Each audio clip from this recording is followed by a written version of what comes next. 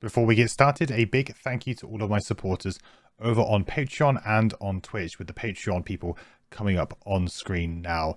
A big thank you to my legendary supporters, Mike, Kira, and Obi-Wan Kanzi. Thank you guys. I really very much appreciate it. If you would like to help support me and the channel, then you can head over to twitch.tv/mandatoryquest and drop a sub over there. Or you can go over to patreon.com/mandatoryquest and become a Patreon member for some early access to some videos and some behind the scenes stuff. Welcome back, everyone, to another episode of Frosthaven playthrough. So today we are doing scenario 38, The Way Forward. This is going back to the Algox storyline. Previously, we had decided to opt for diplomacy, was what we went for. So we kind of grabbed some emissaries and we had to kind of navigate them through the two warring tribes as we were trying to get them out, which we managed to do first time, I think it was. That was quite a fun scenario. So now this one very much leads on from that, as we have kind of got the emissaries out of the initial conflict where they are, and now we're on to this mission again. So this is very much at the kind of I think it's towards the end of this storyline. I think this is like, you know, things kind of ramping up between these two. So before we do anything, we need to do a road event.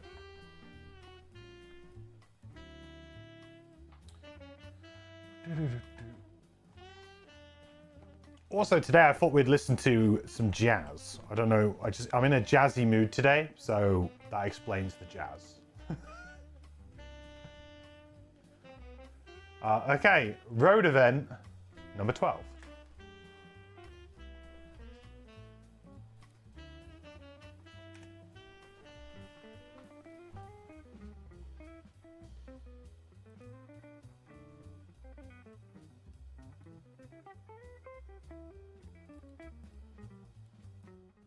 Okay, here we go. Summer road event 12. People in Frosthaven tend to be the solitary type, struggling to get by in a world of ice. Imagine your surprise then to see a group of 10 people standing around a donkey on the road. A particularly intoxicated Inox stumbles up to you. It's the drink, donkey. He looks back over his shoulder, half to indicate the donkey, and half to confirm the donkey is in fact still there. It's the best donkey outside of Frosthaven. He drags you over by the arm to take you on a tour of the donkey's offerings. Oh. He points to a barrel hanging off the donkey. On this side, he's got a barrel of ice wine. He shows you a matching one on the other side of the donkey. And on this side, he's got juniper ale. The front side He points just in case you weren't sure. is where you put in the donkey food. And the back side... He leans in close, slurring. Don't go there, or he'll kick you. He nods deeply, as though he shared some great secret. Wow. Option A. Donate some food to the donkey food side to partake in the two drink sides. Option B. Lead these drunks back to the safety of Frosthaven. Oh god. Okay, what do we do? Option A or option B? Poll is up. Okay, so option A is to donate some food to the donkey food side to partake in the two drink sides. Option B is to lead these drunks back to the safety of Frosthaven.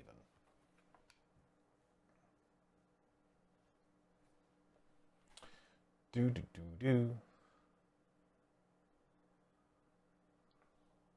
You're just in a custom class playtest where your class dealt 106 damage in a single round? Or you mean, or like a single action or turn or something? Sounds maybe like too much. Sounds maybe like that custom class might need rebalancing somewhat.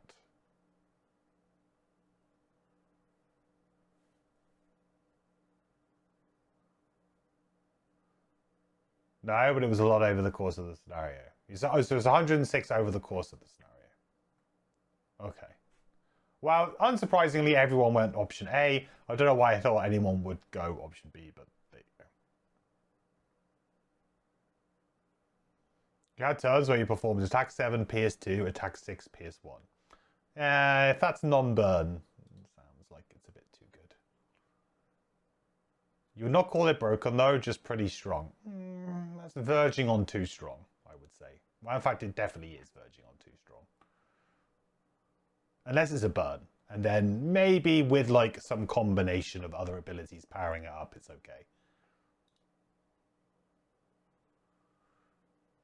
Oh, okay. So, for option A, lose 2 collective herb resources.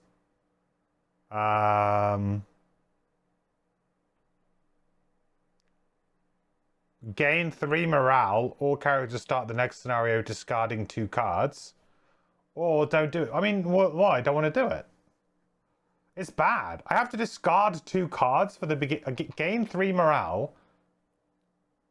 But we have to discard 2 cards at the beginning of the scenario. That's awful. And we've got max morale anyway. Chat, no, this is not happening. We are declining the drink.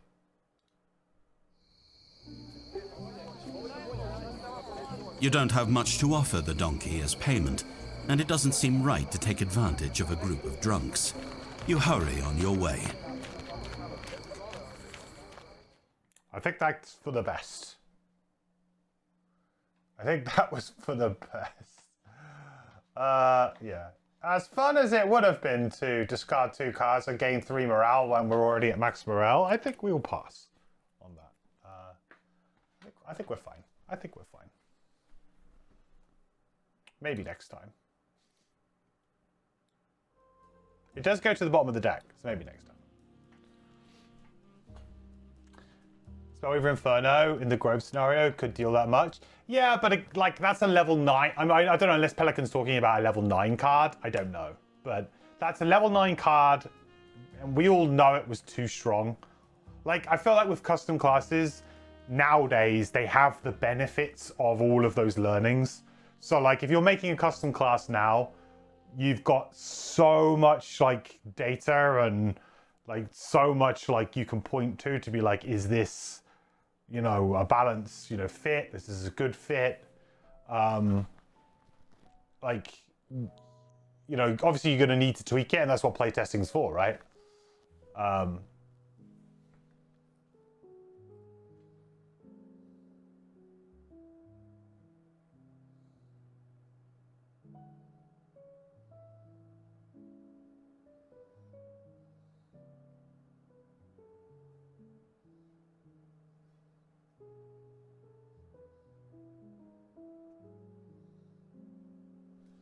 It'd be. I mean, like, yeah. I don't know. Like, with custom classes at the moment, like, as I said to you, Pelican, I feel like I will, if there's enough of them, and then maybe if there's some sort of want to do it, I might look at them again. But, like, I feel like, you know, Crimson Scales did a good job of covering, like, the huge amount. Well, I might do more in the future. Never rule it out.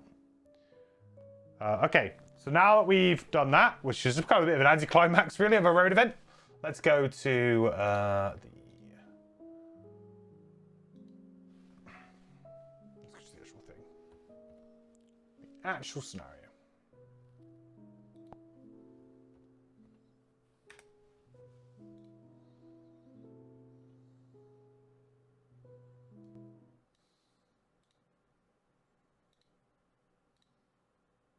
Okay, the way forward. The path through the Whitefire Wood is a difficult one, even for the Olgok's emissaries, who are sturdy and adept at navigating in the wilderness. In all, the hike takes you the better part of the morning, but when you finally emerge from the trees, you are rewarded with a rare sight. The sacred clearing is an expansive ring of ancient stones, megaliths so large, even one would take dozens of humans to move. And yet, each has been placed according to an inscrutable plan, arranged around a large Olgok-sized altar. But the clearing has fallen to ruin. Moss and vine cover the clearing in a thick, verdant cloak, but the most discouraging sight is the altar itself.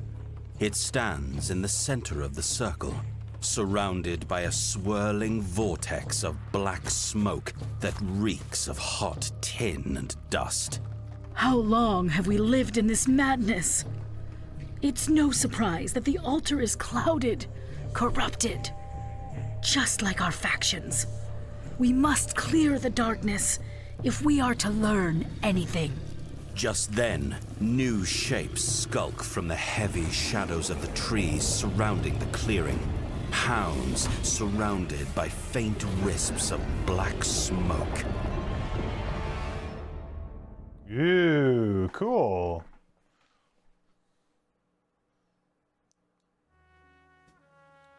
Okay, so this scenario then. The scenario goals. The scenario is complete when at least one emissary is adjacent to the glowing orb. At the end of that round, read 57.1. Special rules. A and B represent the emissaries, allies to you and enemies to all monsters. Each has 3 times level plus 2 hit points. On initiative 99 each round, they will perform a move 2. Focus on moving towards Altar C, if not already adjacent to it. Any character may lose 1 card from their hand or 2 from their discard pile to negate 1 source of damage to an emissary. If any emissary dies, the scenario is lost. Section links at the start of the first round, in which both emissaries are adjacent to Altar C, read 23.1. Okay, so seems fairly simple. So I've had to kind of split the party here a little bit. I'm not sure what E and D are at this point in time, but it said to put them on the board, so I have. I perhaps it would be different if I was playing a different thing, or maybe we need to get to the altar and then get out. I don't know. It'll be interesting to see, but I'm leaving them on the board, but I actually don't know what E and D do. Yet, at least. Maybe that will become apparent once we get to see. So, yeah. Fairly simple idea.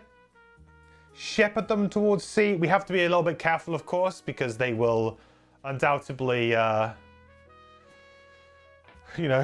themselves into trouble because I don't get to control them, unlike others. So we need to think about what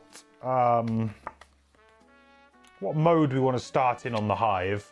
Let's do battle goals first, though, before we do that. Ooh.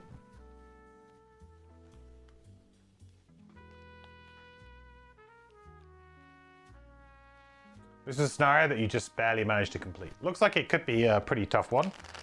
Also, coming up in the scenario, there are sun demons listed on the enemy list.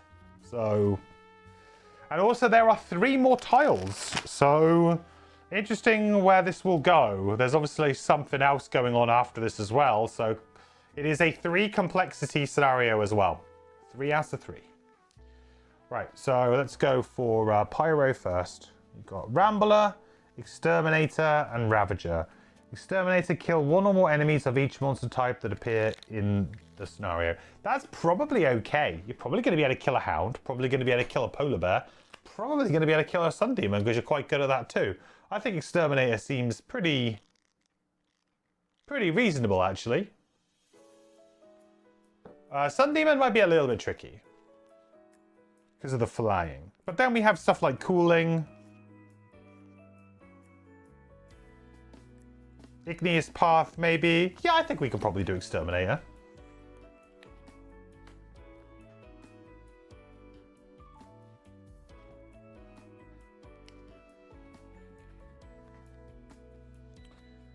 Okay. Workhorse Assistant Conservator. Workhorse. Gain 13 or more experience before any bonus scenario experience. On Hive, that's actually pretty doable. A lot of summons. Like, I mean, we will be... As long as we actually play our summons, we should be up there with that, I would think. Assistance Kill an enemy attacked by any of your allies earlier the same round. That's actually super easy for us because our summons will attack something and we could just finish it off. That's super, super easy. Never perform an action with Lost Icon, not going to happen. So it's between these two. Assistant just seems super easy to me. Like, ridiculously easy. So we'll use that. Because our summons are always going to go before us, right?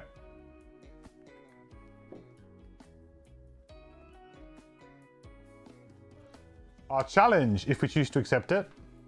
During ordering of initiative, each round, if there are fewer monsters than characters on the map, all monsters gain ward. Ooh, that's kind of spicy. But that means that there'd only have to be one, right? It says characters, right? So that only counts Hive and Pyro. So when there's only one monster, that's easy, right? That's super easy.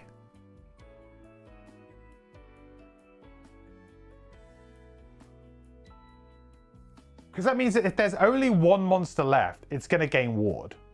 Which I guess could be a little bit frustrating, but especially on like a Sun Demon. But it probably isn't that bad. I could probably find a way to like orchestrate it. Could be easy. Yeah, it looks very simple to me. I think I'm going to accept this challenge. To me, like, it's not even going to be a problem for most of the scenario until maybe we get down to like one thing. But you could also be pretty smart and just try and get everything pretty low so that it's quite easy to finish off the last thing when it has ward anyway. So like you just spread your damage around a little bit, like smartly. I feel like that's super, super easy. In this scenario, you did this challenge as well. It gave ward to a single enemy one. That's kind of crazy that you got the same challenge.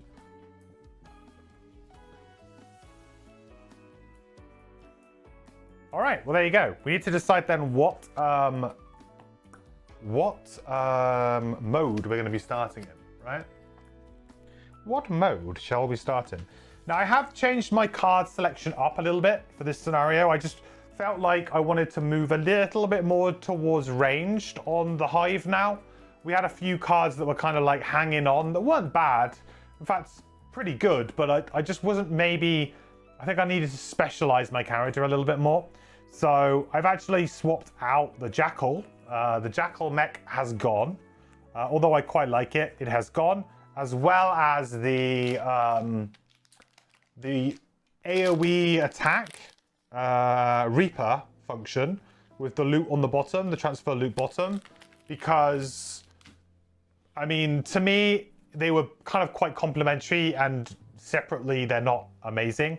And instead, I'm making sure that I've got Arcing Generator in for the Pierce. I feel like the Pierce is going to be super good against the Sun Demons when we finally come to them.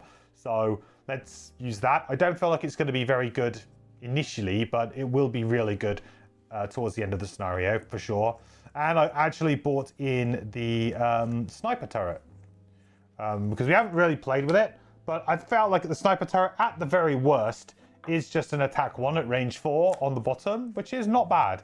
And actually, as a summon to play out on the board, it's pretty good, along with our other ones. So I don't really like the active ability, though. The active ability is mostly...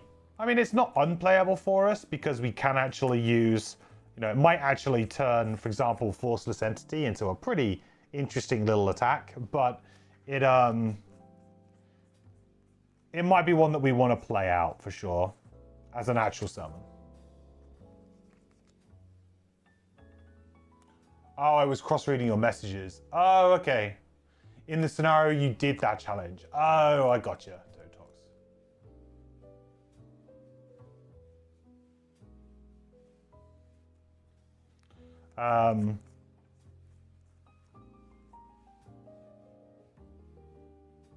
Okay, so what mode do we want to start in? Honestly, I don't really know.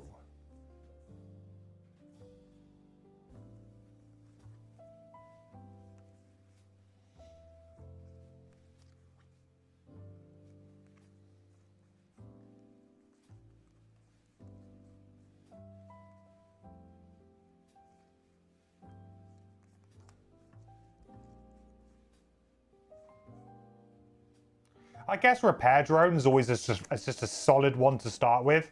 We can do a bit of tanking if we need to. It's just solid. I do really like playing the bottom of this occasionally though. But I guess it's just a super easy solid mode to start in.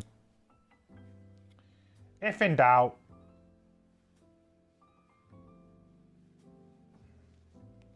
repair drone is pretty good. Bolter, I don't think you want to start in Bolter, because Bolter here adds an extra target to all of my ranged abilities, which is, I guess, okay because I'm against 2 hounds. But honestly, I could probably just focus fire down 1 hound for the time being.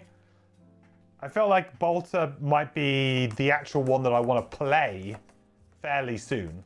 Like, this room is just begging for, you know, some summons in it, right?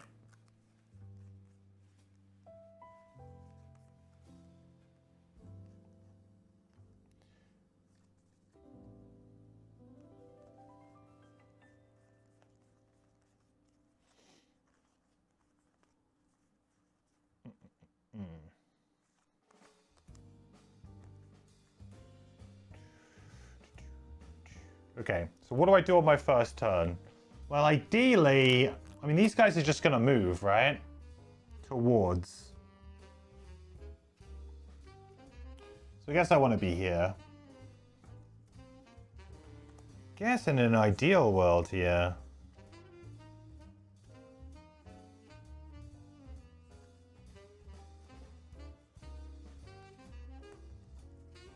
How much health do they have? 6. It's not a lot.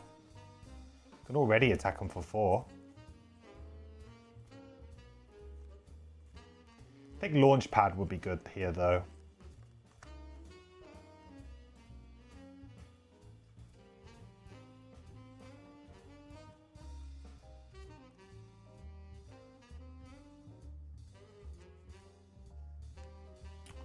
Launch pod, sorry, not pad.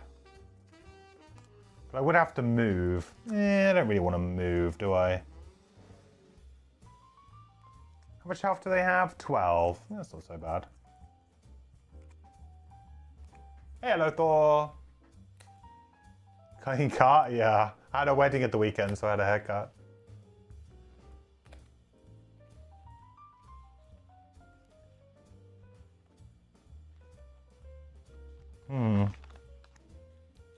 I guess the thing is are the bears going to are the bears going to get involved, you know? Are they going to be a problem? Possibly. Why possibly? I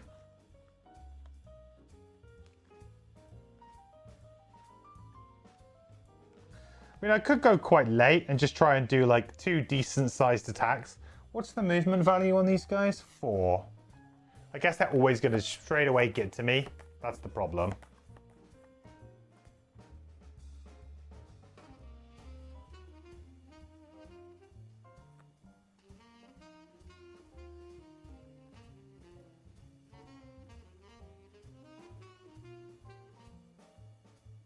Maybe I go late anyway, though, and just allow 1 hit. It's okay.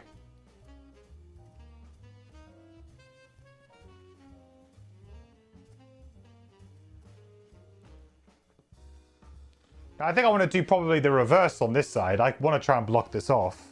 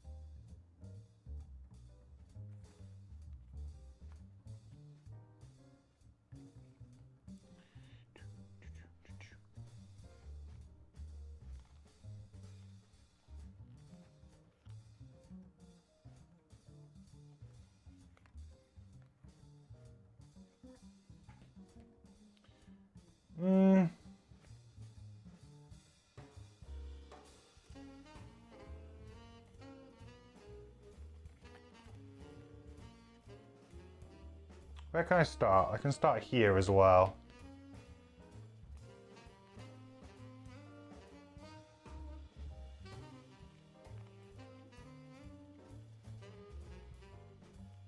Because what would be great here would be to start stacking this up. I could use my wild growth seeds straight away.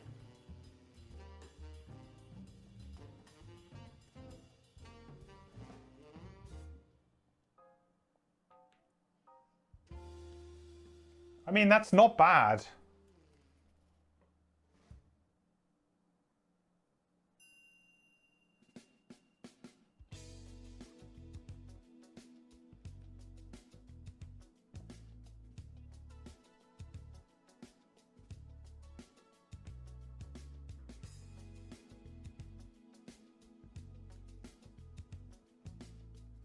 Just means I kind of leave him open. I think I can maybe do that. Wild growth seeds.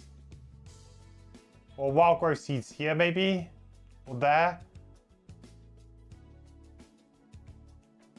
Like that. That would work. Alright.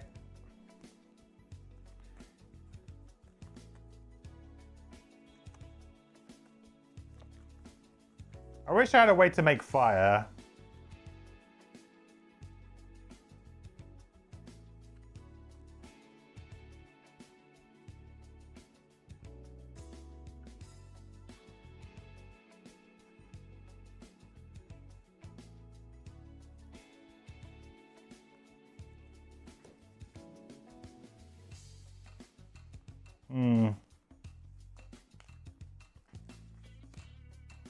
Why were you not invited?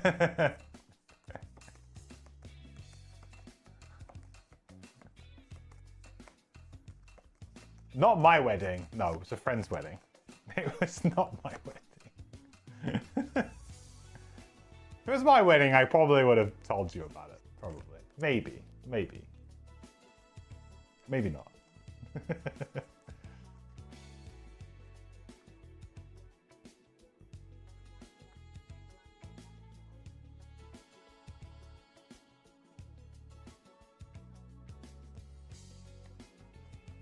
I kind of have an awkward opening here. I like the way that they placed the enemies at the beginning. They're slightly too far away from me in like multiple kind of areas, really. I have to make a decision on what I'm going to wall off.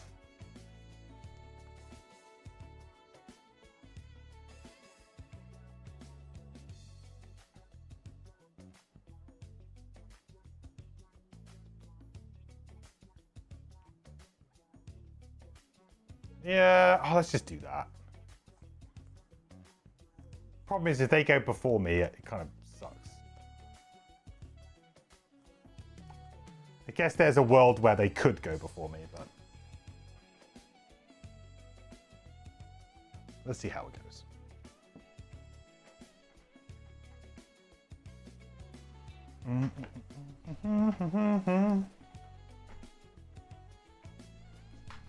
Okay. Oh,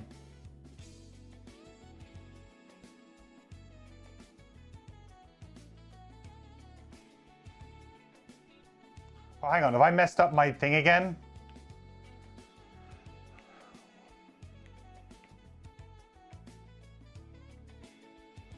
Oh yeah, I can't do what I wanted to do anyway.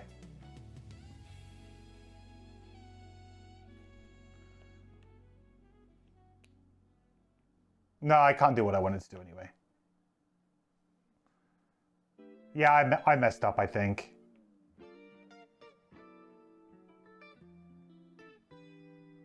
No, that's fine. I'm just going to leave it.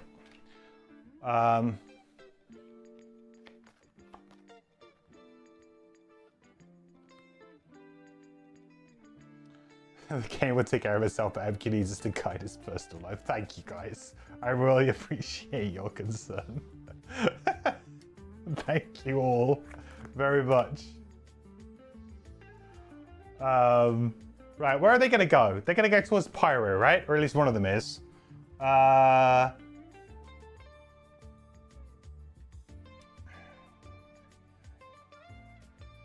mean, it's the same. I choose this way.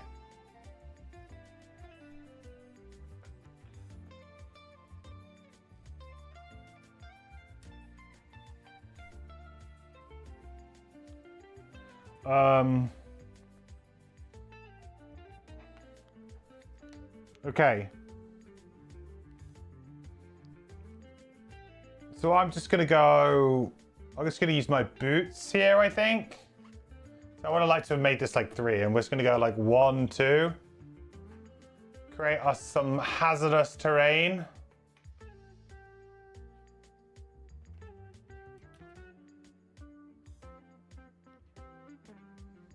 And then we'll use lava bomb.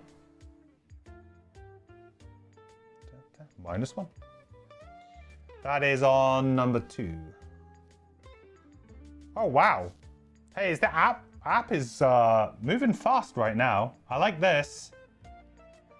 Hey. I wonder if they've done a change or something. I can tell that there's been some UI changes. I wonder if they've updated some things. Looking pretty good. Okay, well, this is good. They're only moving a little bit.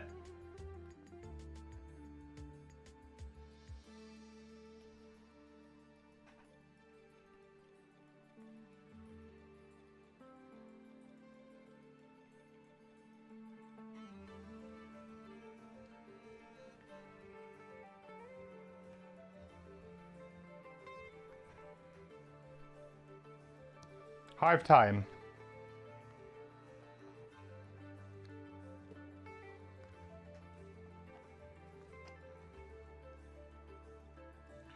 Okay, first things first, let's attack.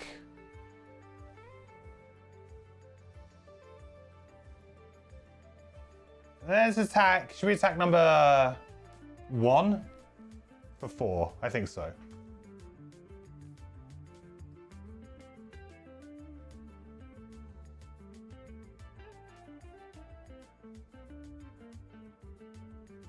Or maybe we should do number 6. Maybe number 6, actually. Number 6 for 1. No, actually, no, because I'm going to launch the thing. No, number 1 for 1. Jesus. Feel a bit out of practice. Right. 1 damage. Great. Launch pod. Oh, yeah. This is what we came for. Right, so on number 6, we'll attack for 3. That is 4.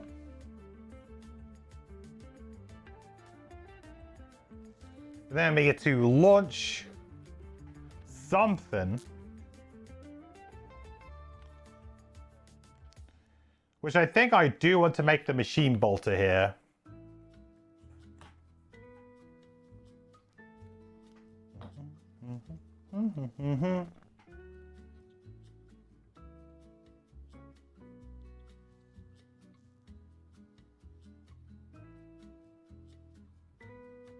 Guess the only concern is that they are going to potentially get retaliated against. Which is probably not the best use of it. I could play the arcing generator out instead. Let's play the arcing generator instead. Probably going to perform a little bit better against those. Although they do have retaliate, but I would rather we do an actual decent attack here.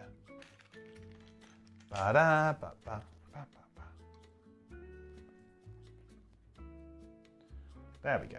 Little very bit. Okay. Why do I have 2 loot? I have no loot. However, I should have 2 blesses. Game and stealing my blesses. I should have healed as well, right? Because of my thing. Lovely.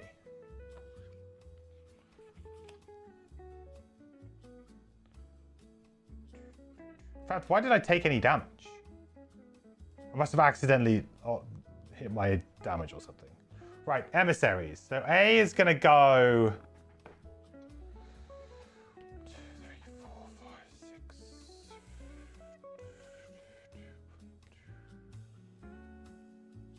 Oh, won't want to go... Oh, no, because it's unaffected, right?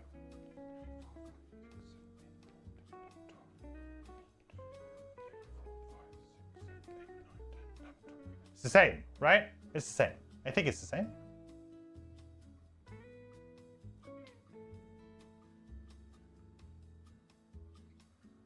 1, 2, 3, 4, 5, 6, 7, 8, 9, 10, 11, 12, 13. 1, 2, 3, 4, 5, 6, 7, 8, 9, 10, 12. Wait. 1, 2, 3, 4, 5, 6, 7, 8, 9, 10, 11. 1, 2, 3, 4, 5, 6, 7, 8, 9, 10, 11, 12. No, it will go the other way. Uh-oh. That's not the plan. I probably shouldn't have moved him this way. If I had moved him this way, that wouldn't have happened. Maybe I should do that. Because I want to have control of him this way. We'll do that. It's fine.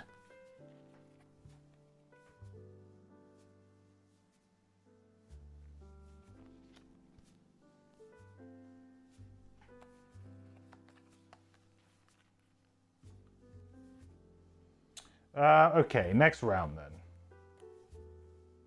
So I want to go early on Hive. Let's go early.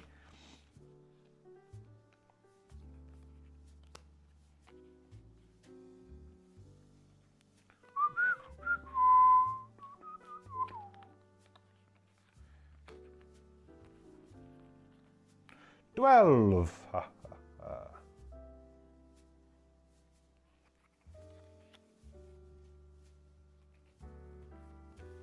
Oh, oops. Yeah, I probably want everybody.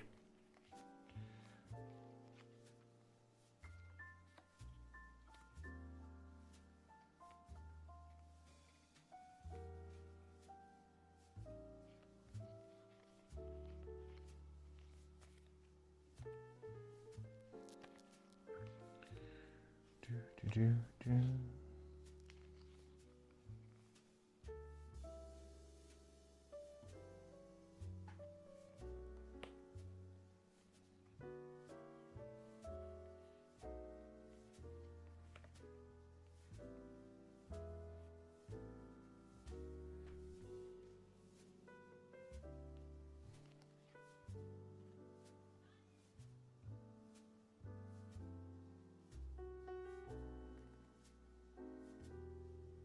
Could block off that route.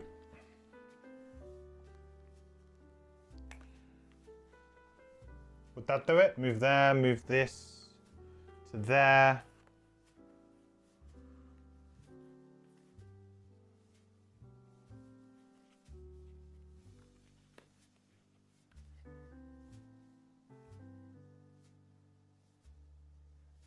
Doesn't seem too bad. Doesn't seem great though.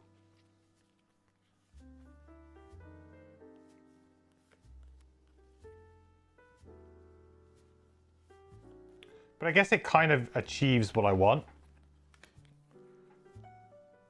Which is just to kind of get a bit of security. Alright. Bear's doing nothing. Ba-da-da. Okay, so then, Hive time. So we will, I should put my summons on. Aha. Right, so Arcane Generator is going to go. So it's going to attack for 2. 4. Bam. Dead.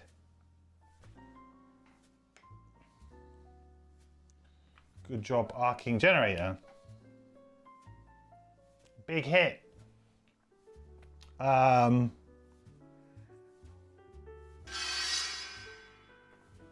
early Twitch babies. Ooh. Hey, Phantom. Welcome back, buddy. 32 months now. Welcome back, my friend. Good to have you back. Hope you're doing awesome. Quest continues as always, my friend.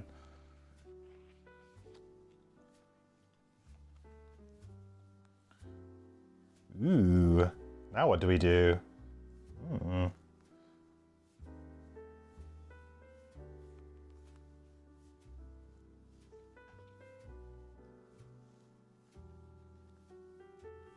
Well, I think I probably still use high impact projectiles, right? And then we just kind of run away a little bit. I don't think we can run away though. I could force myself to take the hit, I suppose, which is kind of okay. Okay, let's attack it for 2. see what happens.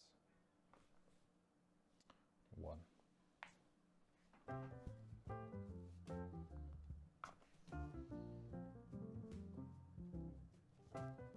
Not so good.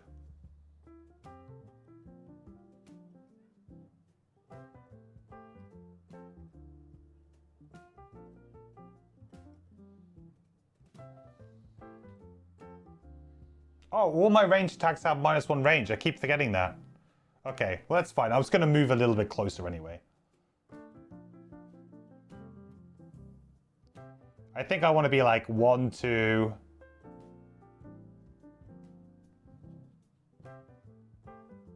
I'll probably just chill there.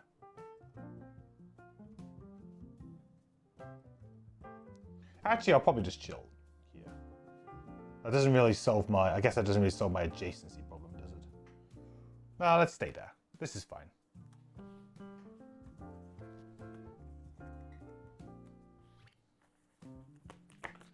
Yeah, always forget the -1 range on that mode.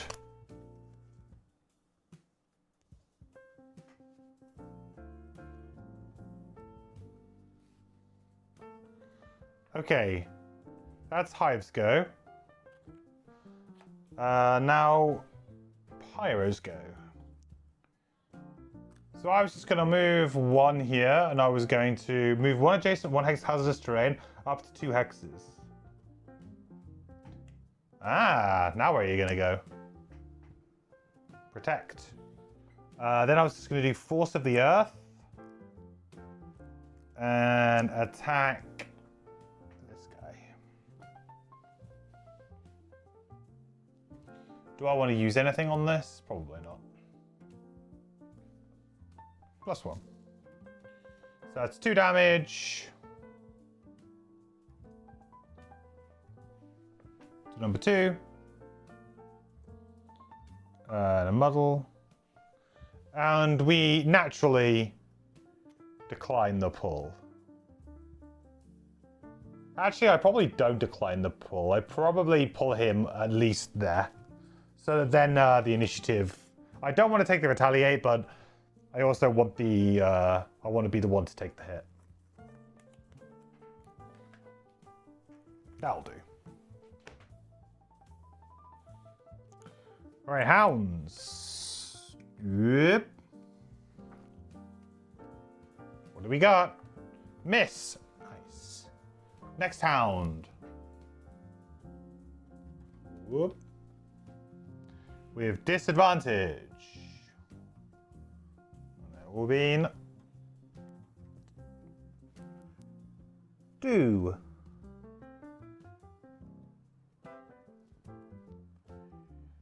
Next hound. 1, 2, 3, 4.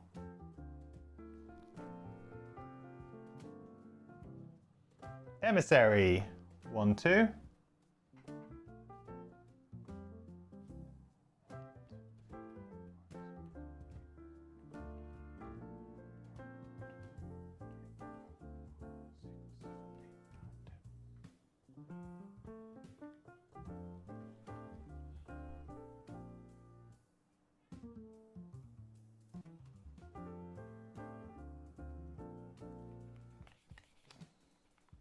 Is it sending out 2 notifications in Discord when I go live? It is, yeah.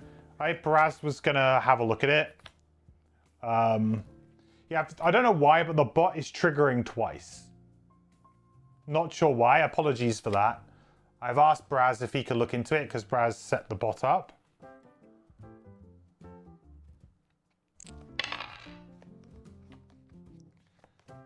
Hey, Stuckoff. Welcome, Raiders, to the channel. Hope you're doing well. Welcome in. Good to have you here with us. I hope you're doing awesome. I hope you had a great stream. Welcome, welcome. We're playing Frosthaven. This is scenario 38, playing Hive and playing the Pyroclast characters, unlockable characters. Hope you're doing well. Welcome in. You've had a great stream. Thanks a lot. Awesome, dude. Well, welcome in.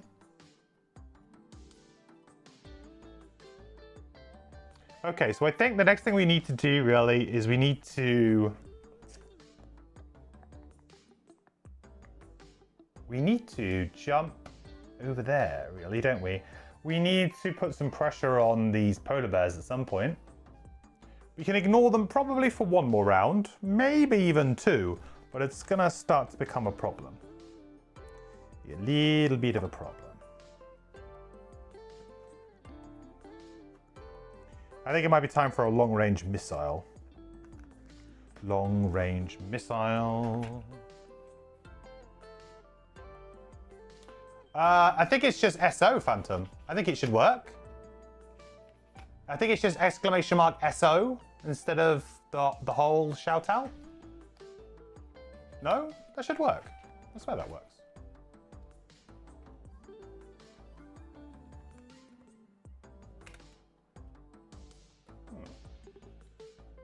That should work. Huh. Well, I'll be. It did work. I swear it did work. Or maybe it is the full thing. Okay. Well. Well, that's something I gotta fix. It's something I gotta fix. It used to work.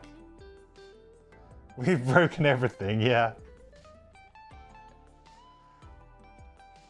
Okay, so I think like this is a good turn here for our hive. A fantastic turn for our hive. Right, for our pyro. So we've done the good thing. We just need to kind of finish that hound off. And then really we can kind of mosey on down that way.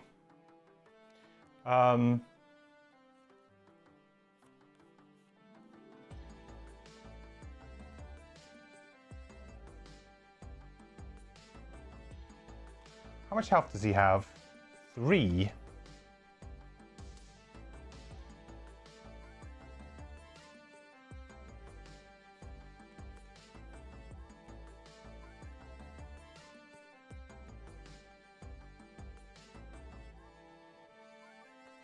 We should be able to get in with the old liquid stone. The liquid stone.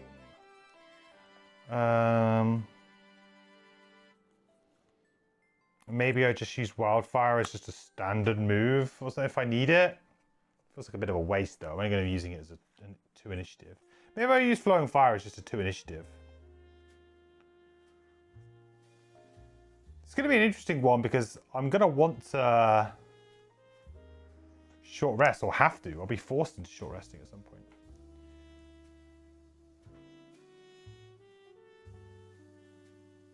That just seems rubbish. No, let's not do that.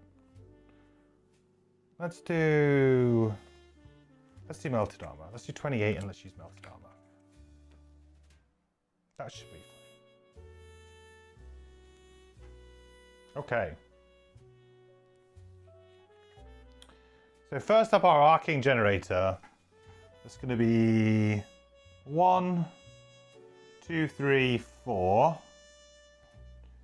4. Same distance, really.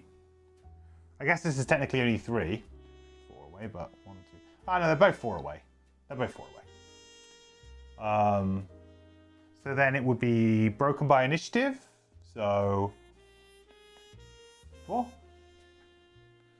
And arcing generator will do its thing. Oh! That's 4? 4 damage. Nice. What is that, number 1? It's going to take 1 retaliate back, I guess.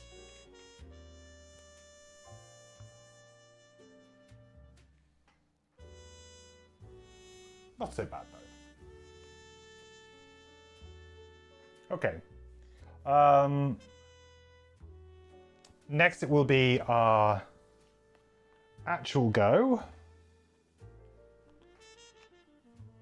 So I think we're going to move 4.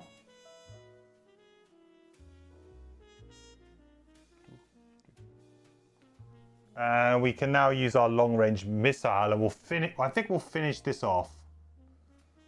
Because then I can just get my assistant done.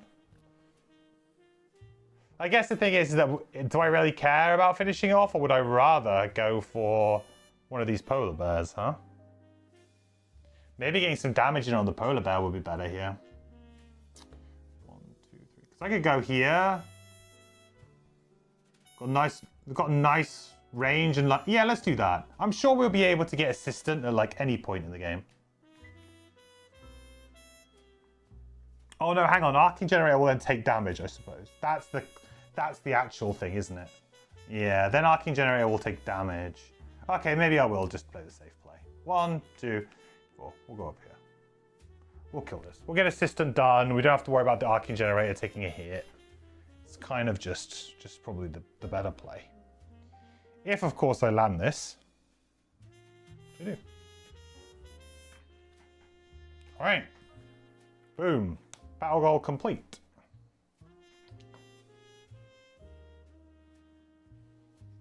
All right. Another hound down.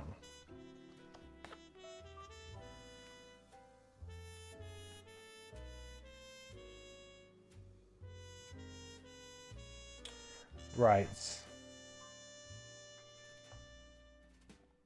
2, 3, 4. Ooh.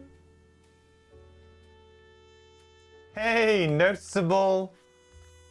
Welcome back, buddy. Thank you so much for the 4 months of Amazon Prime subbing. I really appreciate you choosing to use your Amazon Prime sub here. I really, really appreciate it. Welcome back, my friend. The quest continues. Good to have you back. Hope you're doing awesome.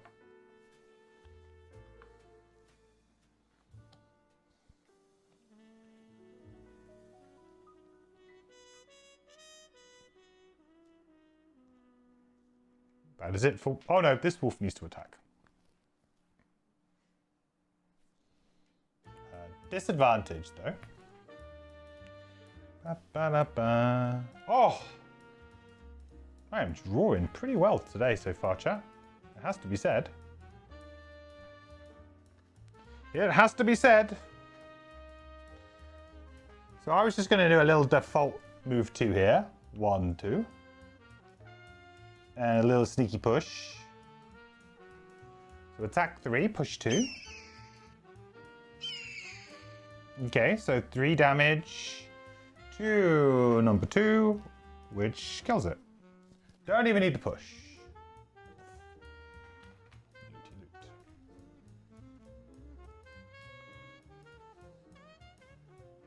The wolf goes for the hive.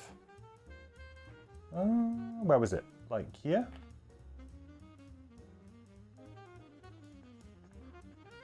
Oh, no, it was here, right? Oh yeah, it does. That's fine. It's actually probably preferable, really. All right. Kind of a little bit of a janky start, but this scenario seems like it's reasonably paced for the beginning, at least.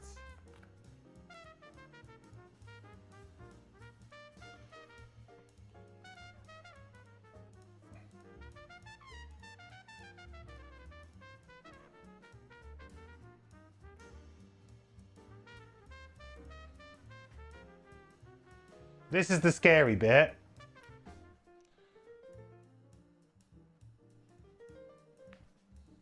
Getting close. Getting close.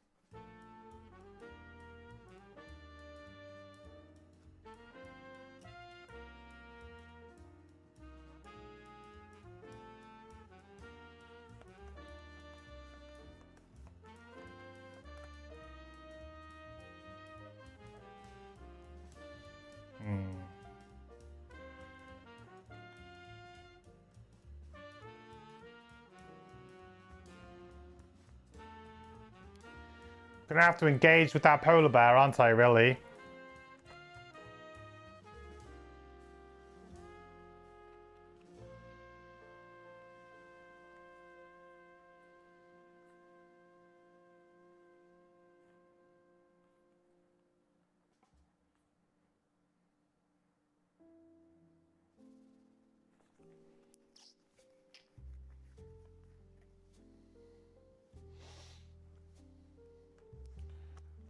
I'm thinking maybe I should have kept that push. Push would be really good right now to just kind of push these polar bears into these traps, you know? I'm not quite on a short rest. I've got 2 turns before I need to rest. And it never feels good short resting early. But sometimes you gotta do what you gotta do. And I feel like engaging that polar bear is quite a big priority. Because if it moves 2 right now, it's on top of an emissary, which is a problem. Whereas this guy, I don't have to worry about him quite yet. But this one I really do need to worry about.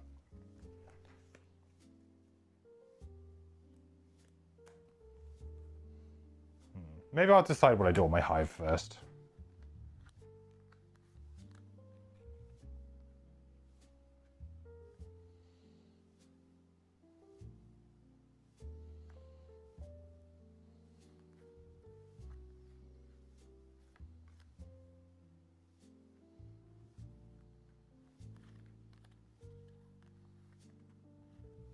I also have a pretty of a meh turn on my hive, you know?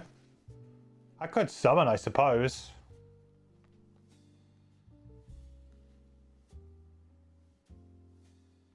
I could go really late, summon. See what happens, then short rest. It's possible. Wouldn't be terrible.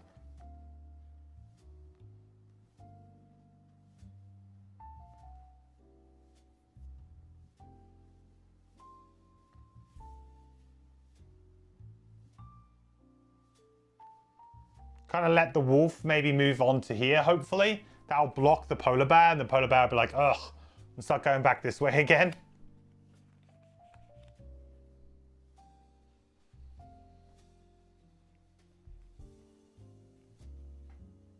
Let's try it.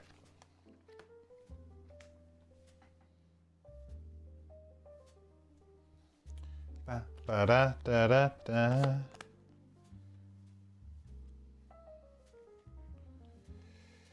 And then the polar bear is a separate problem, really, because I don't have many ways to engage with the polar bear. And even if I was to play 2 rounds, I'm not going to have it. I feel like a short rest is probably the way to go about it. But I do really need to long rest. Could I long rest and potentially gamble on 1 card? I mean, they do often just move 1 instead of 2. It's not often that they move 2. And they also have cards that don't even move at all. So, I mean, let's have a look. Have they got any... So they've played Hibernate. Yeah, I mean, they're probably going to draw their move 2.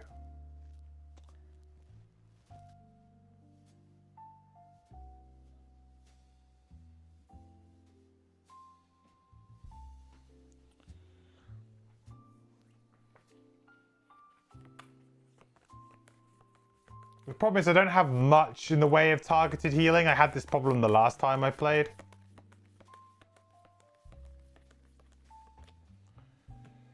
Let's short rest, I think.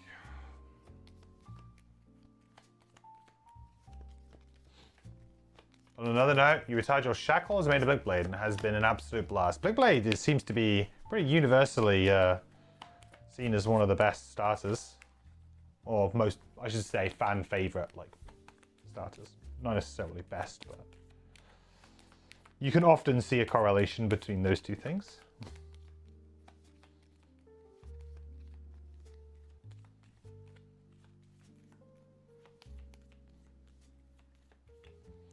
Okay.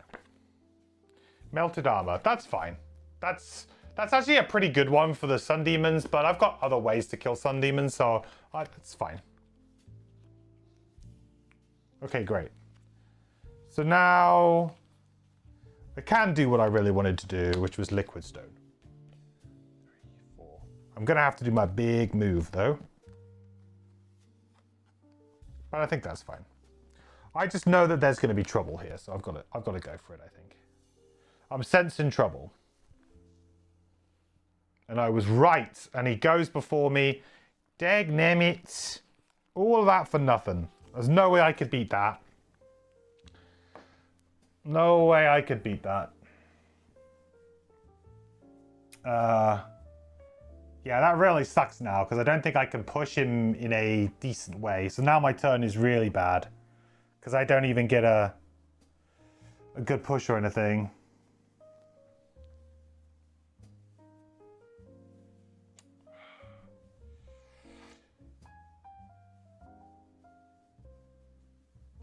Ah, sucks. That really sucks.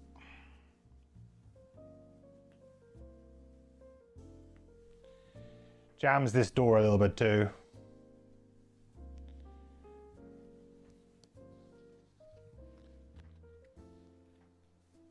Unsure you prefer Blink Blade or Coral. They have both been pretty fun. I haven't played either, so I wouldn't. Oh no. Blink Blade was one of the classes that I was very tempted to play as one of my starters, but in the end I figured that Deathwalker was maybe just a bit more of a little bit more of a good complement to the Drifter. I knew that I was going to pretty much have to play Drifter just to have kind of like a backbone type class that can kind of do a bit of everything, and that I can kind of just get some nice easy synergy going, or nice easy wins going with a character like that. I wouldn't have to struggle trying to learn 2 complex characters straight away. But Blink Blade was the one that was sort of like, maybe. You did not get Banner Spear, the Coral you're starting to get the hang of. Well, Banner Spear was bottom of that poll. I haven't checked that poll again. I don't know if there's been loads more votes, but it'd be interesting to see if there was.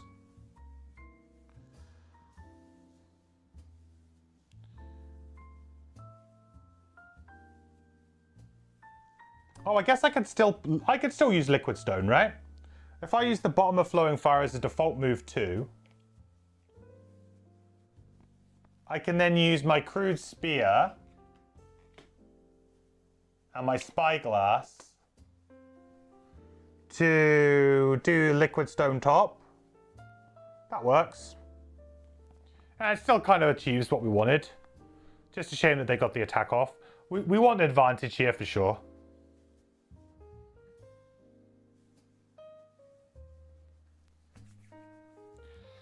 Okay, maybe not. So that's 3.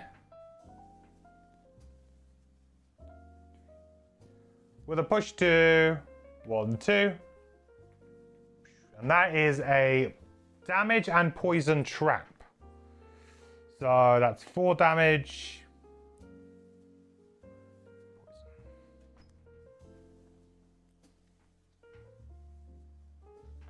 I think worth doing that.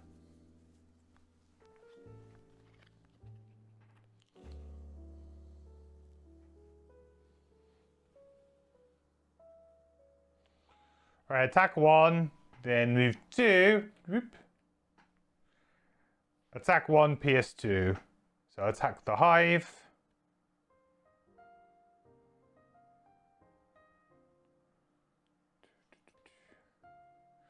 -1, no damage.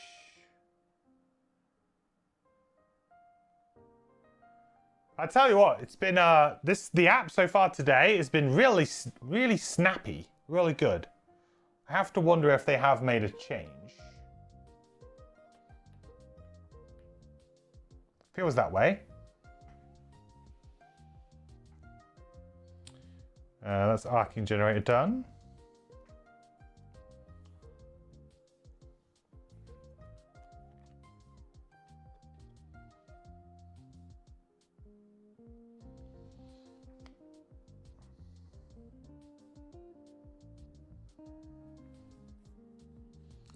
So we're just going to play Summon Machine Bolter.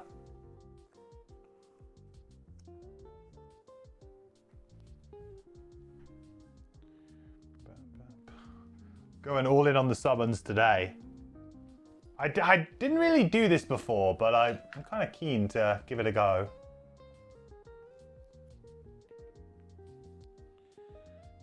Go a little bit crazy on the summons. And we'll just keep swapping out. Then I want to use the bottom of remote control here. We'll get Arc in there, I think.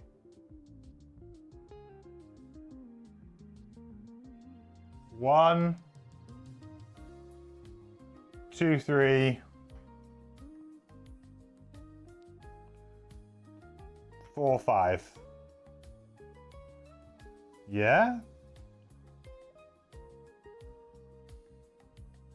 Yeah.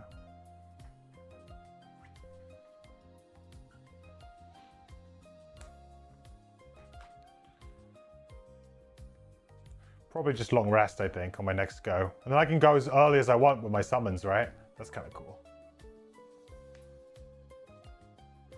Emissaries. This guy has absolutely no sense of self-preservation. He's just gonna be like, I'll go back the other way again now. That's fine.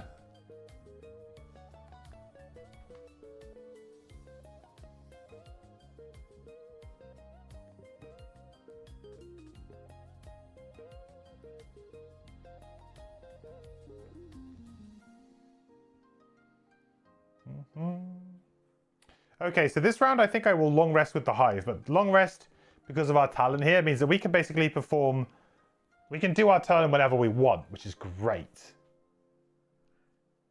Really, really good here. I need to make sure that I add the bolter here too. Pyro obviously got loads of stuff they can do.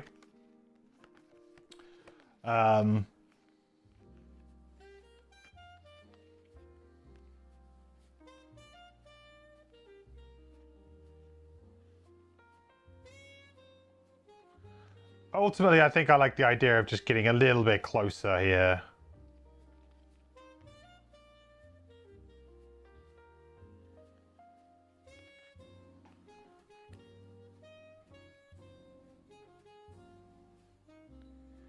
Seeing what happens.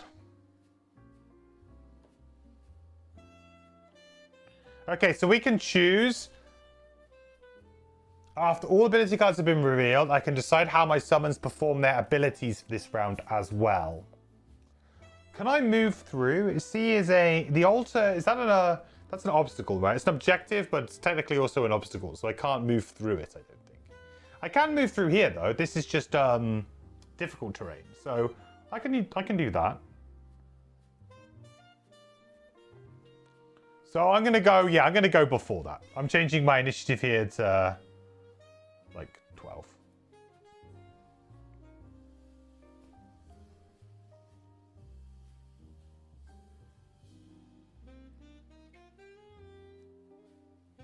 It would be good to go and kill the bear, I think, right? So that would be 1, 2, 3. So if we go and attack this bear.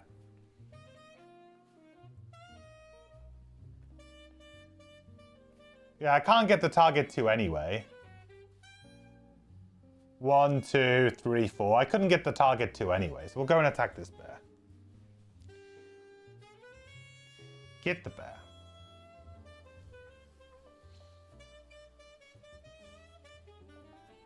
Boom. Generator is doing work. Absolute house.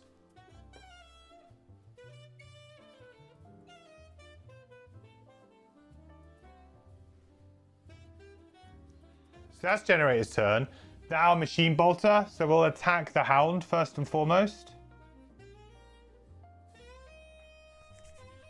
-1. Then on the Polar Bear. Oh, okay. Not so good. 1 damage there. And like no damage there. Okay. Maybe not so good.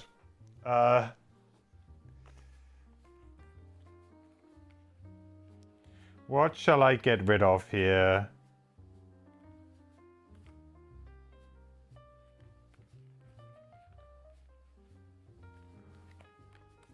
Should I get rid of the sniper turret or? I don't know. Feels like we're doing pretty cool here. Everything seems quite nice. Maybe I get rid of Launch Pod because it's just like an attack 3. And I've kind of got better variations of that. Yeah, I think I'd get rid of Launch Pod. I've got all my summons out. What could I possibly want to launch?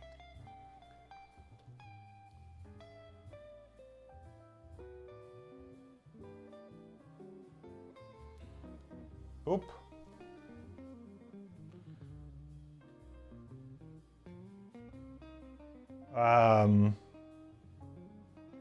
Yeah, Hound's going to attack for 2. That's 4 damage to the hive. That's something. I mean, we are going to heal every turn with the drones, so it's not so bad if we kill them pretty quick. Right, now onto the pyros go. So pyro. First off, I was going to do wildfire. So destroy one adjacent hazardous terrain. It's going to give us wound, poison, and fire on our next 3 attacks. And then it's going to be 4. 1, 2. It's going to be 1, 2. 3, 4. Still haven't managed to pick up a single piece of loot yet. Which is, I guess, kind of shocking, really.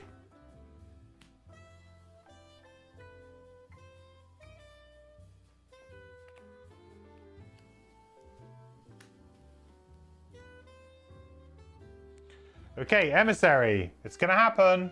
Move 1. 1, 2. Here we go. At the start of the first round. So that would be now. Before we play cards, right? It'll be right now. 23.1.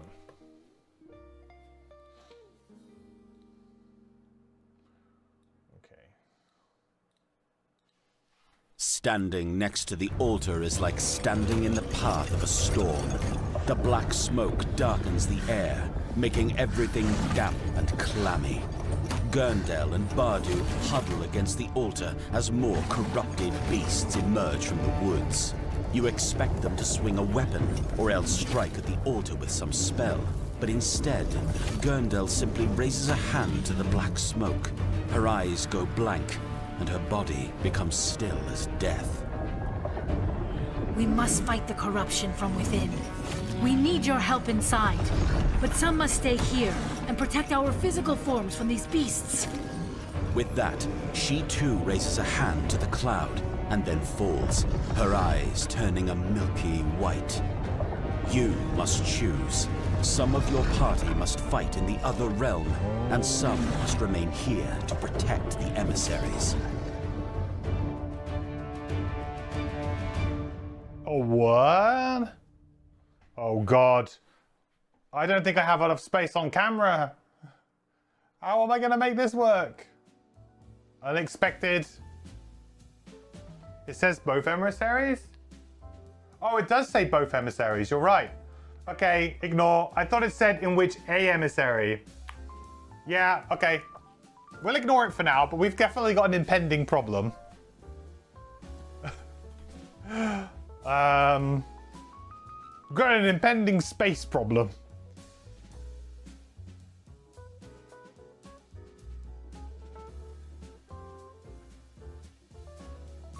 Okay, well, we can ignore that for now, but we know that's gonna come up in a second.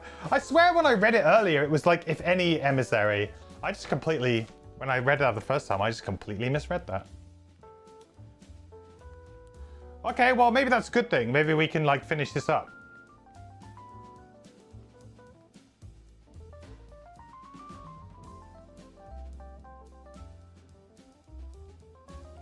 Might actually just be a really good thing.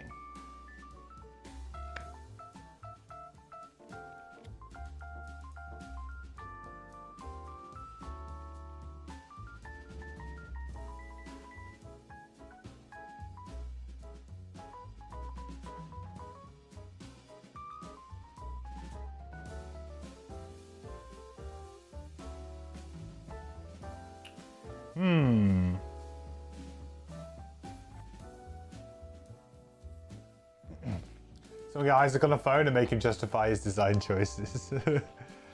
This is a bit of a table hog scenario, for sure. Imagine if you're playing 4-player, you have all of this, and now you're going to have to set up another lot. I mean, to be fair, there are scenarios that also use quite a few tiles, so... You know, I guess it's probably not quite as bad as I'm saying. They're a decent number.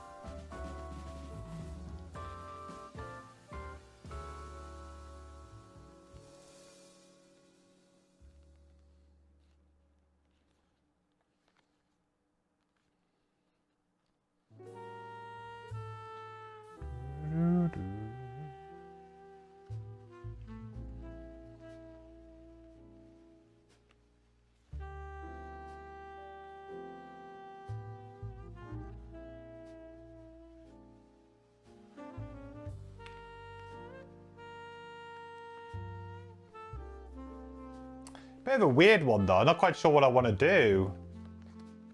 I mean, I guess I can Force of the Earth and pull... I mean, if I pull them through 2 traps, that's pretty good, huh? So I just need to find something as a move 2. Maybe Deep Fury, because we're going to probably long rest. Okay, I like that. That's good enough for me.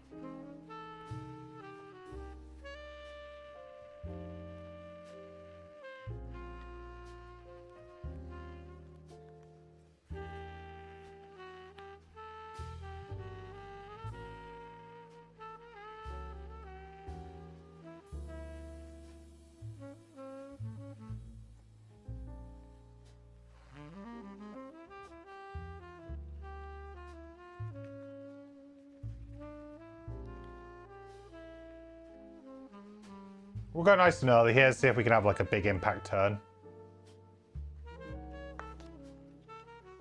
Hounds, why? That's fine, it just muddles my hive. Which does kind of suck, because I was about to do a bunch of attacks, maybe.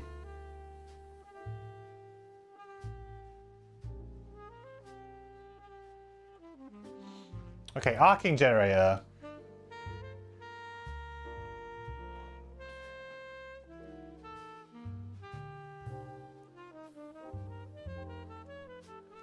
We're going to attack for 2 here. That is 3.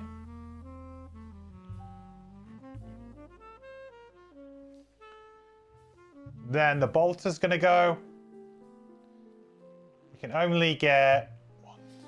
Yeah, I can only reach the hound here. So it's just going to attack the hound. Ugh. Not good. Hound is dodging them attacks.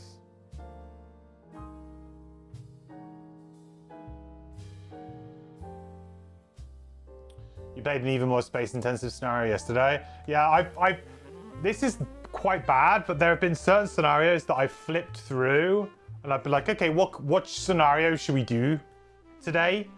And when I'm like doing my pre-stream setup, and I've looked at the scenario and been like, no, it's just too many tiles. Like I'd have to somehow come up with some crazy arrangement to be able to film it. I would definitely have to miss something out, which I don't really want to do. There have definitely been scenarios where I've just looked at them and said, no. Too big. Unfortunately, this one is a story mission, so I don't really have much choice.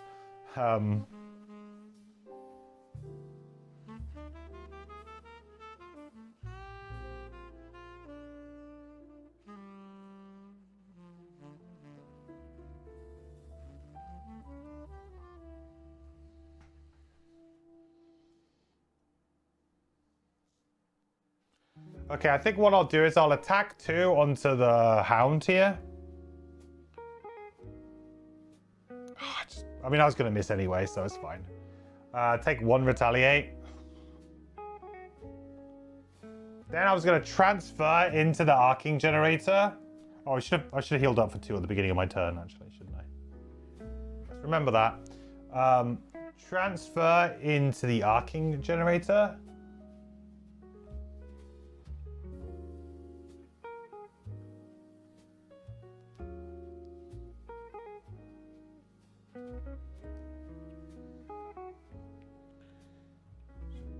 damage because I pointed damage on it.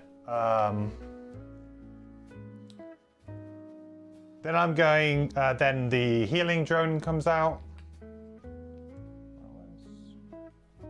Then I'm going to attack the bear for 2.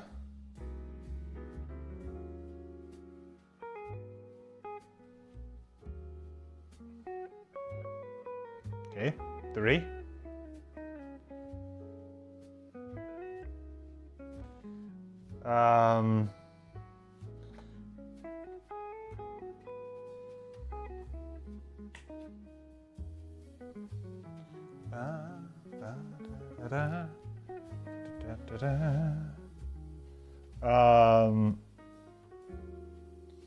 Then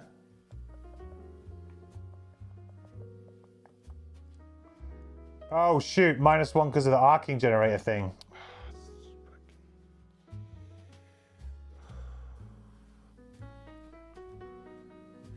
Yeah, like it's remembering all of the disadvantages to these guys. I can see why people get tripped up on this character easily.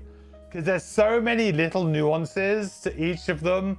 Each of them having like a benefit, but also a restriction. Like all of them have benefit plus some kind of restriction to them. Which is good because it makes them situationally like fun to play with. But makes them a bit of a nightmare and a bit of a analysis paralysis kind of inducer. Because it's always like, oh yeah, there's this thing and I'm always going to have this problem. I'm going to go here, then I'm going to do 1 less damage or this, that and the other, right? Then I was going to move my summons.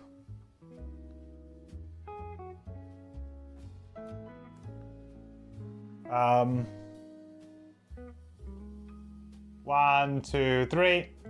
Just kind of want them in a nice little spot there. And then I guess...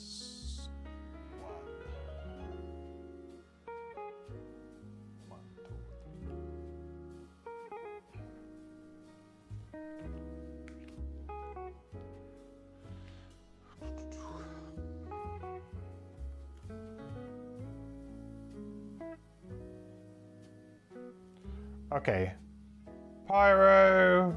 How much health does he have? 5. What am I going to do? I'm going to do wound plus that. So it's going to be... I'm going to do at least... I'm going to do at least 3 damage here. I should probably do more than 3 damage though.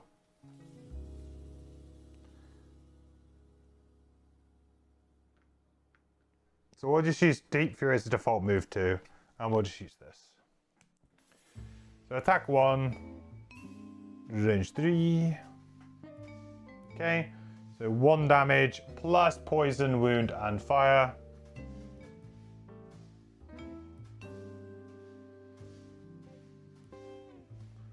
And muddle. And then pull 2, 1, 2. Which will be enough. That is 4 damage. Oh, actually, only one trap was enough, right? I could have gone here and done 1 trap. Oh, I don't know why I thought these were 2 value each. They're not.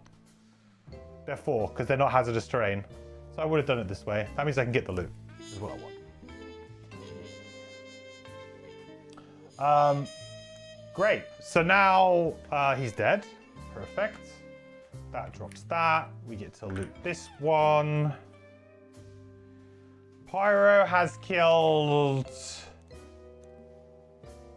2 of the 3 different enemy types already. I think Pyro has to be the one to go through, right? I think we're all probably in agreement there.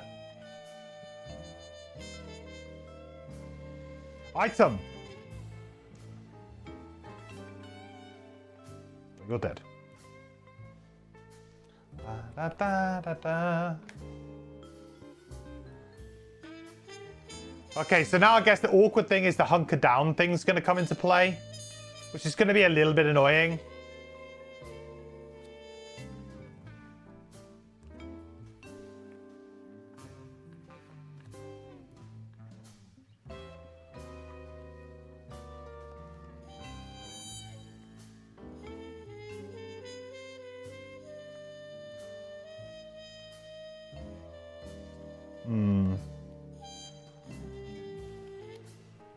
Maybe we pull a reassemble.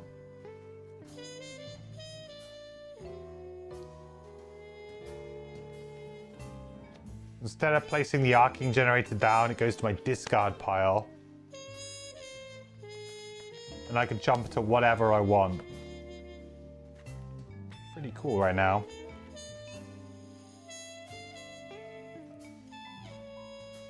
I'm just a little bit worried about my initiative being not very good and my machine bolter dying.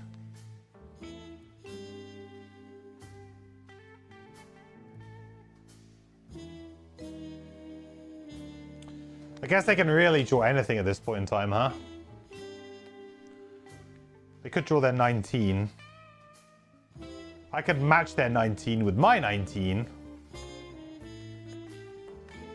I'm just a little bit worried about my machine bolter getting killed here. With 3 health. It is basically 1 attack away from being killed. Maybe we have to go with 19.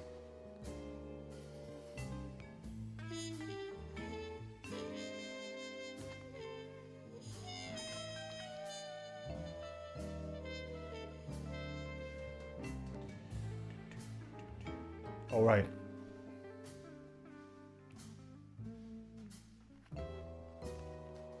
Gotta remember to keep moving that emissary.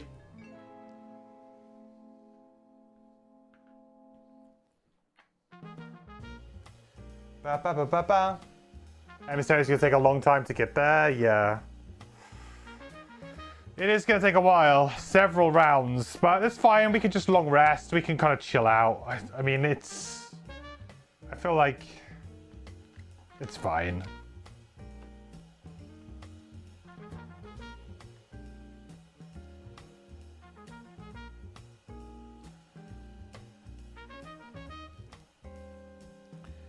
Not really what we wanted, but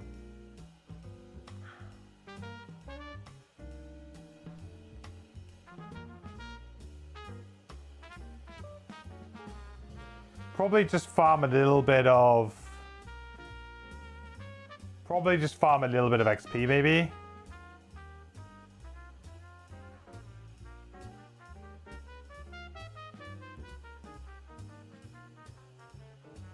Maybe I should try and like put some stuff down to like put the defenses up a little bit, right? Seems like a good idea with Pyro. Just start like walking around and putting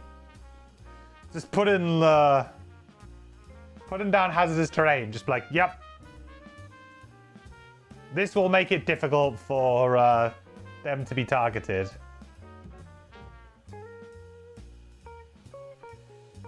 Ah, that's not what I wanted to see. Oh, I suppose I got the Warden's robes, haven't I?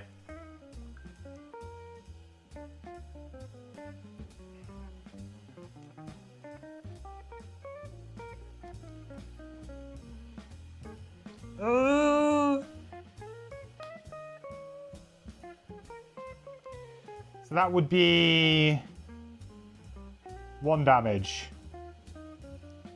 Right?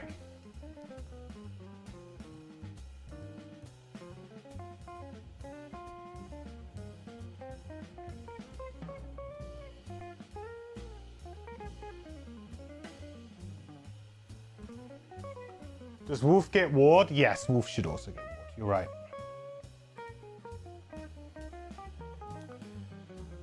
Okay, consume the fire and gain an XP. This is like our first XP that we've earned? That can't be right. I feel like we've just not been playing Pyro very well up to this point. But we'll have a big XP explosion in the next few rooms, I would think.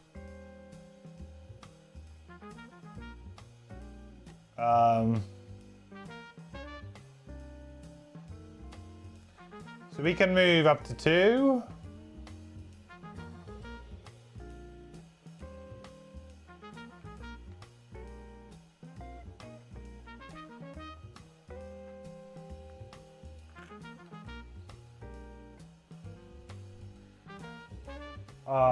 And then I think we'll use cooling.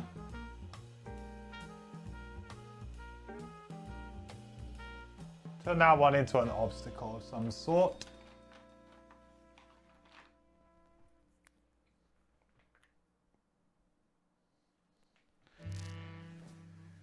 That will create Earth. Give us another XP. Did I give myself health instead of experience point there? I think I might have done.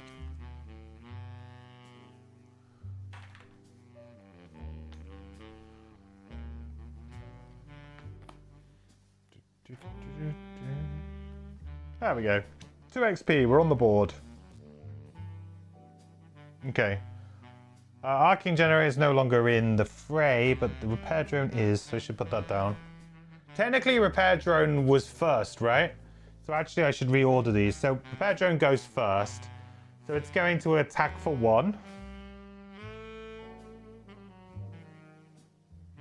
Nothing. But it is going to perform a heal 1 at range 3. So we'll heal my hive. Okay. Then, unfortunately, we're going to have a disadvantaged machine bolter attack here. Oh, I guess he has ward, right? But what do we draw? Miss. Yeah, okay, so no, nothing. What is it at the moment with me drawing like misses and crits off the top as the first card of a shuffled deck? Feels like it's been really like weird. Weirdly, like I seem to be drawing loads of misses and crits recently.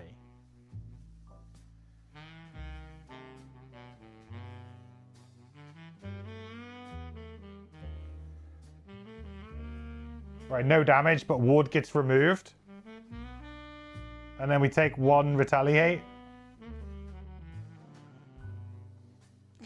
So strange. Oh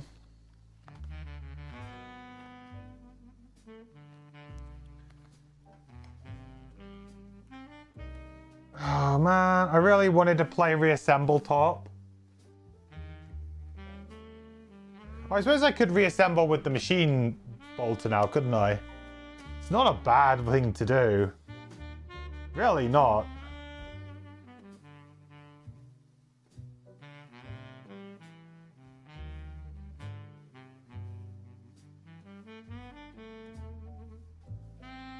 Yeah, it's kind of fine, actually.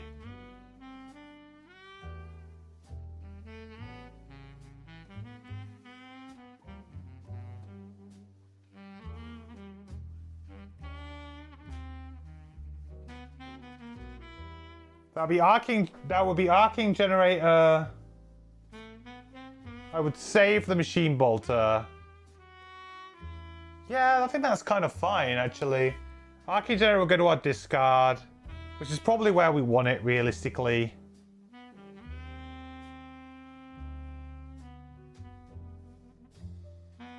Or should I transfer... Or should I just use long-range missile here and just be like, yeah, whatever. Attack it for 3. Like, it's probably... I'd probably just attack it for 3, right?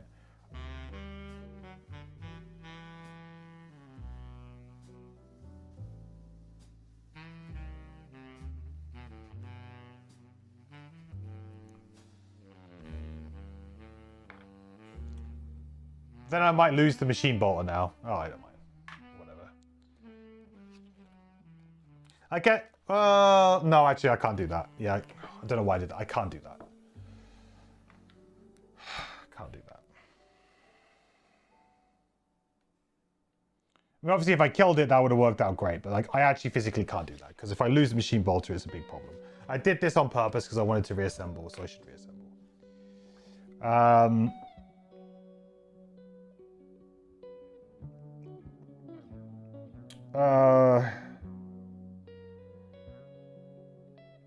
I should have faith in my turn.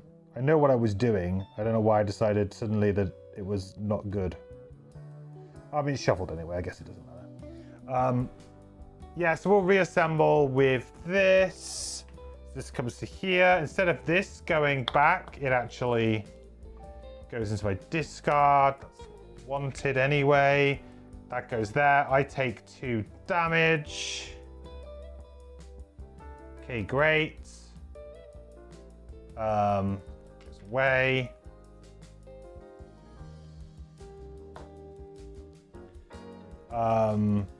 Great.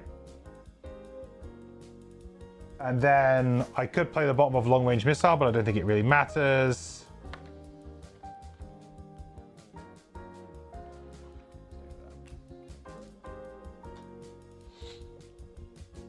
Okay, good. Yeah, that's definitely, that's more like what I should be trying to do. Yep, yep, yep.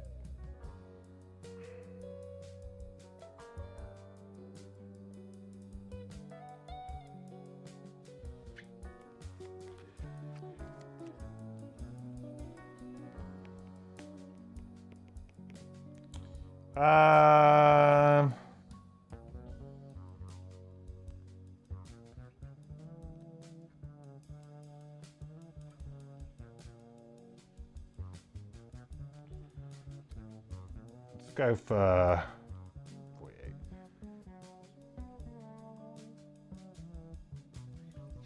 I think Pyro's on a long rest right now, huh? Yeah, I think so. Because we did that weird short rest, which just put us kind of off the...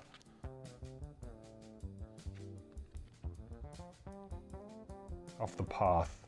So we get attack for 2.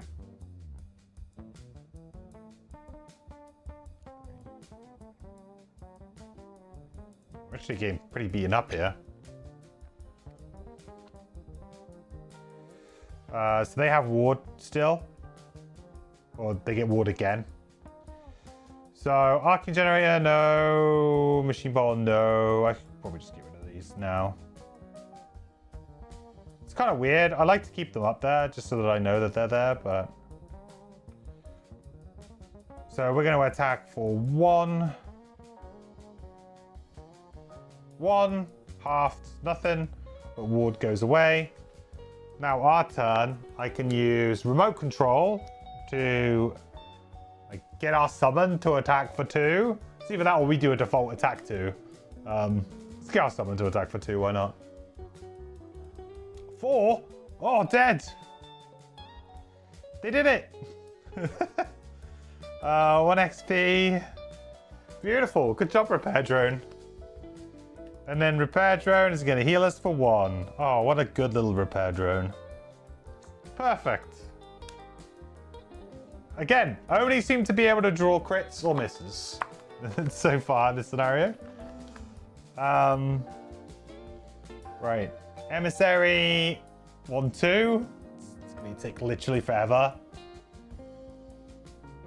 I guess at least I can coordinate my rests a little bit here, which is quite nice.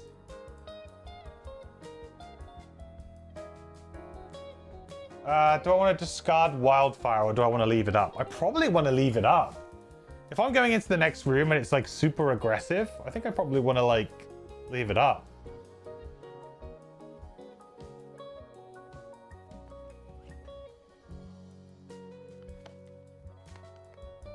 I suppose it is a decent move. Move 4. With some downside.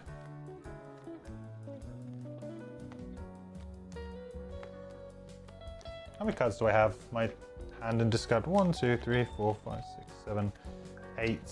Going down to 7.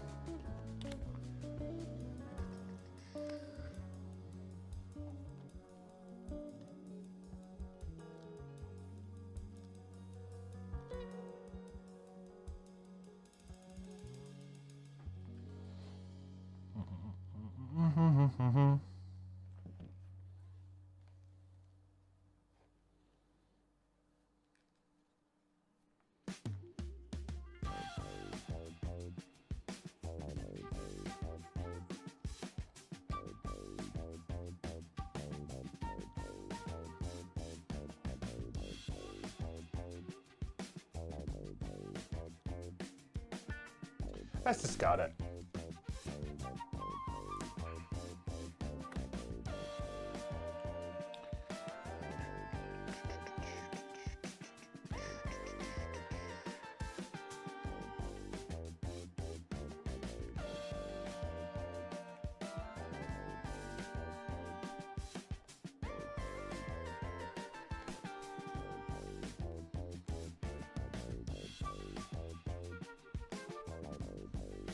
What is going to be the worst card in the next room? Probably the pull, actually. Sun Demon's pull? That ain't going to cut it. I don't want to pull sun demons. Who the hell wants to pull sun demons? Not me. Not this guy.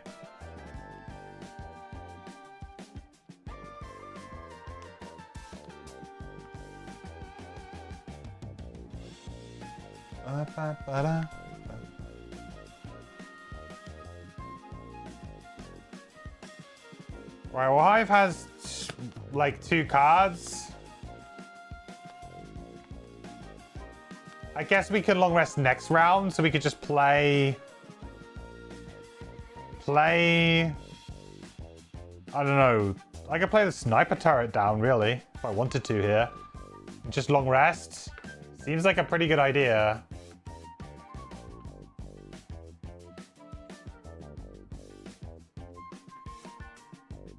Oh, he's dead. Goodbye. And what do I do? I guess I could... Now I could play... Oh, I could play Wildfire again, right? On this turn. That would be fine.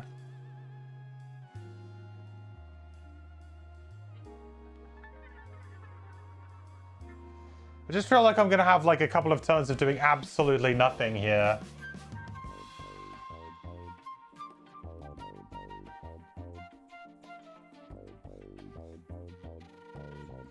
Doesn't feel too great.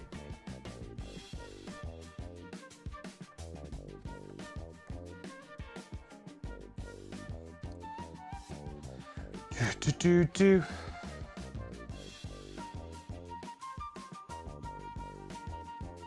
I mean, what's a guy to do, you know? Just hang out and just hang out.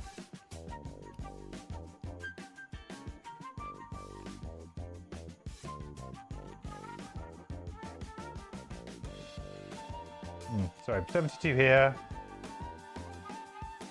80. I need gold on my Hive, right?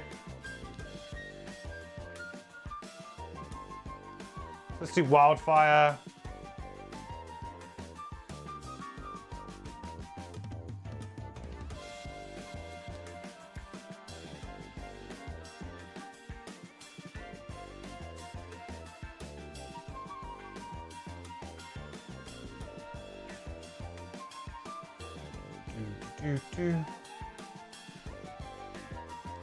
Repair drone, heal me up for 1, please.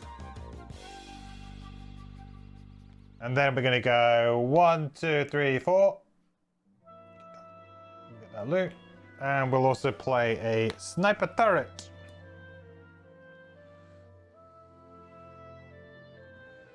Setting ourselves up quite nicely.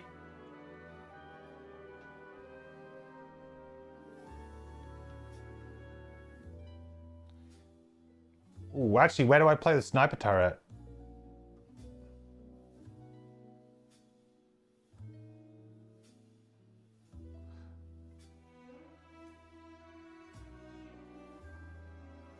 Don't want to necessarily block this guy.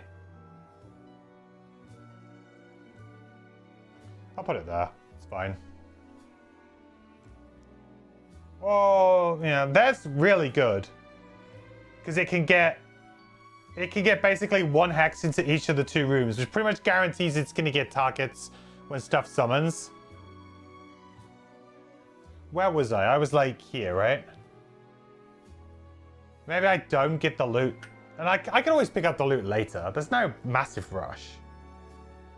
Yeah, let's just go like 1, 2, 3. I want to play the summon here because I feel like it's a really good spot for it.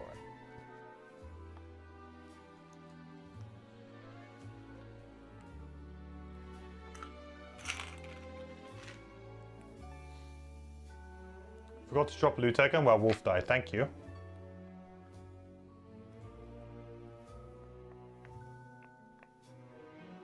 This is such a good place for this turret, man.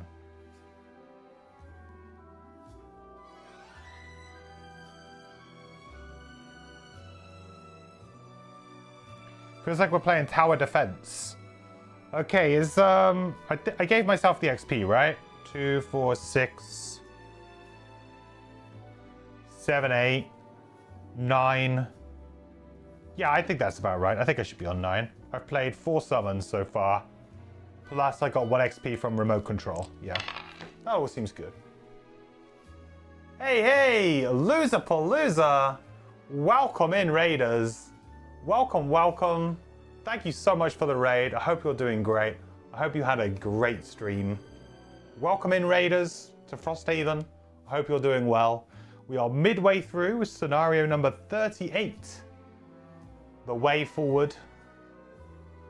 We are currently playing Prism and Meteor. And yeah, we're about something big is about to happen. Something so big that it's not going to fit all on my table, I think. But we will see. Maybe, maybe not. Right, Emissary. 1, 2. Getting ever closer. Getting very nice and close now. Oh, I guess I won't ever be able to pick that up. Oh, it's okay. We'll figure that out.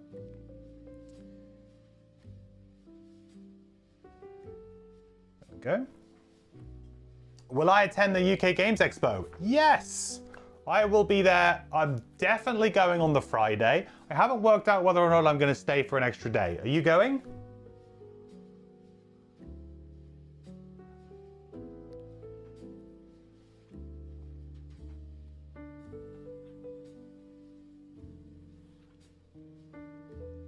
You're going to be there Friday to Sunday? Awesome. Well, make sure to say hello if I'm around. I'd say my plan is on Friday to probably walk the halls and maybe get some gaming in the afternoon, depending on how well I do. I usually the Friday is my favorite day at UK Games Expo. Kind of like how the first day is always kind of like the best day at every con, really.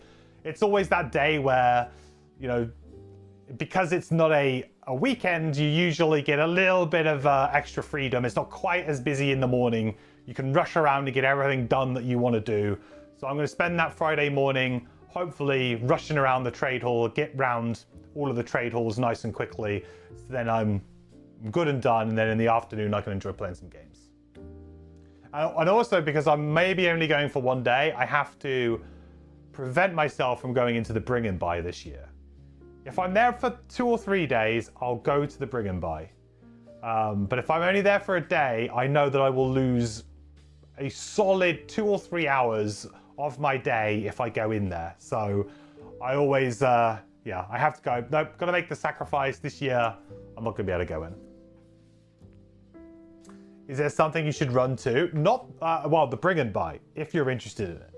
I would always heavily recommend the bring and buy. The only problem is the first thing on the Friday, there'll be people who will be turning up to put games into the bring and buy. So there'll be a certain amount, I think, because they accept submissions, I think, earlier than that. I'm not sure for sure. But the first thing to go to on a Friday, it's a really good question.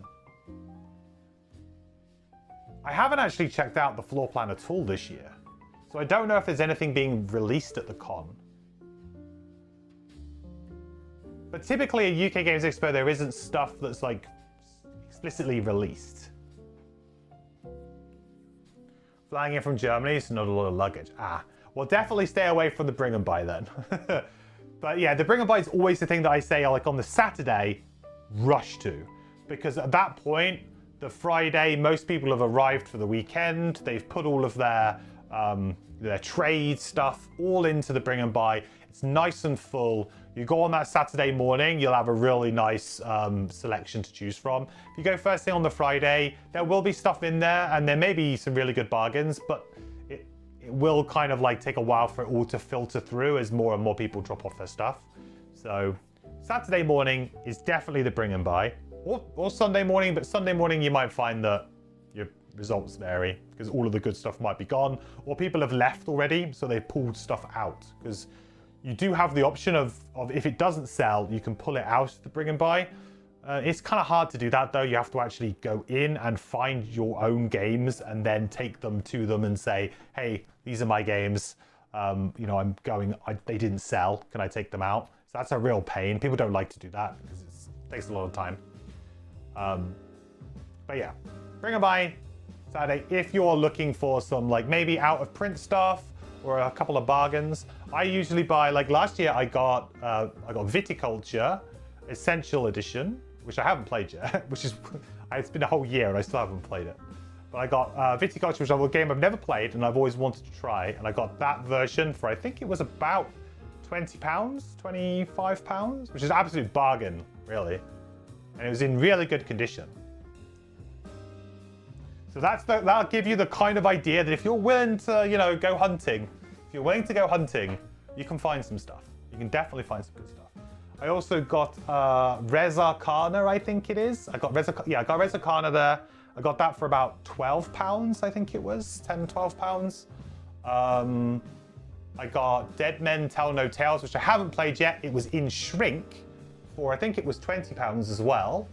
I like to pick up a co-op game every now and again. I've heard some like relatively good things about that co-op game. I haven't played it yet though, so yeah. Unfortunately for me, I picked up a lot of stuff that I haven't actually played. But yeah, really good.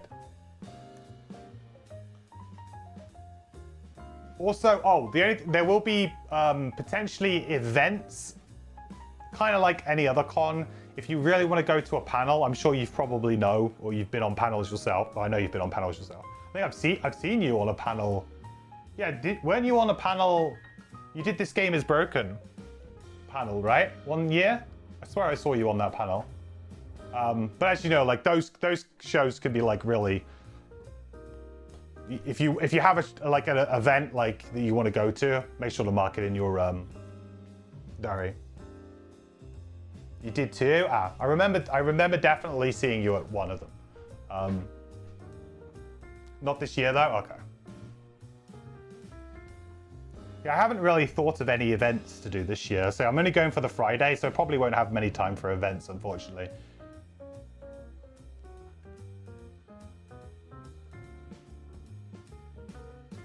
But it's like, it's got to be the worst time ever for an expo, because Diablo 4 is being released on the same day as UK Games Expo this year.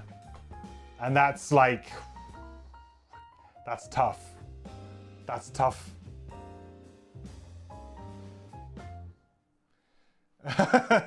Yes, you just pre-ordered? Yeah, I pre-ordered as well. So I get, you know, you get the early access. It doesn't release, but the early access releases at the same time as UK Games Expo. So it's really awkward because I've been streaming the open betas and been really enjoying it. So it's really tough because I really, really want to be there like for day one of it and go for it. But yeah, it's bad timing. Such bad timing.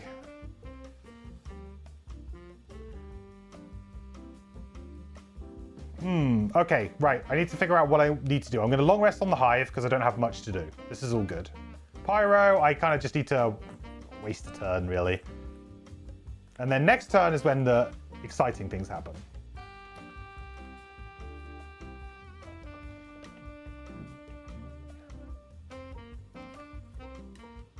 Oh, I need to make fire, though. Ooh, I could really do with some fire.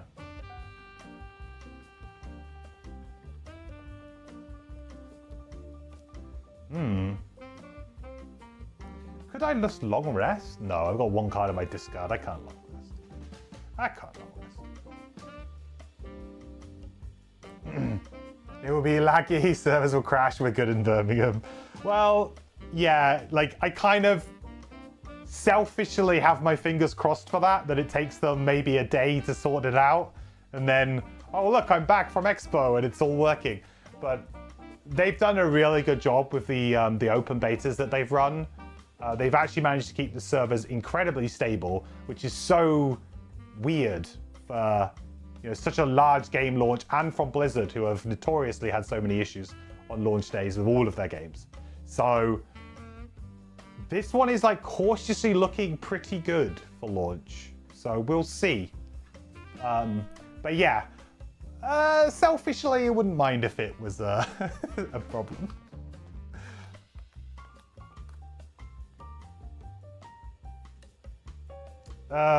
Right. I just need to burn a turn, but I've got so many good cards.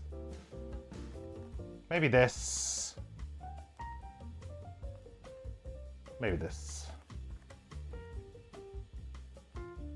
And we will see what happens next turn.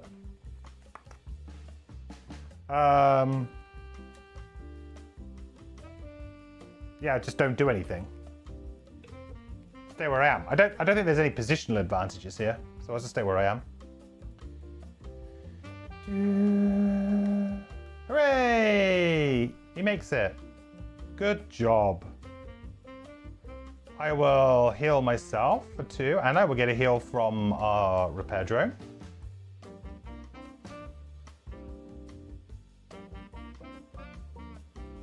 Oops, I think I gave myself too much XP there. No, stop giving me XP. Stop giving me health. Oh, there we go. Okay.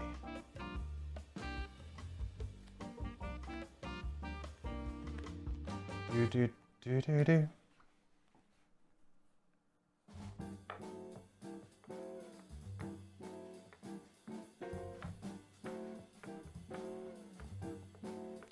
Alrighty then, let's open us some doors.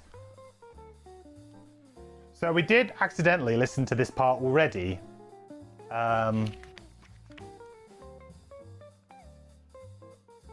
Accidentally. But now we have to set up a load of stuff. Oh, I don't know where I'm going to put it. Right, I need number 2L and 1F. 2L and 1F. F. 1F.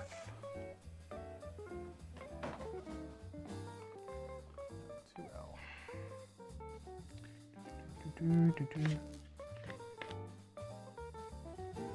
2I.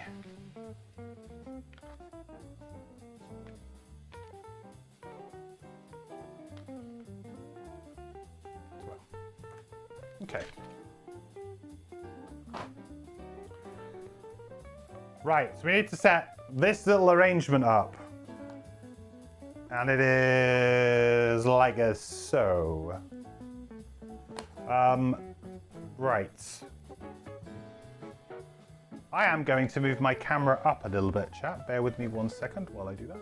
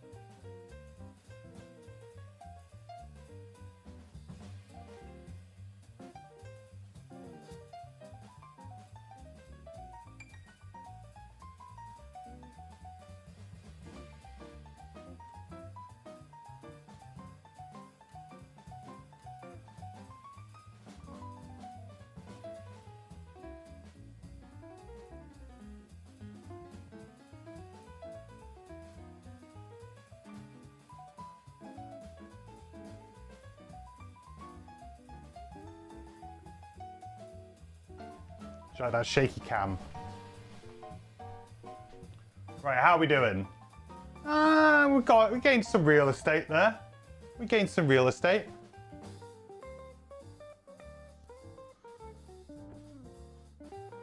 Okay. Let us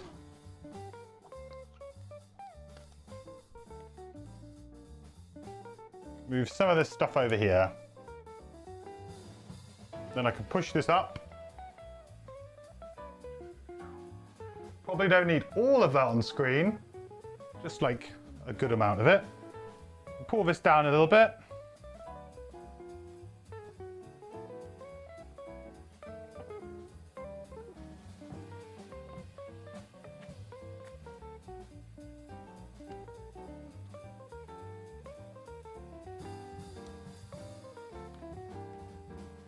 Ba-da-ba, ba-da-ba.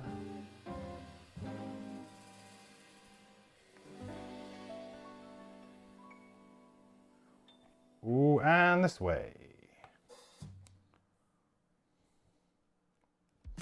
Right, here we go.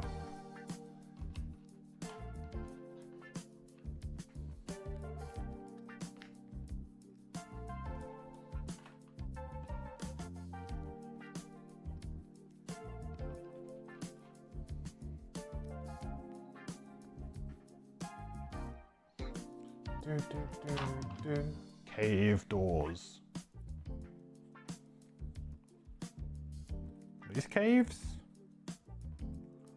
Well, I guess they are. I don't think I've used these pieces before. Aha! Oh, it is just this one.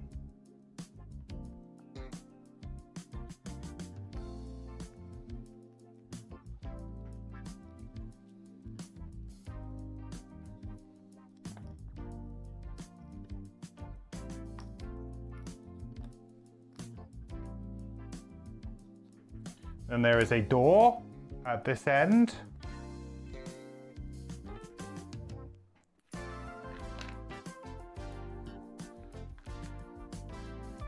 Doodle-doo, doodle-doo.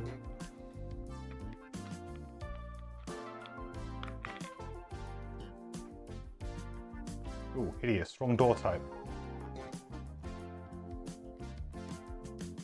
God, immersion breaking. Now we need some more monsters. Is it just one elite sun demon? Oh, okay. I mean, I say only one elite sun demon. In terms of a one-on-one fight, that could be quite hard for certain characters.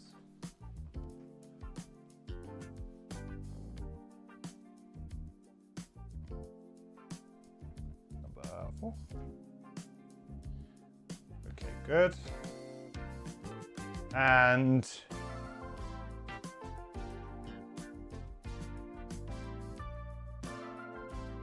more stuff.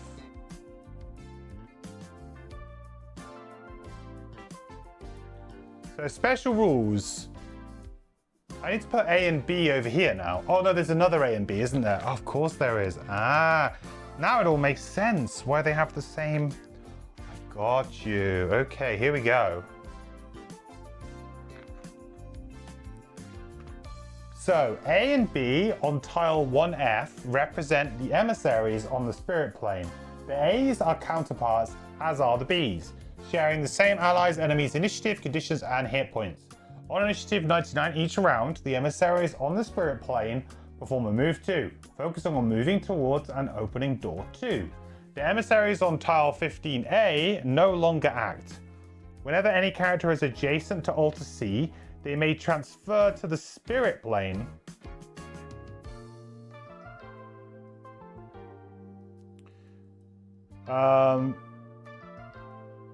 Place one of their character tokens in their hex, then place their figure in B or the closest empty hex. All character tokens on the map share the same allies, enemies, initiative, conditions, and hit points as their character, but do not act.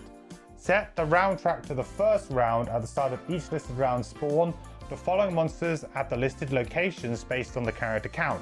So 2 characters, D and E. So this is why this E and this D were done. I'll put this up here so it's a bit easier to see now. So D and E are going to start having spawns.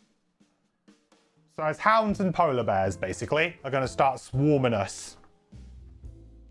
Okay, that's fine. Scary, but fine. Okay, this is kind of interesting.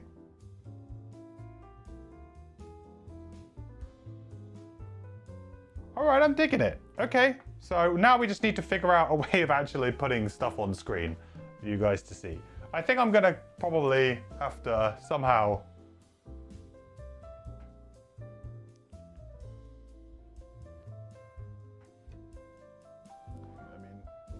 Pyro's probably gonna have to kind of come down here a little bit. Has the side camera been working at all today, guys? I've just realised I forgot to set the script up. Yep. That hasn't been working, has it?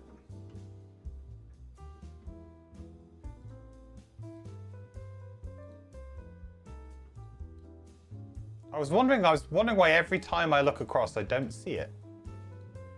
The side camera has been off this whole time.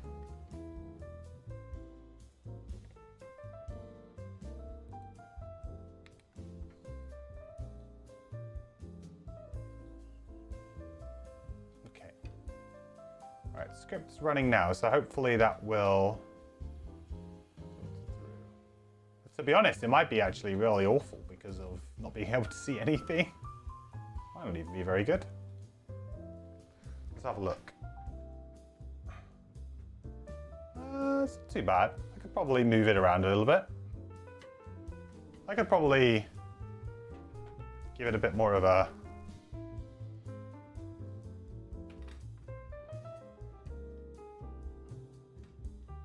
Ta-da! There you go. So that's better.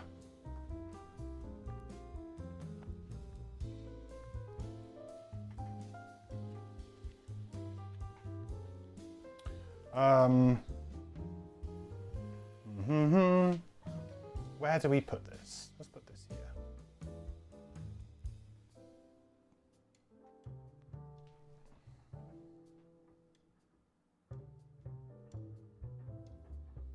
So trying to find the space to put these things in now. Oh, it's becoming a nightmare.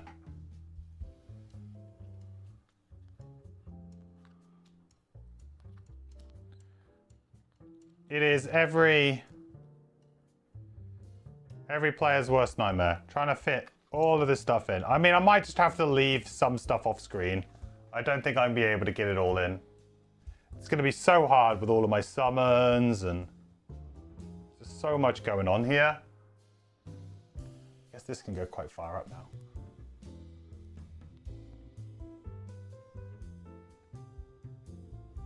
Then I can probably put two summons side by side. Maybe not. Maybe we can make this work. Oh, sneaky summon down here. Then I can put all my items like this.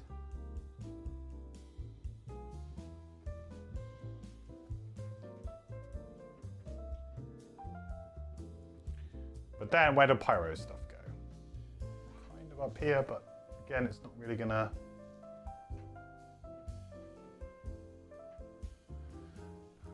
Maybe go one deep, really.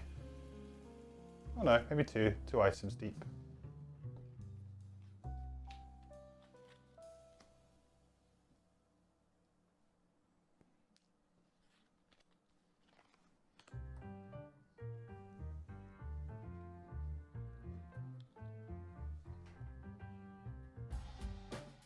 I'm almost done the battle goals, so I can probably remove this anyway.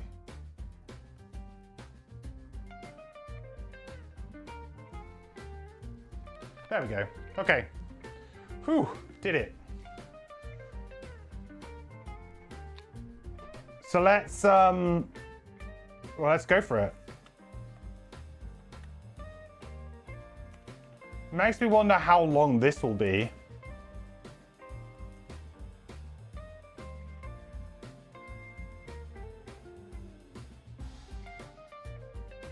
Only when I'm adjacent to the altar, I may transfer. Okay, so basically it's like I can move through it, I guess. It's kind of how it kind of works. How much health does he have? 13. Has 1 shield and advantage.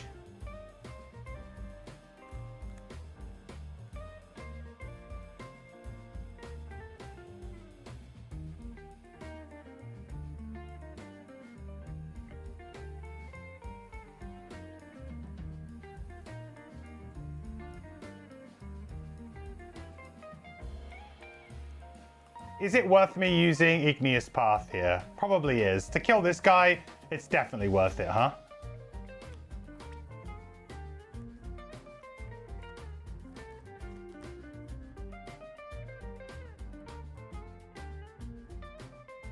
I think so.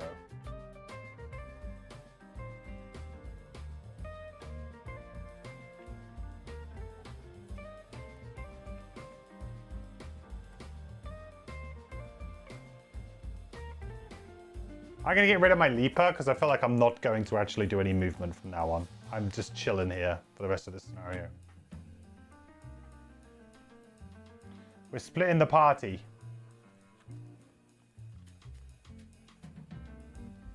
I'll just go super late.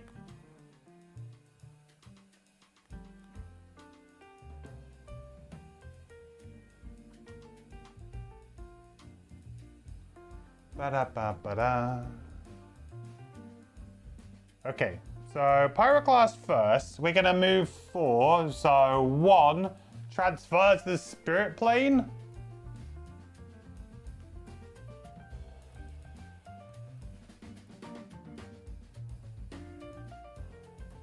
Place one of our tokens. So this is where we are. I'll put this here because it's easier to see.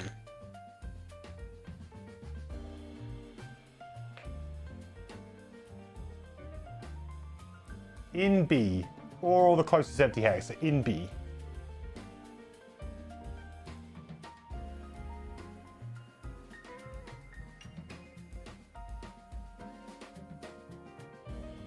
Okay, so now we move.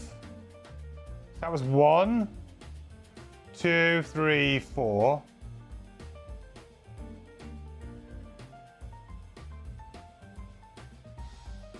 Right? It's been 1, 2, 3, 4. Yeah, I think so.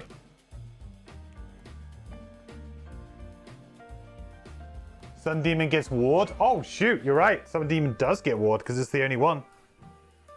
Oh, that sucks, actually. Oh, yikes. That's going to be really, really difficult to defeat then, huh?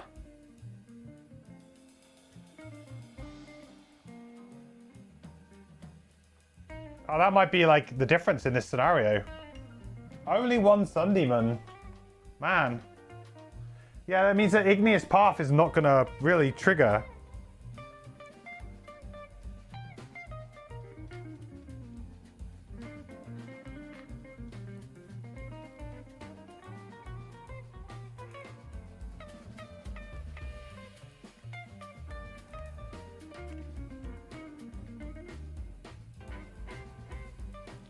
So we're going to only do 1 damage because of the ward.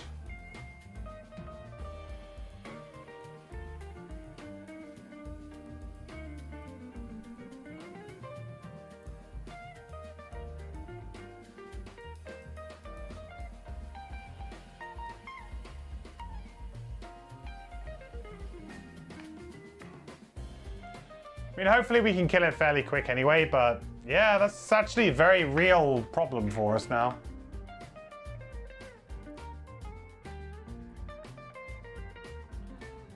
Just need the top of Living Magma. It happens to be the 2 cards in my hand. One of them is Living Magma.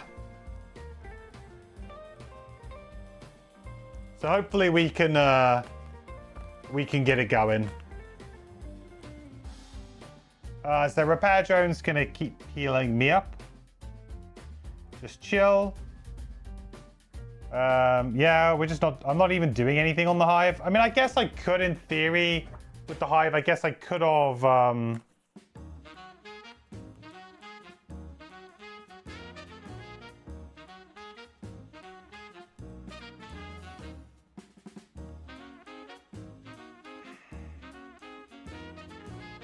I guess I could have I guess I could have transferred in and done like an attack. Right? I don't know even if I could.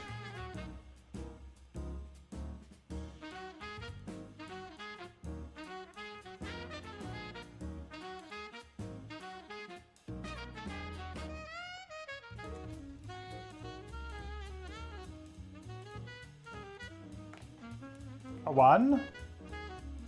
What's he doing? Attacking for 4 with advantage. I might just lose this scenario to this kind of stuff.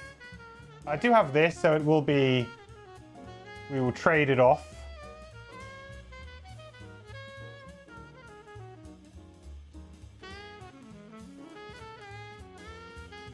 Maybe I just both of them have to jump through? It said split, but honestly, I could just leave my... Could I not just leave them there?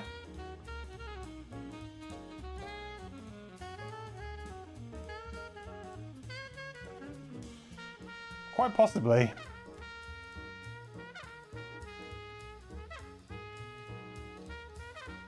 This technically doesn't have ward right now, but will do soon.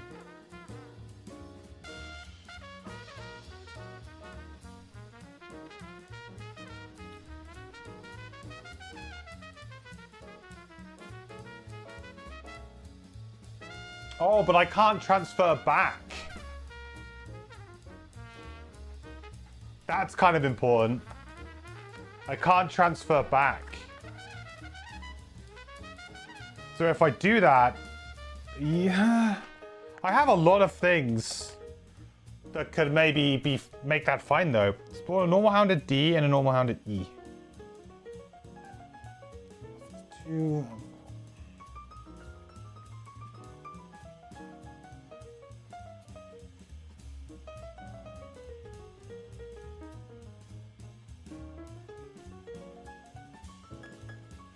Yeah, we're definitely playing Living Magma top here.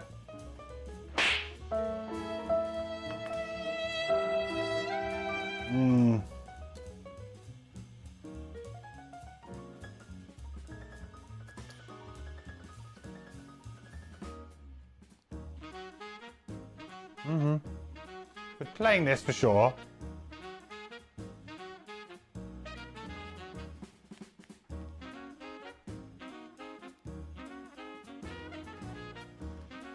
The thing is the Hive can kind of control the other room. When it's not even in the room, you know?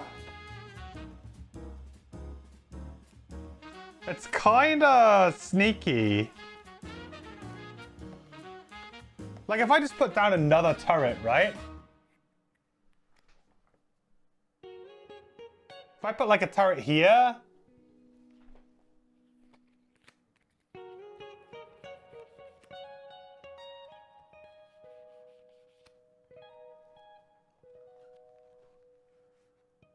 It could work out.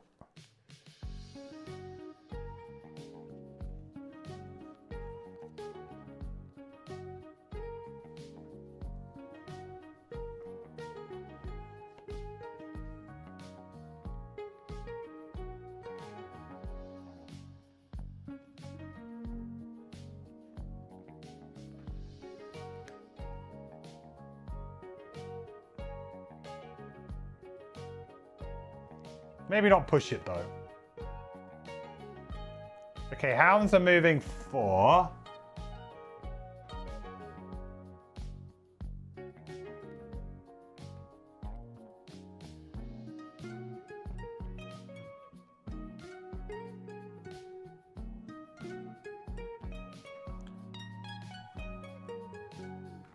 Right, Living Magma, let's go. Now and at the start of your next 2 turns. So we'll do it right away. So this doesn't have ward anymore, right? Because the hounds. We're good. So we're going to attack for 1 with Pierce 2, Wound, Poison, Fire, all of that good stuff. Feels a little bit redundant with Wildfire now, but hey ho.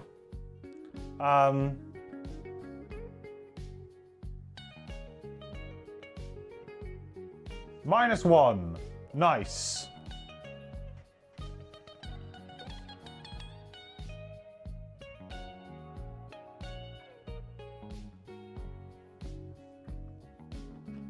I guess we get the important stuff going though. We get the important stuff going. Let's put this up here.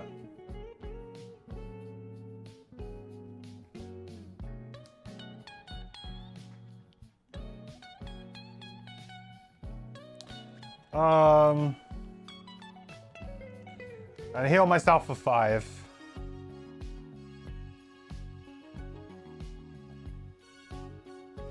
And I have -1 to my moves now. So much space. So much room for activities.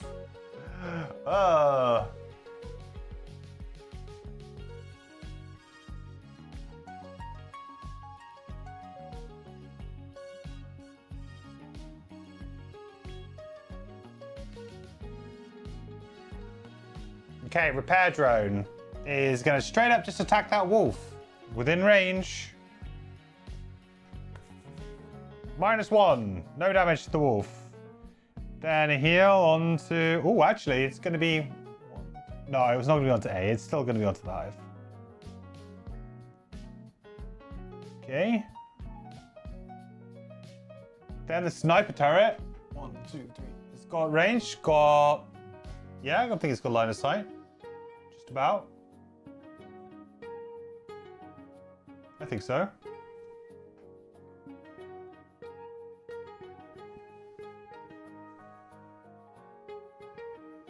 Okay, attack for 2. After this attack, we grab one of my summons and move 2. Okay.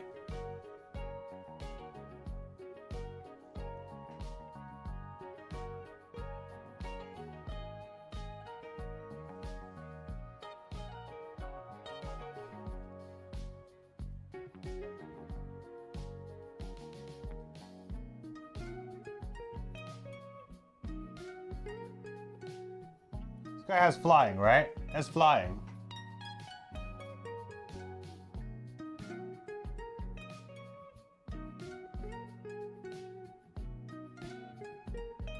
I want it to be here so it could potentially heal the emissary here occasionally. That would be nice.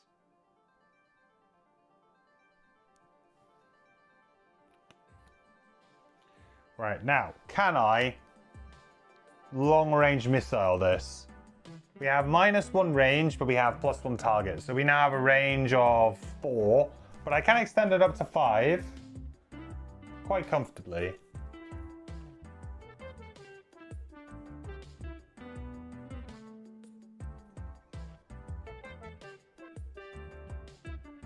I also have +1 move, so I could go 1, 2...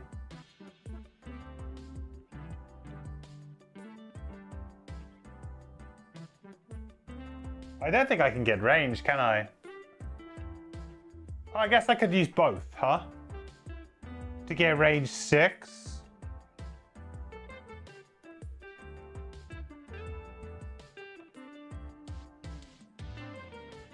But if I'm here, I don't have line of sight there.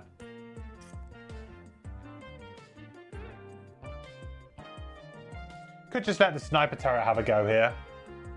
Yeah, we could just let the sniper turret have a go. Or maybe we'll be short resting soon.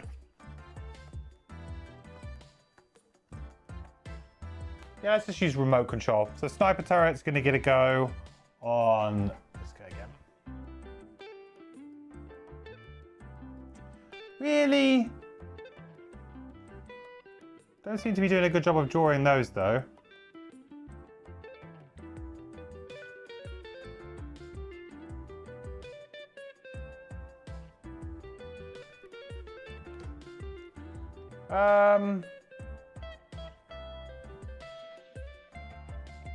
I'll move myself here to be a little bit more defensive. I don't really want my summons getting burnt.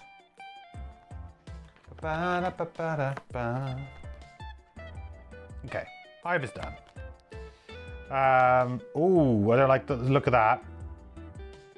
Oh, it's melee. That's fine. Okay, we're good. Ooh. Scary. Now it would be really scary.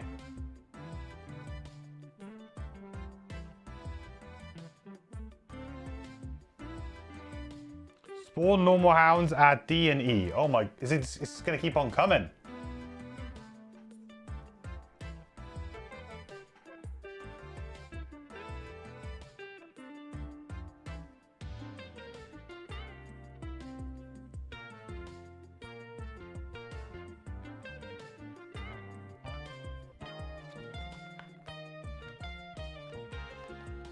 Well, unfortunately for Pyro, we're going to have to short rest here, I think.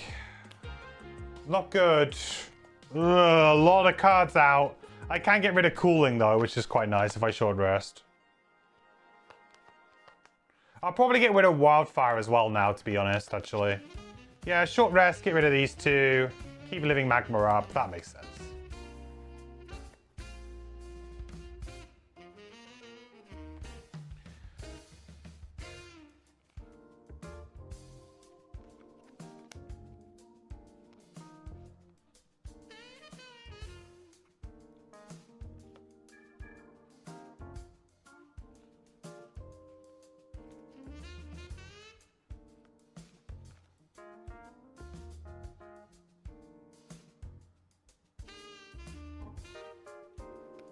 I really wish there was a way to make them lose flying here. Damn, I really wish there was.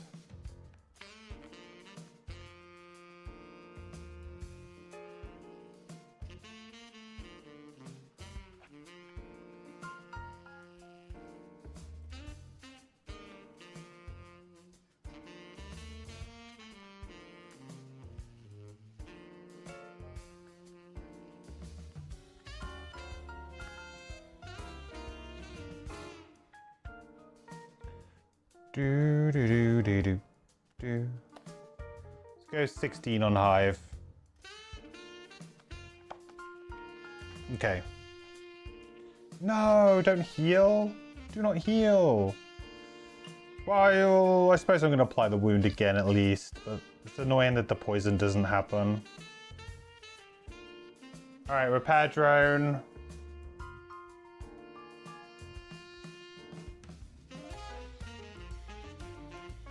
Alright, 2 damage. Okay, that kills it. Like, I feel like I can make a couple of choke points here, which could be really good. Heal for 1. Guess there's no one to heal right now. It's too far away again. Sniper turret's not gonna do anything because it can't reach anybody, unfortunately. And that's the problem with going early there.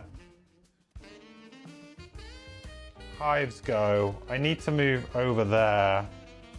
Well, they're saying that I can grant 2 of my summons, move 3.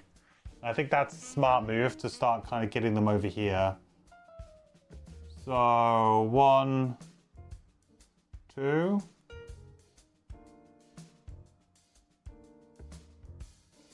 Can still kind of reach most things.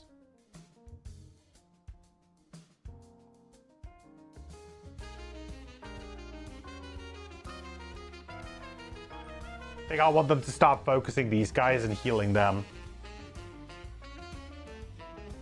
Although I could reassemble here, couldn't I? Because I want to play the machine bolter. Yeah, I should probably reassemble here as well. Reassemble. And I'll reassemble the repair drone.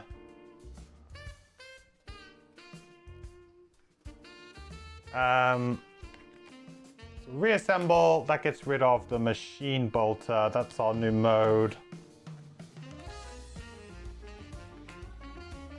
Okay, great. Now we can get the machine bolter out. Hopefully in a very advantageous position. That would be fantastic.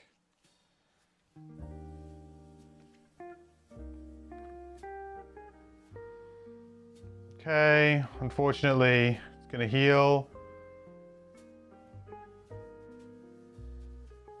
It doesn't move. Hounds. 1, 2, 3. Ugh. Like this. Hang on, where was he there? 1, 2, 3, 4. 2, 3, 4.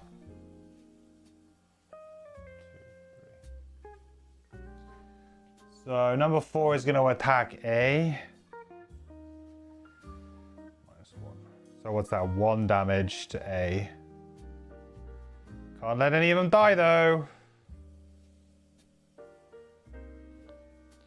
Right, now Pyro's turn.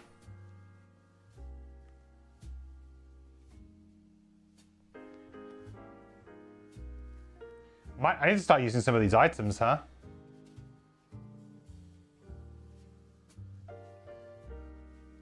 So I want to I wanted to go round him a little bit here, but I don't think I can. I guess I could kind of use my...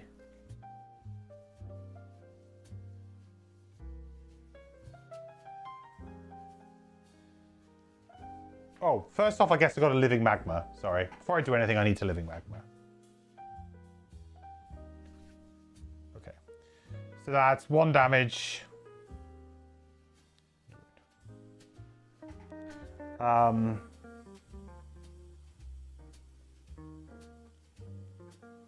Just thinking, do I use my boots to move 4 so I can go 1, 2, 3, 4, and then I can kind of push him back this way? That feels pretty smart. Okay, I'm going to use the crude boots, even though I usually don't like using them for this purpose, but 1, 2, 3, 4. Like, you really don't want to be using him that way around, I think, but it works quite nicely here. Now let's use Deep Fury to attack for 3, +1, and gain 1 XP if we are occupying hazardous terrain, which we are. So, lovely. So we are going to attack for 4 here. This will definitely be our Spyglass attack.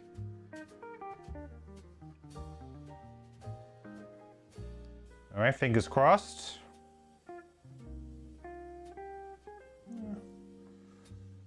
That's 5 with the shield 4.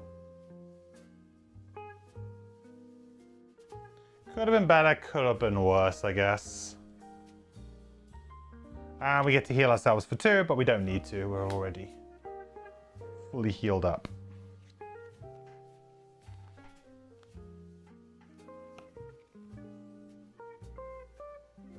Emissaries. I am very scared by the fact that these guys are going to open this door next turn.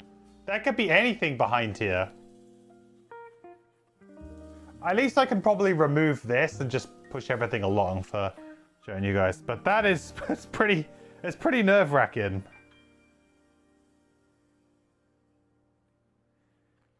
Spawn a bear at E. Okay. Number 2 bear. I'm not too worried about the bears. They take forever, right? Very slow.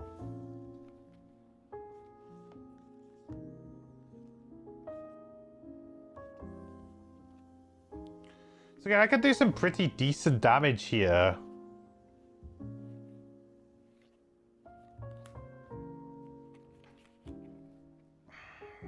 To the Sun Demon, but it's not gonna kill it.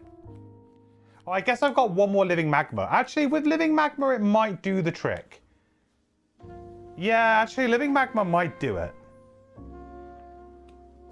I have to open the door, though, right? I can open the door. The door is not locked. It's just... we've got a bit of a Red Thorn situation going on here. These guys have got it in... they got it in for doors. They really, really want to see what's behind that door, and they won't take no for an answer.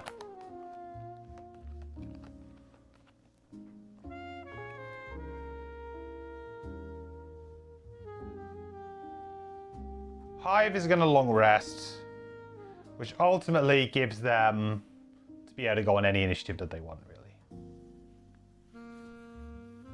Okay. Do I need to go before the polar bears? Probably not. Hey, Bagger. Going good? I mean, I don't know. It feels kind of okay. I feel like I'm doing okay.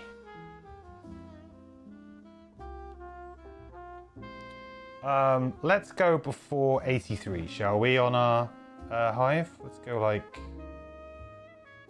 17. Everything else is kind of irrelevant. It's a bit too early to tell, maybe. Right, so Pyroclast is going to do the last charge of Living Magma. Get the XP.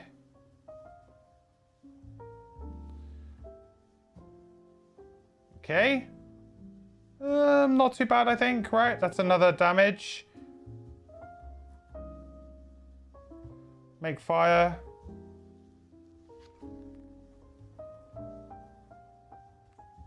My other thing I was going to do is I was going to use cooling here.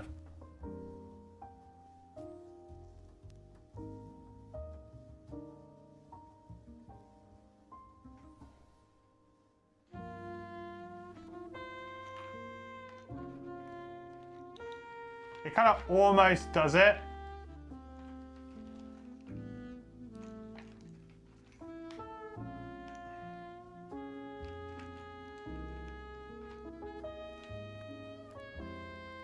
I need more obstacles.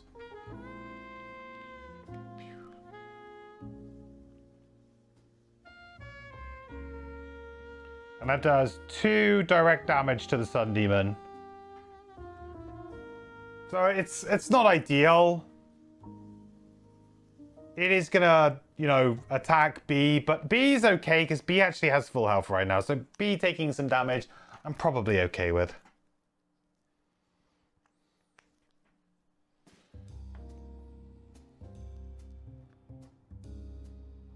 Right, Hive's time to shine. So we would get our heal 2. Which don't need, but then we got our sniper turret who is going to snipe this guy here. Oh my god. Please.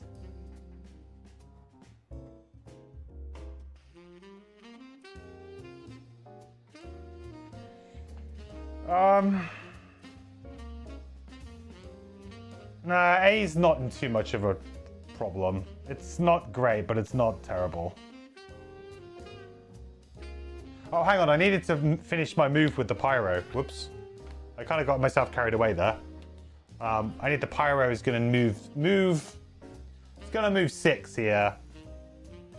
Am I going to move 6 or am I just going to move 2 and just hold the door? If I hold the door, they can't move in. Let's hold the door.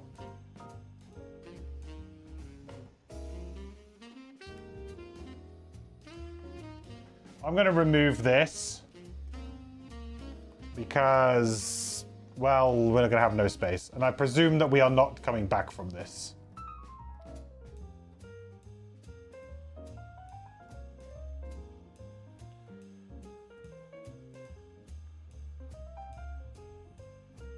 Oh, I haven't used that yet. Just start thinking about using it. Okay. What happens? 75.3. Damn.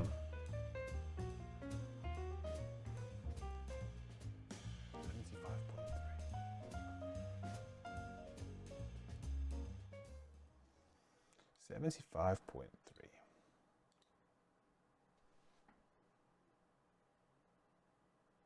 Huh?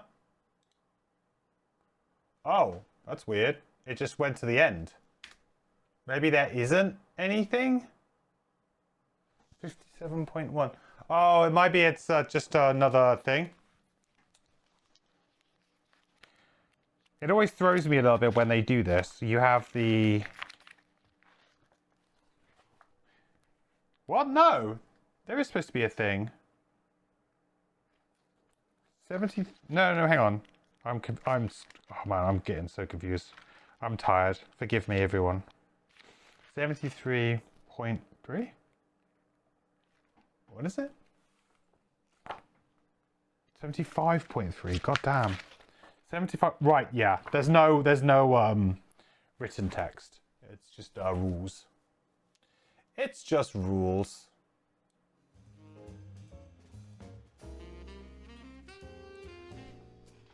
So I need 2J.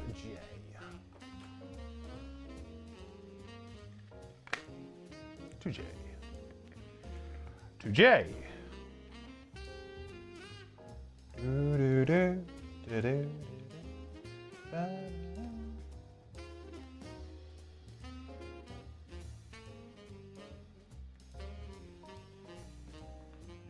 Oh God, this is horrendous.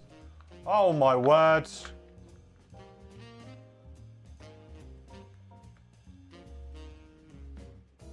When do we win? Oh, okay, it could be over pretty quick. Okay, it could be over really quick. Okay, not so bad. I think, well, I mean, it could be bad. We're going to have to burn a bunch of cards maybe, but not so bad. Chest. To see, we've got 2 normal sun demons as well. 3 and 6.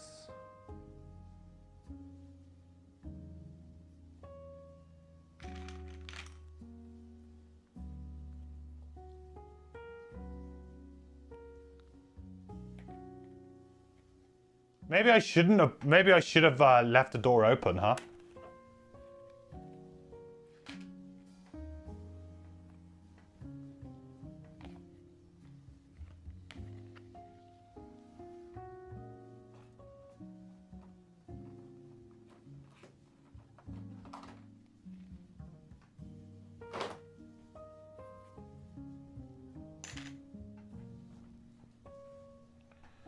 So, special rules. The emissaries on the spirit plane now focus on moving to the glowing orb.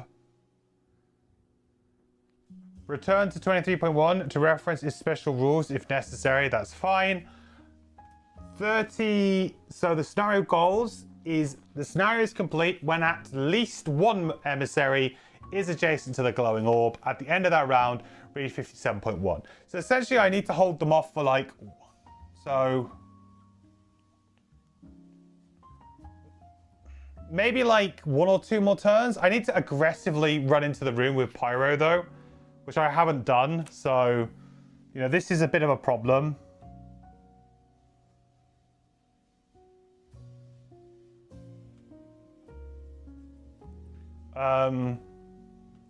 It's a little bit of a problem.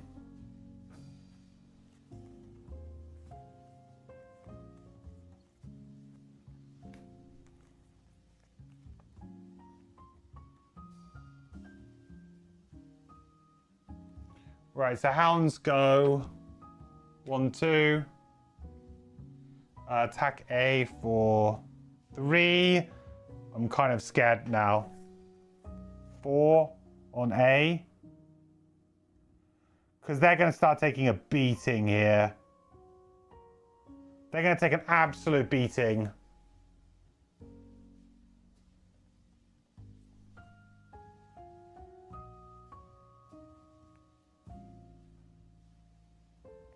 It's going to attack both of them for 3. With advantage. So, like B first. 3. And then A. A is a burn. So what is it? 1 player. 1 card from their hand.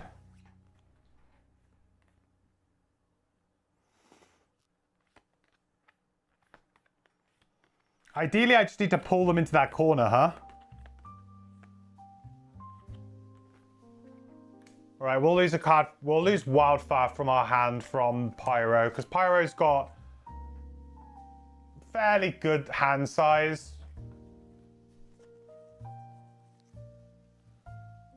Although maybe I should just get rid of it on... maybe I should actually, to be fair, maybe I should just be getting rid of it on... Hive, because Hive's just got the... It's kind of got the easier job here. But then I guess we could just, you know, burn cards backwards and forwards as much as we want, so... Yeah, I guess it doesn't really matter that much.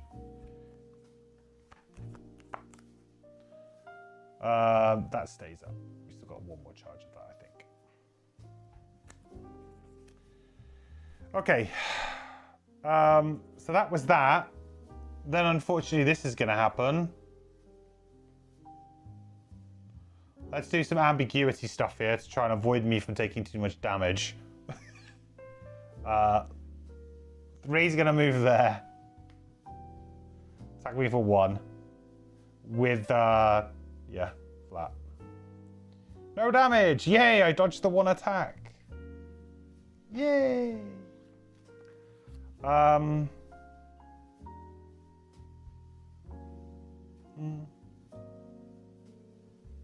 can't get any closer, so it's not going to move. There's no... It can't get any closer, so it's not going to move.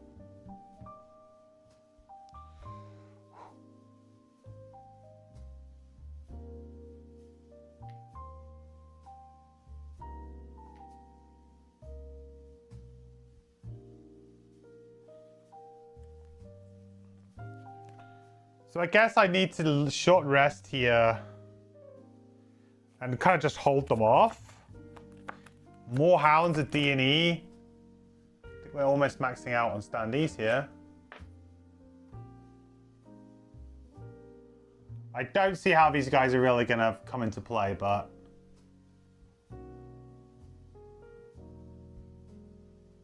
I don't see them being a factor here.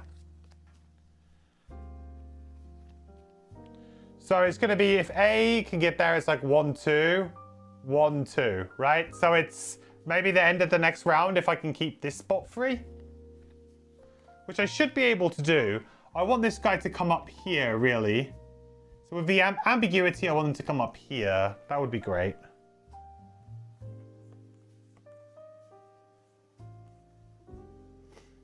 Do I have fire up? How do I have fire up?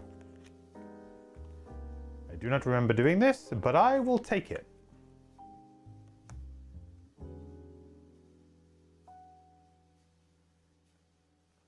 Like, what would be probably a good move is for me to, like, kind of go into the corner here and then just sort of hold it, right?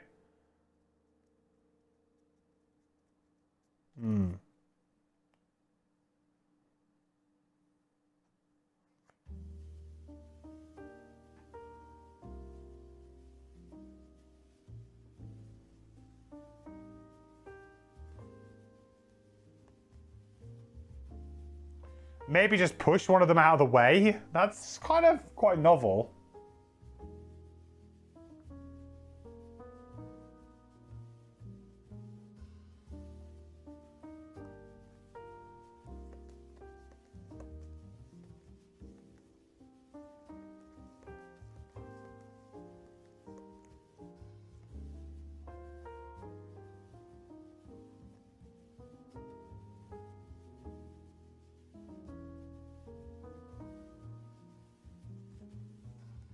Yeah, okay. I felt like a turn like this might be okay.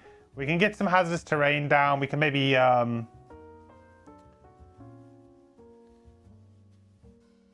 some hazardous terrain down, maybe push them around a little bit. See how that goes. This is a really rough round, though. It feels very... Ooh, we are possibly going to be in trouble. I need to protect A. I need to really seriously, I need to protect A right now.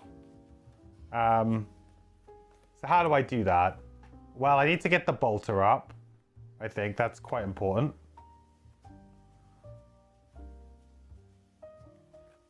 But I also just need to go and kill it, really, don't I? Could use long-range missile here.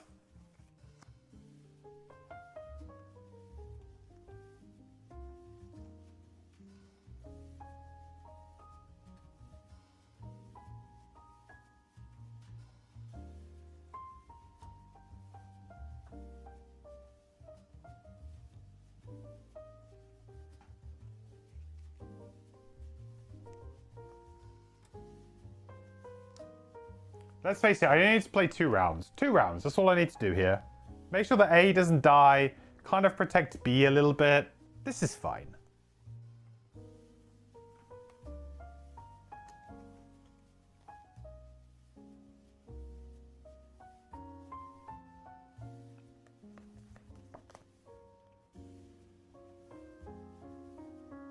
Okay, repair drone doesn't do anything because that's my mode. Sniper turret, come on, baby. Give me that draw. Oh my god. It's not been a good outing for the sniper turret. It has failed pretty miserably. It's been looking very, very average. Average to poor. Okay, so the plan here is to move to... grant 2 of my summons a move to. Honestly, I felt like I just want the guy to go tank. Go tank for me, please. Because that's all it's going to be for the rest of the scenario, is just tank. Then I'm going to use Faceless Entity to attack for 2. Actually, before I do that, I think I'll use Major Frenzy Potion to attack 4.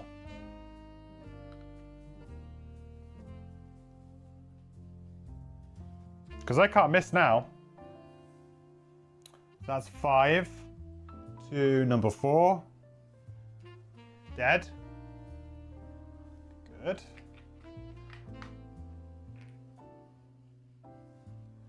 Well, I guess that was pretty stupid because now I can't even attack. Which I guess is fine. Yeah, I guess I should have used these. Because now I can't do anything. I could put Retaliate up, I suppose. Do 2 damage to it for Retaliate? Nah, let's leave it.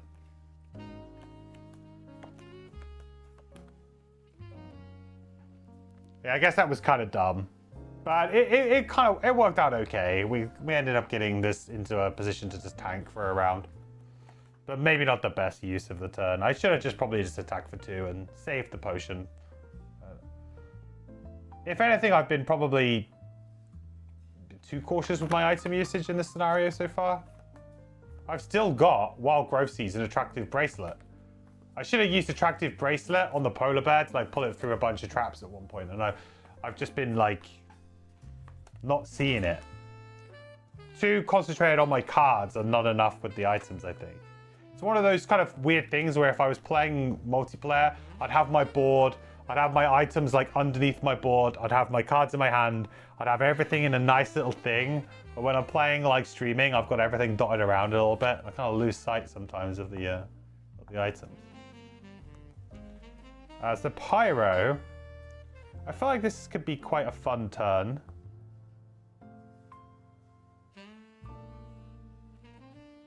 What are they doing? They're only moving for 1. Which is quite good, I think, for us here. This is what I'm doing. I wanted to kind of push number 3 all the way into the corner, which I'm going to be able to do here. So I'm not going to move, but I'm going to consume the earth, get an XP, and push this one, I think, for 3. 1, 2, 3. Right the way into the back corner. Then I'm going to use Flowing Fire, consume the fire, and we're going to do an attack 2. Attack 2. So 1, because of the shield, right? 6. And then we gain an XP and create ourselves some hazardous terrain.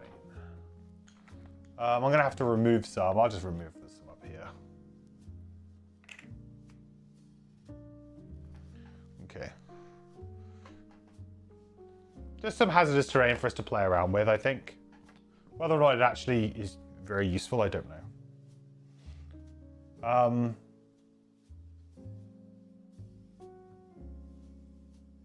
Okay, hounds.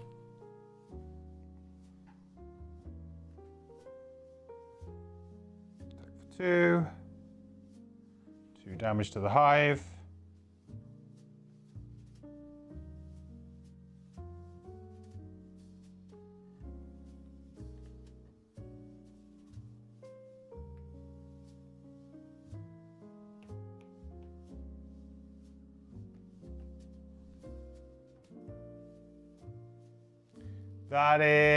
That kills the turret. But I mean, it kind of did what it was supposed to do there. It's been pretty rubbish, but it did what it was supposed to do. And that's all of them, right? 4 of them. Yeah.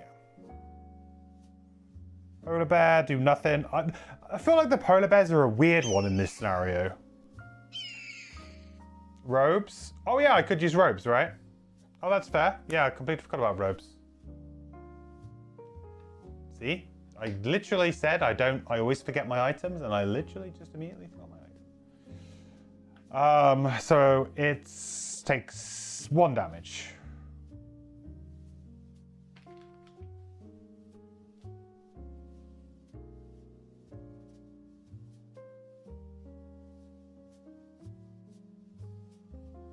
Right? No, hang on. Attack for 2, 3. Yeah, I said 1 damage.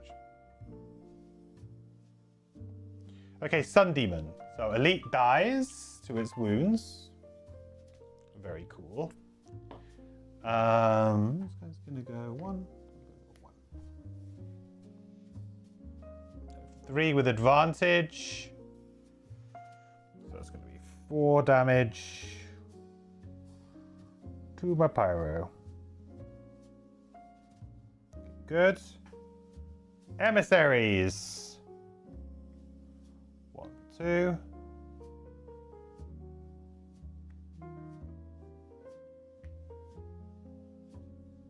Yeah, I guess that would be closer.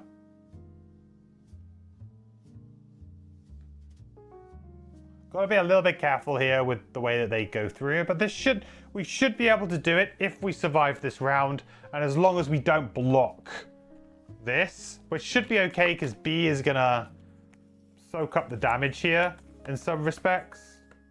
So this is looking pretty good.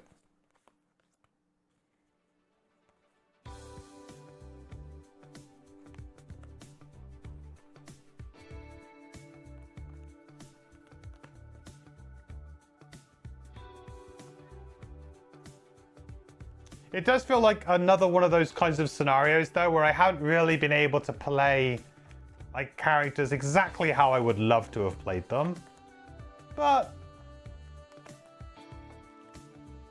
also, I'm not actually going to get the Exterminator done, right? I won't get it done because I didn't actually kill this. The wound killed this. Oh, no. That feels bad. That feels really bad. Yikes. Can I kill a Sun Demon? It's got 9 health. Can I kill it in this round? No.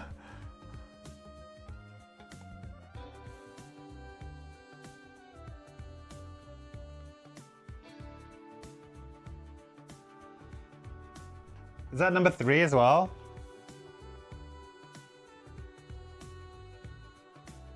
No, it's number 6. Okay.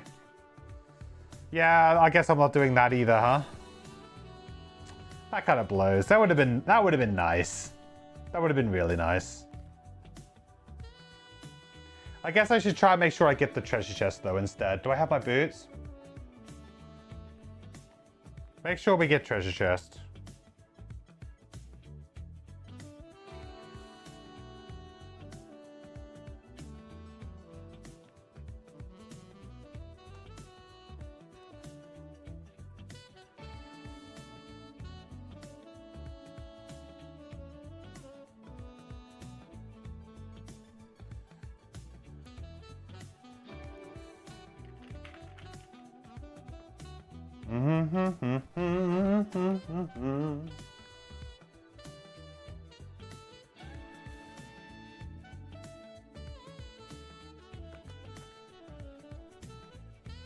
All right, yeah, let's get the chest. Make sure we're kind of good.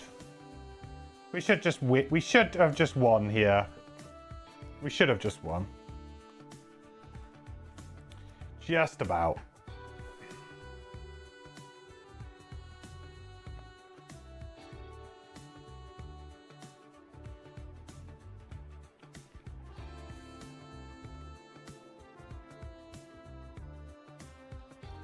I think I just get XP as well, right?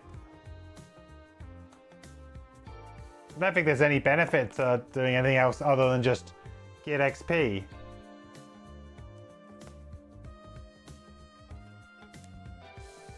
Do a little bit of this. Or actually, no, a little bit of this. Get him in for the tanking.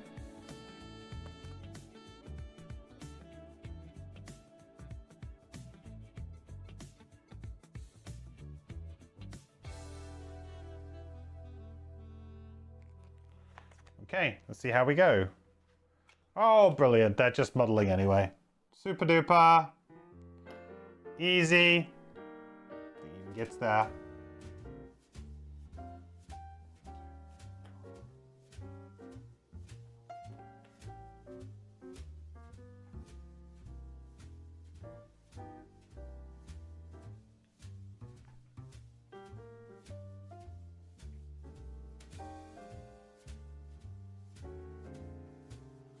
Great, so we'll play Arcing Generator to get 2 XP. Doesn't really matter what else we do. I'm not even going to resolve the attacks here because it just doesn't really make any difference to anything here. So we're going to gain 2 XP. We're all good. Sun Demons are healing. Great. Good for them. Let's go and get let's go get the chest. So actually this ended up being, I mean, it was still fairly close though. It wasn't like we completely just won that because of a lucky draw. Like, we were like, yeah, we were down to like the last few bunch of cards. Maybe if the Sun Demons were a little bit higher level at this point in time, it would be more tricky for us. So that was number 16. Number 16.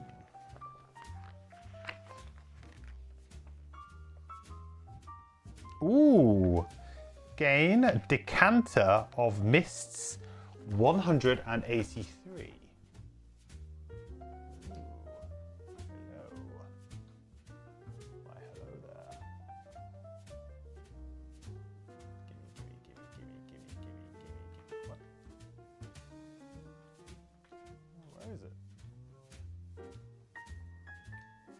What? Huh? 183.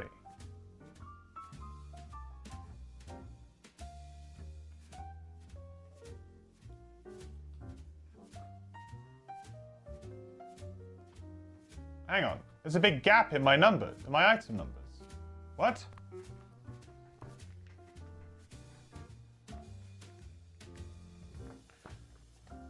It goes like from 160 and then it just disappears. 183. It's not here. It's not here.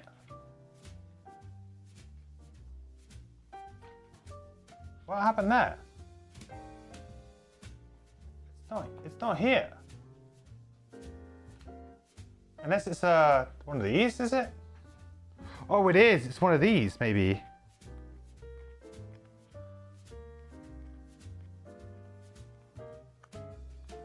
Aha, it is. It's a purple.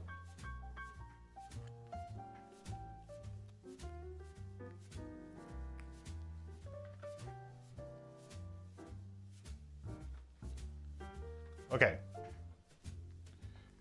So this is a hand slot item. During your turn, all figures gain disadvantage and add -1 range to all ranged attack this round.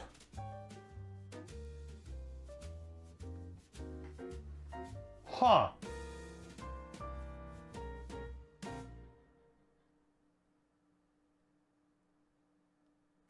That's kind of interesting. I get that item immediately too, right? Quick, use it.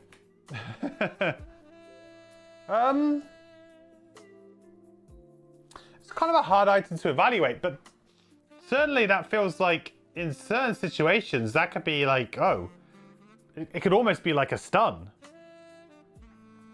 Depending on where the enemies are, you know, it's to say to the enemies, right, you just can't attack now because you don't have enough range.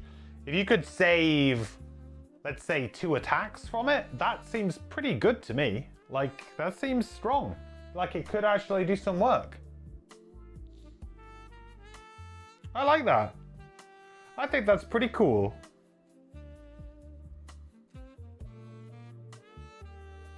And if not, the disadvantage is also pretty nice anyway. stop, maybe if an enemy has like a target 2 or something, could prevent them from being able to get the second target.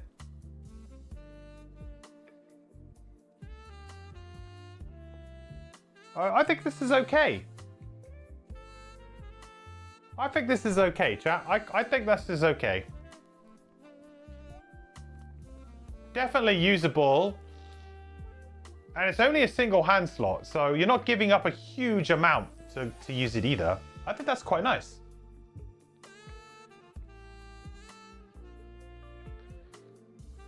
Right. 1, 2. 1, 2. Winner!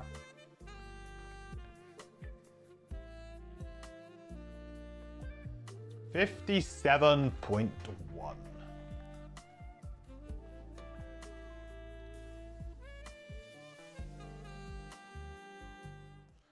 Success!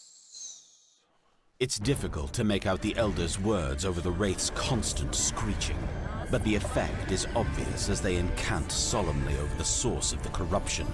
A flash of light bursts forth, and the Wraiths shriek one last time. Suddenly, you're all standing together, back in the sacred clearing. Gone are the corrupted forest guardians, and gone is the whirl of black smoke. What you find instead is the altar, worn by time and claimed by moss, but above the stone surface blooms an imposing spectral shape. An Olgok's spirit, its head adorned with incredible horns, and its fur woven with glittering threads. The Olgok's elders bow in reverence, and you follow suit. One of the elders speaks. Spirit of Marog, we come at a desperate hour. For a great many years, we have neglected your wisdom, and we have fallen into war. Many have perished at the hands of their fellow Olgoks. We ask you to forgive our arrogance, and to aid us in the search for peace. With their plea given, the Elder Olgoks bow their heads, and you stand by with bated breath. When the answer comes, it startles all of you. The corruption has spread too far. The Spirit says, voice booming inside your mind. It is a vast presence that makes your knees weaken. It's as if the land itself has suddenly reared up to speak. He who sleeps now moves to awaken. His influence spurs on the conflict. The heart of ice grows black. His impurity must be rooted out, replaced. Form a new heart made of ice and snow. One path lies hidden in the sea. The living glacier, formed in ages past. The other lies in the southern hills. The new snow that holds the song of days to come. Together, they contain the power to stop the corruption. Seek them and return. The Spirit releases a burst of energy that shakes the trees, and then the altar is empty. The Olgoks give a quick explanation. You must seek out 2 relics, ice from the living glacier which lays somewhere in the biting sea, and a handful of new snow which can be found at the northern mouth of the Dead Pass. The journey will be brutal, they say, but if you can collect both elements and bring them here, then they will unlock the power to reunite both factions of the Olgoks. It sounds impossible. The vitriol that the Ice Speakers and Snow Speakers have for each other is incredible. But the Elders' faith, their conviction in your quest, is stronger. Ooh, okay. Rewards. Gain 10 XP and 1 checkmark each. Gain 1 inspiration. New scenarios, Living Glacier 45 and Dead Pass 46. Nice. Okay, well, I'll definitely take some XP. That's fun. I could have done with some gold though, because I don't think we have enough gold to be able to do a donation, which kind of blows.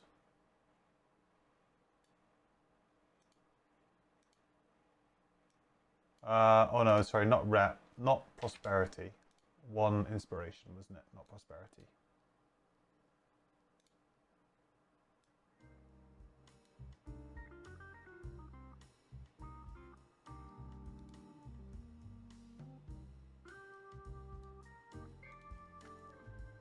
So that's gonna go to 20.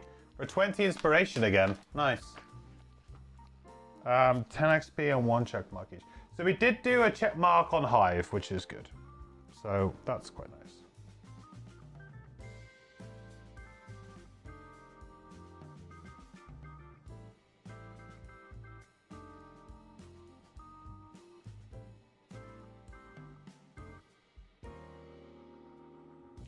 We didn't loot at all that scenario. I think we looted 1 thing. How bad was that? We should have definitely looted more there. Do I have another perk here? Looks like I have another perk that I haven't spent.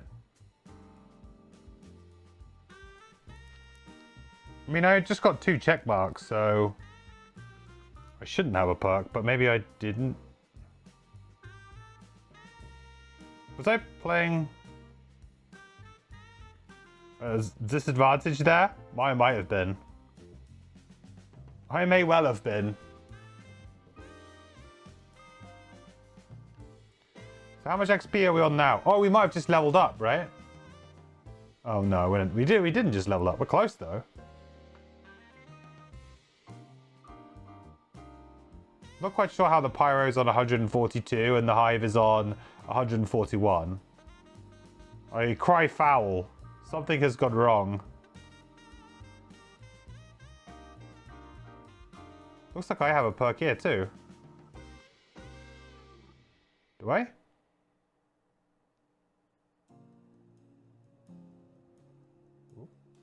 I do.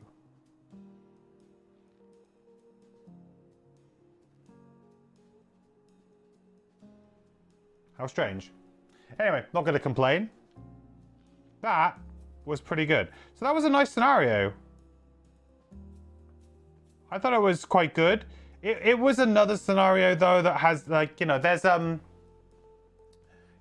has a lot of these scenarios where you can't quite play the characters as you want. Like, in my mind in that scenario, I felt like there was going to be a really cool opportunity for us to have like our sniper turret, us to have our new summon. What is it? Where are you? The machine bolter. Like, I felt that was going to be a really cool opportunity for have both of them out, shooting at them as they kind of come in. Like, I thought, well, this will be a really nice scenario, or a really nice end to this scenario for the Hive. But it ended up being a little bit anticlimactic, really, with the enemies kind of charging in. Like, you just don't quite have enough time to be able to set it all up. I probably could have forced it, but then I would have had some more damage on those guys. Maybe I didn't set it up quick enough. That's on me, I guess. But it didn't... There was an opportunity for there to be a really nice end to that scenario where the Hive really got a chance to pump out some damage with those turrets. And it never really kind of came to be. So a little bit of a shame, I thought. And it ended up being quite straightforward in the end. Open door, emissary go to orb. We win. So yeah, another scenario that didn't really give us a great opportunity to maybe make our characters really flourish. But again, probably a lot of that's down to me, you know, playing the scenario, maybe not taking every opportunity that I can, maybe not min-maxing the characters enough. But I enjoyed it. Someone level up? I don't think so. They're both very close. Maybe if we get a road event that gives us a bunch of XP. But it did look like it gave us the bonus 10 XP. I did write down what my XP was on my Meteor and my Hive before I started. So I started that scenario with 116. And now we're on 142. So, yeah.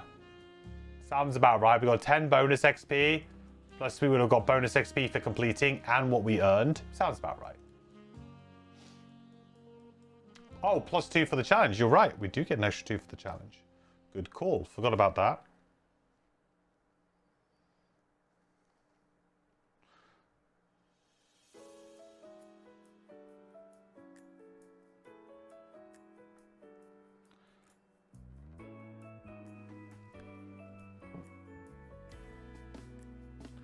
Which means also I need to make sure that I put a check mark over there as well.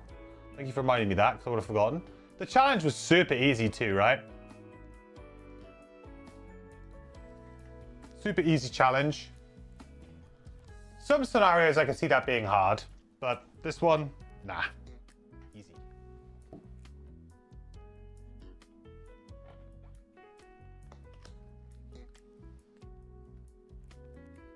For more players, could be bad. Yeah, it could have gotten a little bit worse at certain points.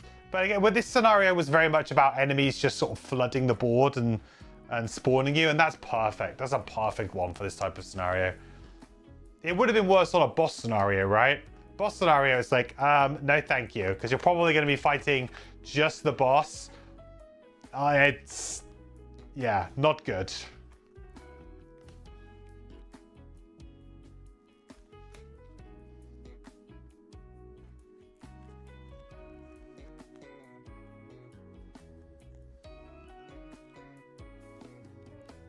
Okay, quick tidy up and quick outpost phase. Let's do it.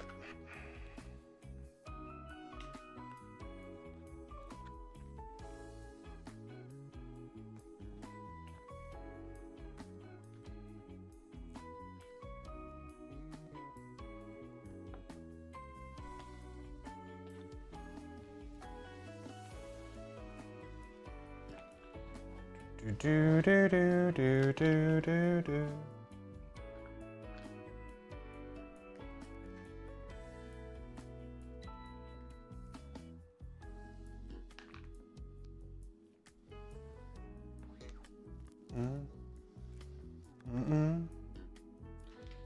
Yeah, it'd be interesting to see what that scenario would have been like with more players, you know? Because I felt like with more players, the challenge would have been more challenging, but also it would have just been like a few more enemies on the board to begin with, a few more like elites, 2 people would have come through here. I mean, maybe it's actually a pretty well balanced scenario in that respect.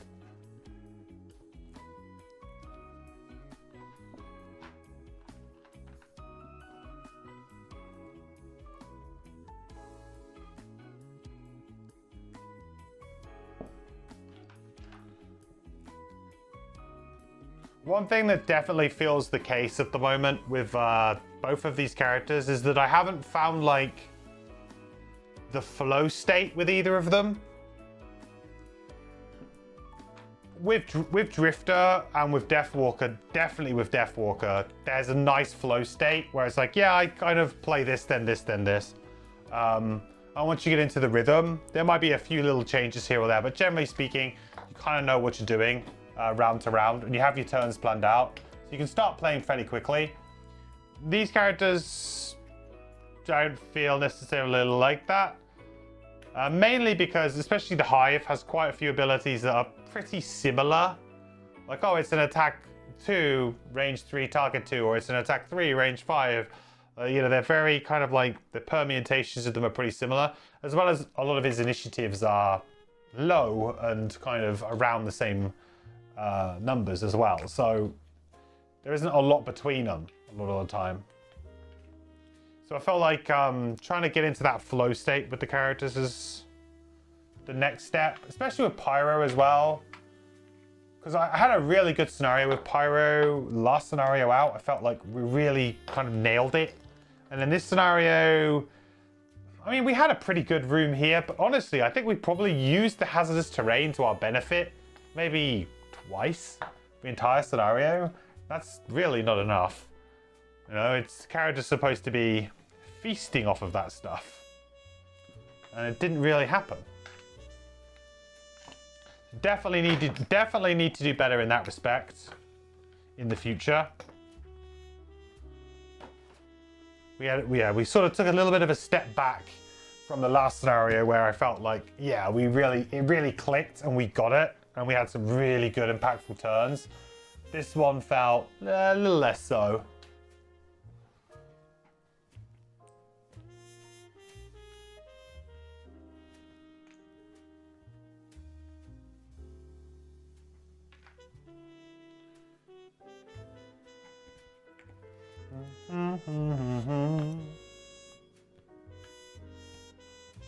I guess we're going to have to make a decision though on what scenario we're going to do next. Maybe I'll have to do a poll or something.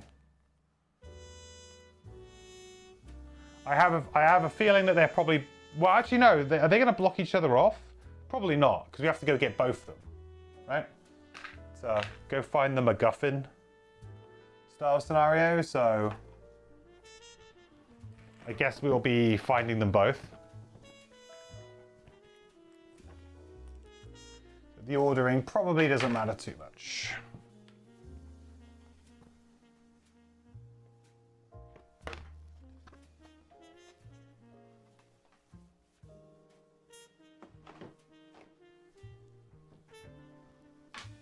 Super.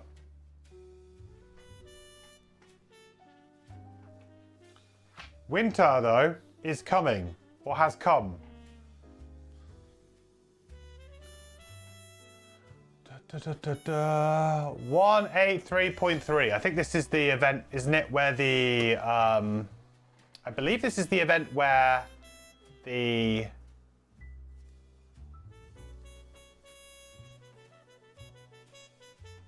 Wandering Merchant comes in.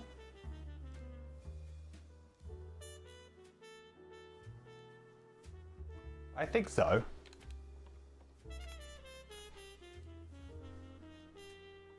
183.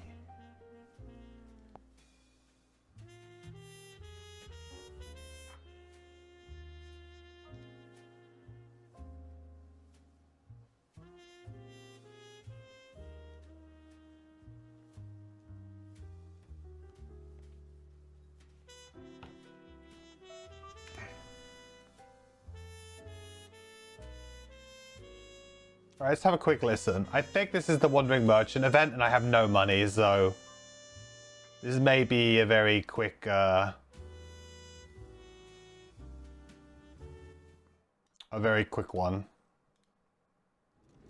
Ah, my best customers, eh? Yeah. It's the old traveling merchant and his carriage full of items of suspicious origins. He invites you to poke through his inventory. Same price as before, but even better value. No one's gonna come looking for these, eh? He doesn't elaborate, and you think better than to press the issue. Yeah, we got no gold, so there's nothing really to be done here. Plus, we have the merchant anyway. And the next one was 41.3, which is something we've penciled in.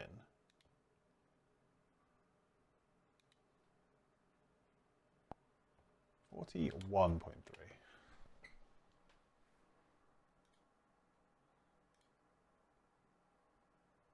One of the prisoners you invited to stay in your longhouse yes. surprises you one afternoon. I just wanted to say thanks for, not executing us. I can't say I'm happy to be up here in Frosthaven, but maybe I needed a fresh start. He looks anywhere around the room but at you, clearly embarrassed to be saying this aloud. Anyway, I scraped together a bit of money over the last few weeks. Honest money, and I'll be moving out. Figured I should repay you for a bit of your kindness. It's not much, but here. What? Anyway, yeah, thanks. Actually...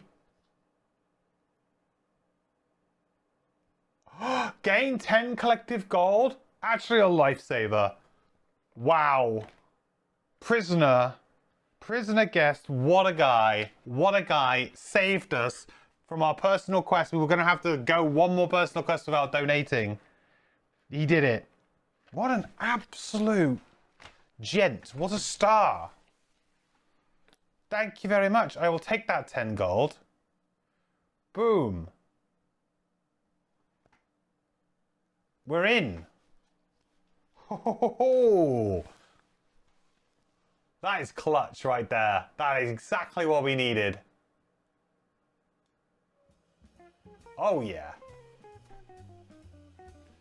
Event. Winter Outpost event now. Whoa. Probably scary. Maybe scary.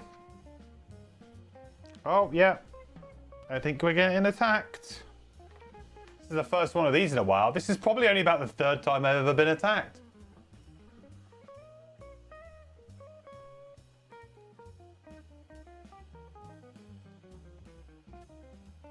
Winter Outpost number 2.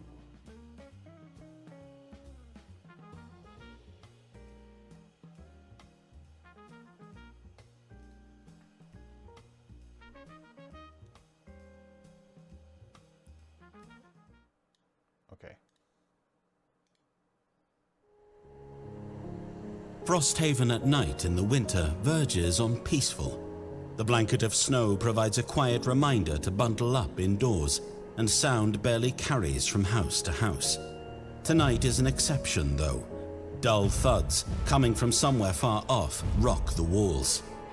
You meet at the wall and see an Olgox raiding party just outside arrow range, circled around a leader hollering into the night air.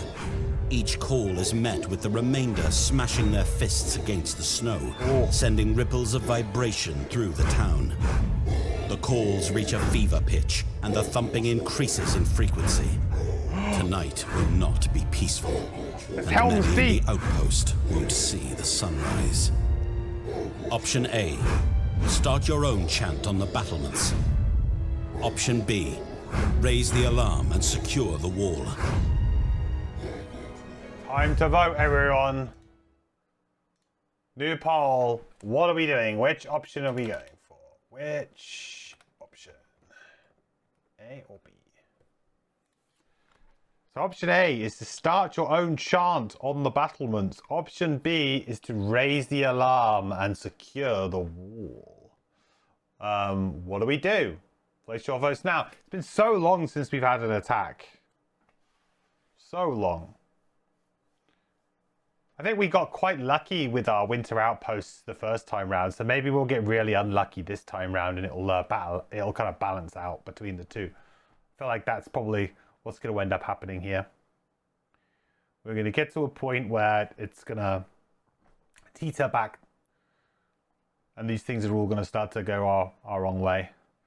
Asserting dominance, charge back and raise that morale. Raise the morale that's already maxed that we have. I like it.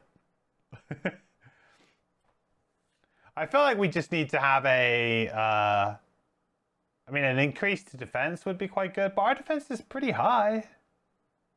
Chant and T-pose. Assert dominance. Well, A does win. So let's go with A. Start your own chant on the battlements.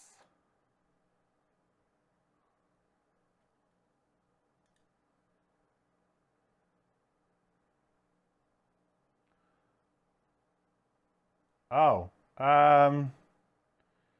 you grab a, what did you say? Oh, is any of either our two guys persuasive? I don't think so. No.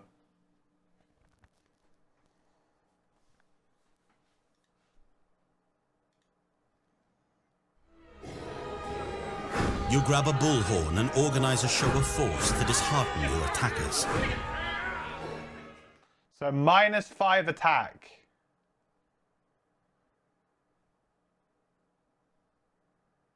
So it's an attack of 25. Target 4. Target odd numbered buildings from 1 to 40. Okay. Easy enough. Alright. It's been a while since I've had to do this. Give it a bit of a shuffle. So the target number is 20. We have plenty of resources built up to pay for this. Really, we have a full barracks full of soldiers if we want to use them. We have increased defense anyway. So at the moment we have max morale. So we have 15 morale on defense. And we also have walls, and I can't remember how many walls we have, but I think we have at least 3 walls, right?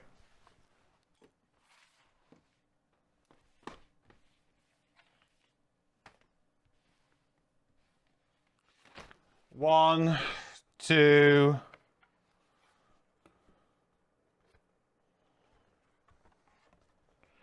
3.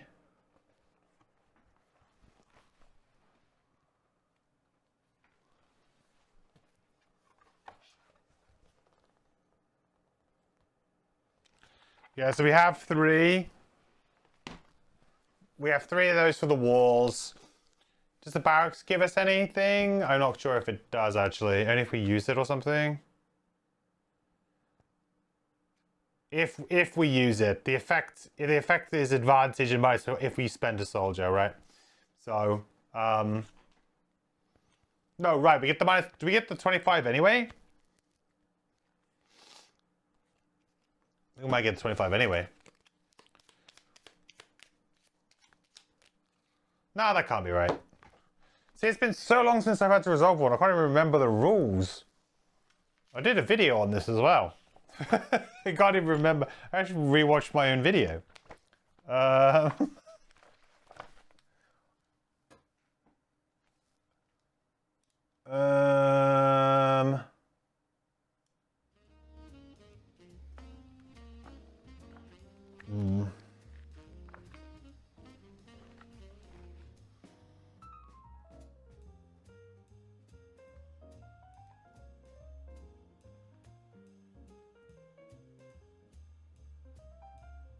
For any defense check, as long as the barracks is not wrecked, the party can lose any number of soldiers before drawing to give the check advantage and reduce the attack value. Okay, so you have to spend it to reduce the attack value.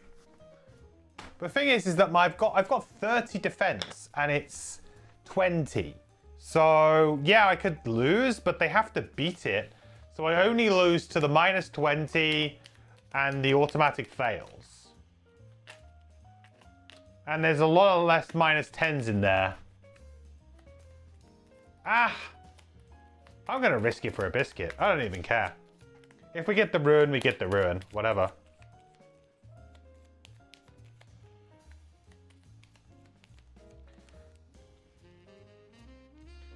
Okay. So. Odd numbered buildings. So mining camp first. Automatic success. Mining camp is fine. Hunting lodge, no. Logging camp, yes. All right, success. Garden. Ooh. Gotta try and remember to keep this the right way around. Garden, no, anyway. That's it. Temple of the Great Oak is above 40. Oh, hang on. Oh, he's out of order? Why are they out of order? You sneaky. You got in the wrong order. There's loads. What are you doing, you sneaky Temple of the Great Oak?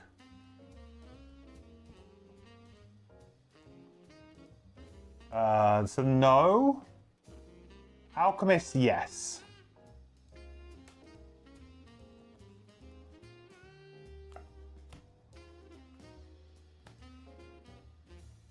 Trading post, yes. Yeah, that's a fail, right? That's a fail. So we can spend any 2, because that would be... So our result at the moment is 30.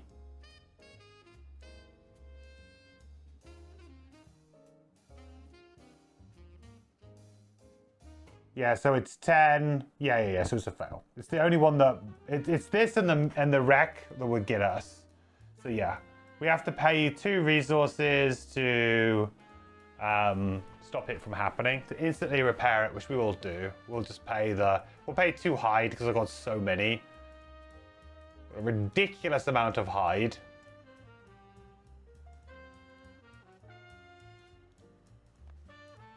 We'll pay 2 hide.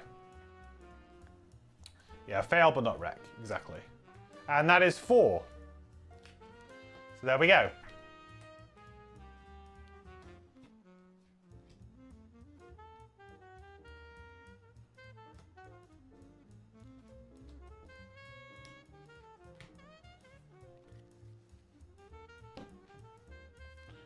All right, and there's no success on this, so we don't get anything. I guess it's a fairly easy attack to defend, which is why you don't get anything. But it is over.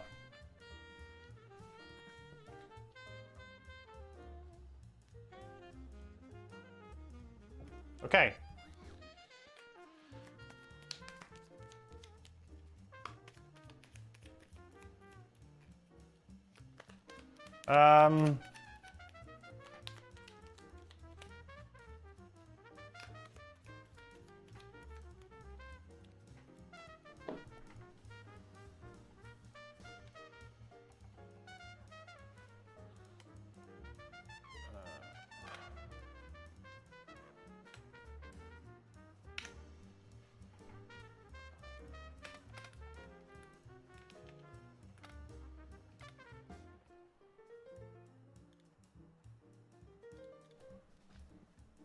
You get nothing, you lose. So I can't really do anything because, like, right, I don't have any gold, so no, no, no. I do get to gain some herbs, though, which is kind of nice. So we gain, I think, an axe nut and something else. What is it? Axe nut.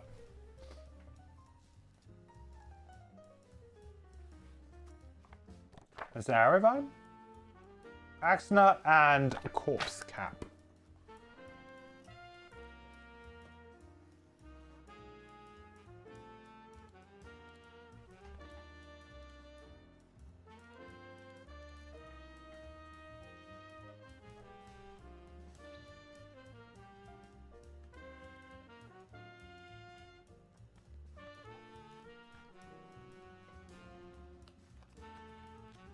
Temple of the Great Oak we want to do.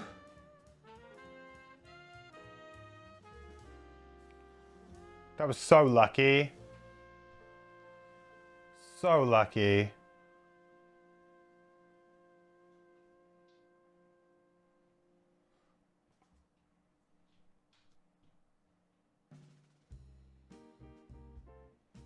Not that that seems to persist, but there you go. Hall of Revelry does nothing, Workshop nothing, Carpenter nothing, Town Hall nothing, Barracks nothing. Nada. Alright, well then. I feel like we can go to downtime now. Downtime. We don't really have anything to do, except for maybe brew a potion. Should we brew a potion maybe? For a bit of fun. Everyone loves a potion. Where's my alchemy board?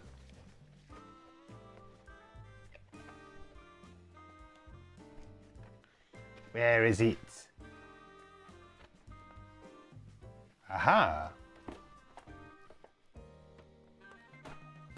So what can we brew? What can we brew?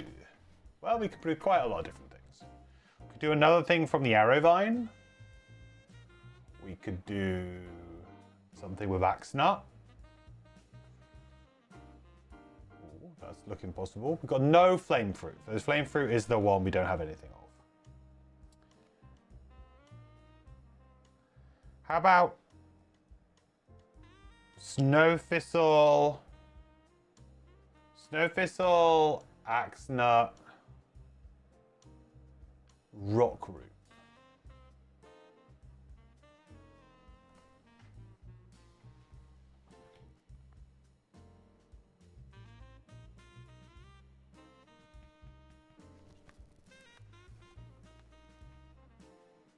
Axe nut. No thistle. Rock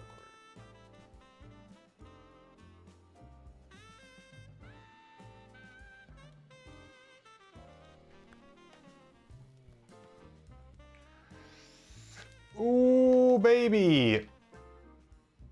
Hammer potion. What? A hammer potion. I'm intrigued. 112. Very intrigued. What the heck is that?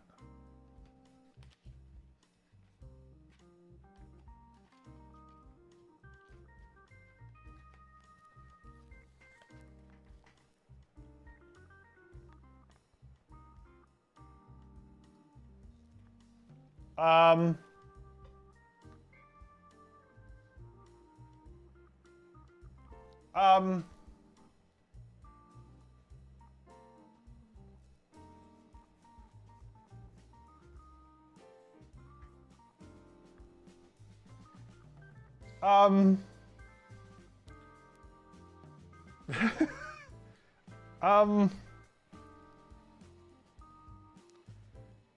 During your turn, suffer 10 damage. Now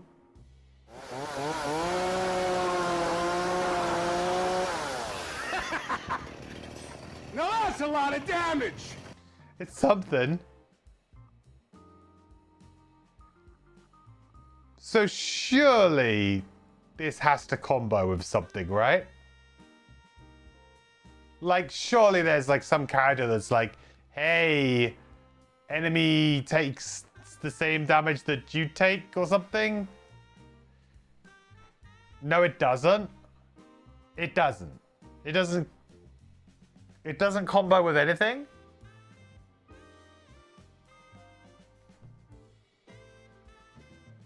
It doesn't have to.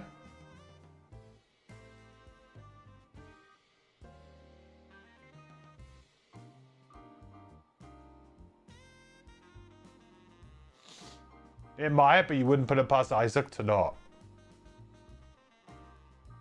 It's just a troll potion? Or what?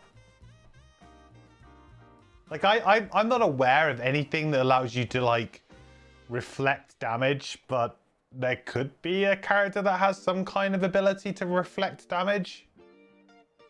Like, all damage that you take this round is dealt as retaliate damage or something, like, silly.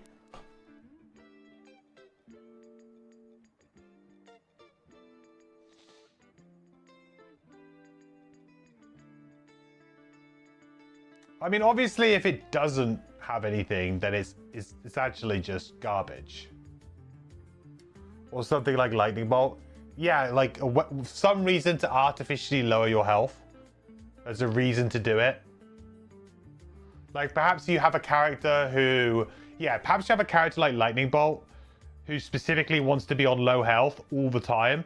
And Hammer Potion is a way for you to immediately get yourself to, like, low health status. To trigger any kind of like for example, what was the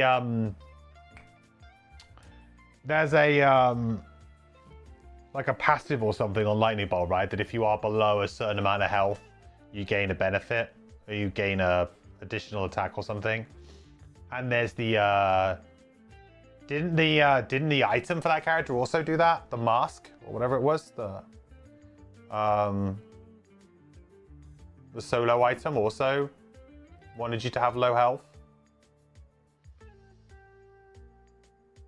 I mean, the thing is, the character had a way of doing it, though. You just played, like, Glass Hammer or whatever on the first turn.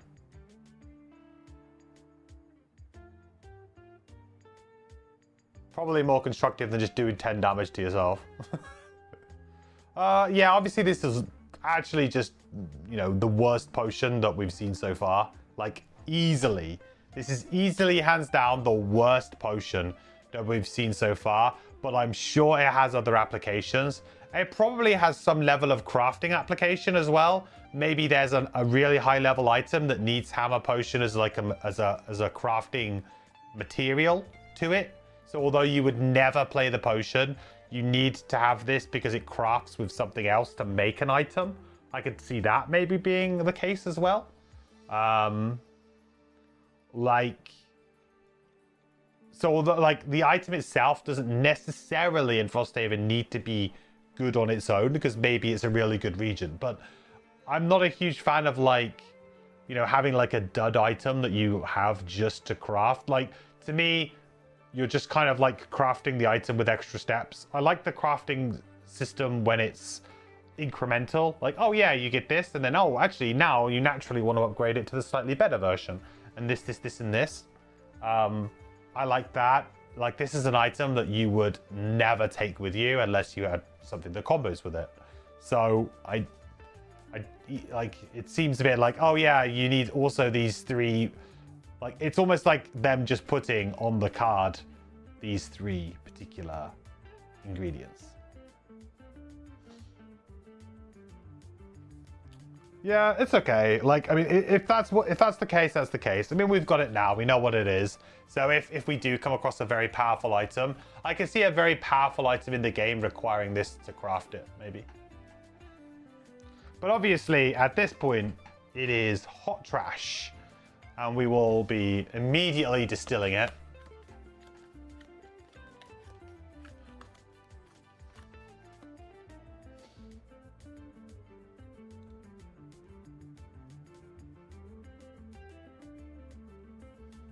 Giving 10 damage, maybe an item that inflicts Bane. Yeah, it could be. That's a good call.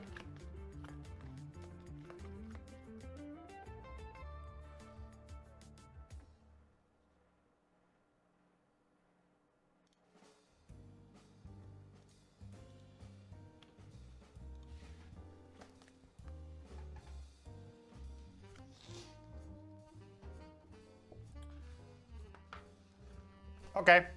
Well, that was, I mean, we could craft another one. We could quickly craft another one. We can now do Snow Thistle,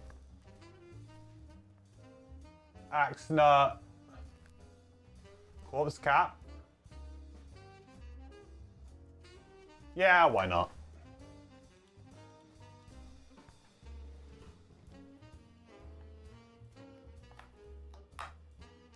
Plague Flask. Ooh, that sounds like it could have potential. 116.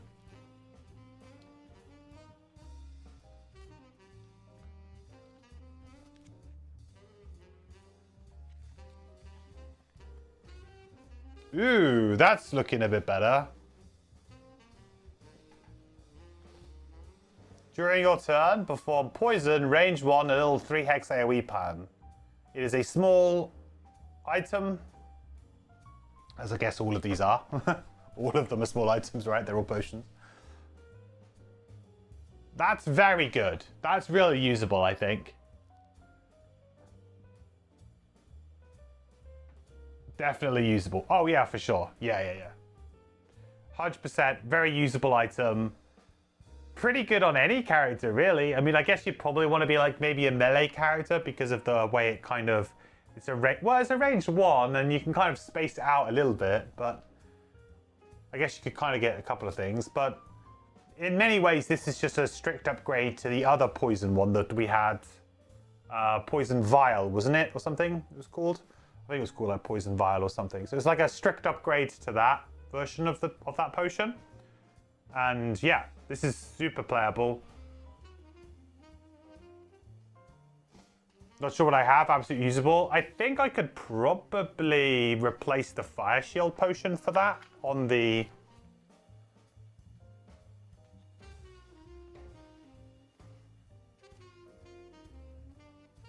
I could probably replace the Fire Shield potion.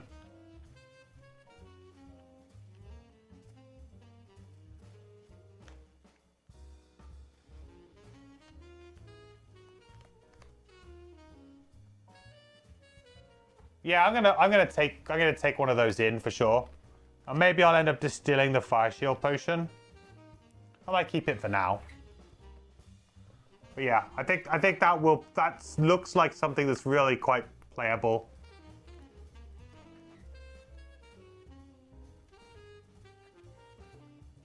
So that'll go on the Hive, who could make quite good use of it because he's got a couple of target 2s, right? We've got a couple of like multi-target ranged attacks, and if we could just be, you know, that range 1 away, we could poison 2 things maybe and then get a nice double attack off with it. I think that's very playable for this character.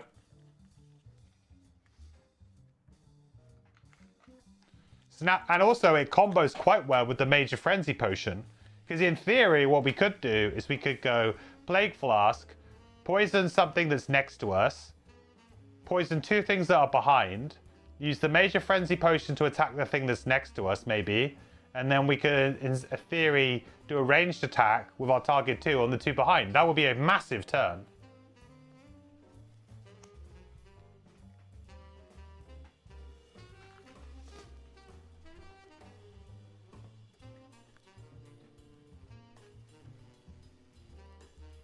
Cool. All right. Well, that's good. Building. Do we need to continue to build?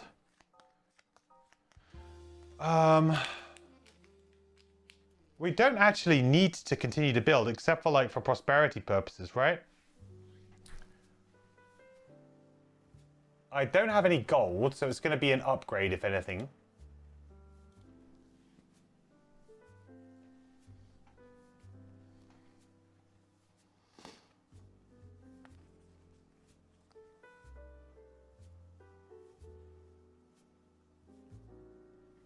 I can upgrade the trading post.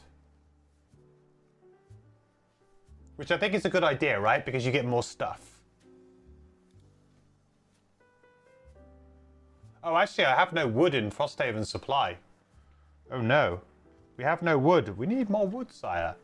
Do I have any wood on my Prism? Or my Meteor? Surely I do. Oh, there's wood. 4. 4.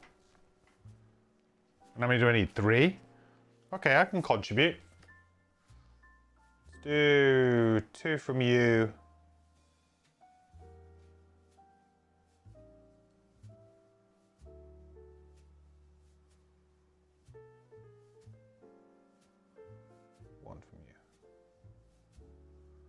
Then the rest can all come out of Frosthaven supply. 3 and 2.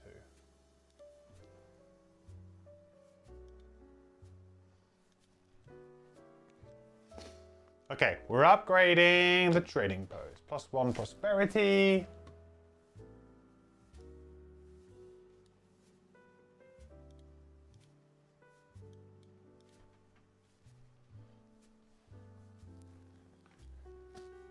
$25.2.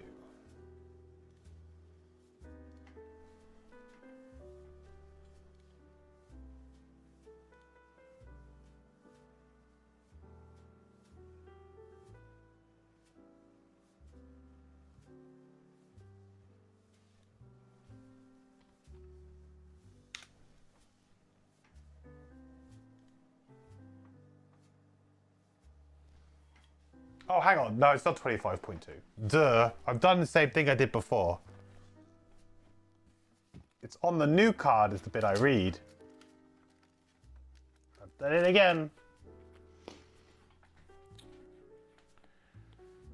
12.4. That's the one.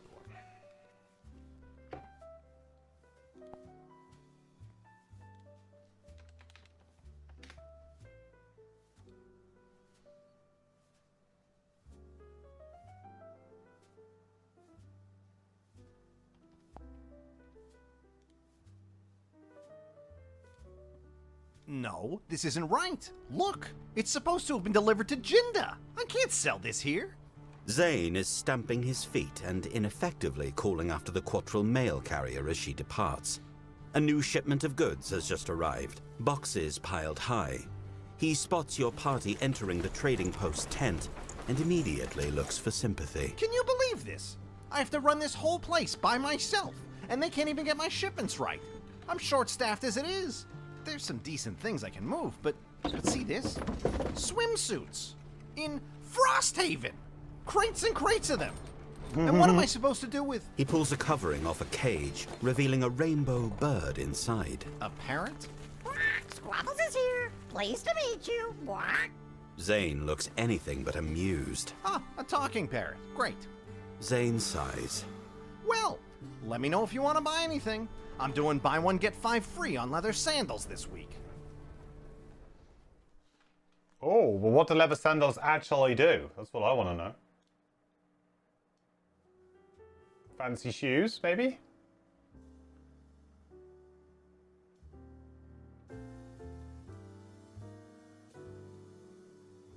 Right, we need to add items 129 to 137 to the available supply. In addition, add any of the following items you have unlocked from Gloomhaven. No thanks.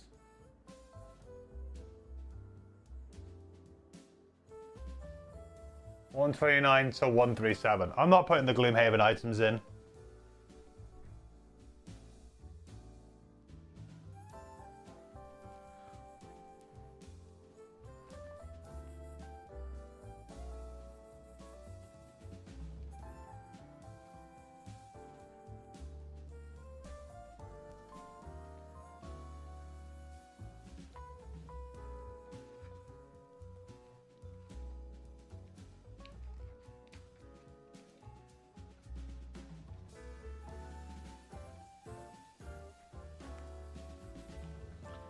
Right. Oh, baby, I've just seen it. Boom. Windmill slam. It happened. Items. Eagle Eye Goggles.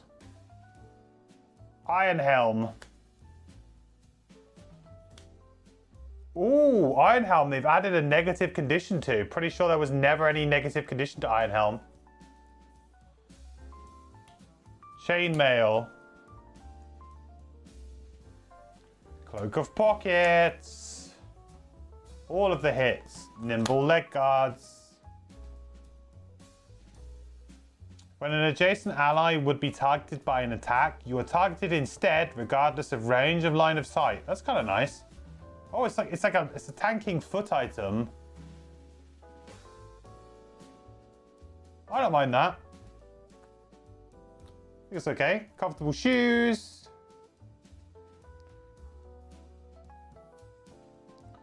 Armor Bane Bow. During your turn, add Pierce 3 to all your ranged attacks.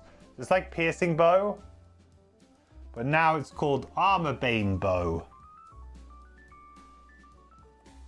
Battle Axe returns, and Tower Shield returns. Well, obviously this is huge, huge news. Eagle Eye Goggles now being available is massive. I was wondering when they were going to show up. I had a feeling that they would show up at some point, and here they are.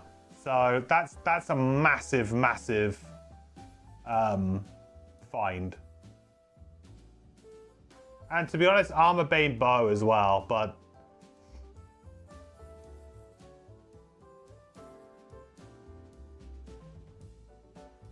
we need 30 gold then.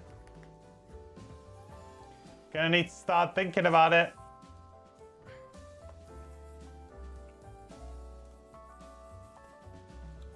We can't afford to, obviously we can't buy anything now anyway, but that's, yeah.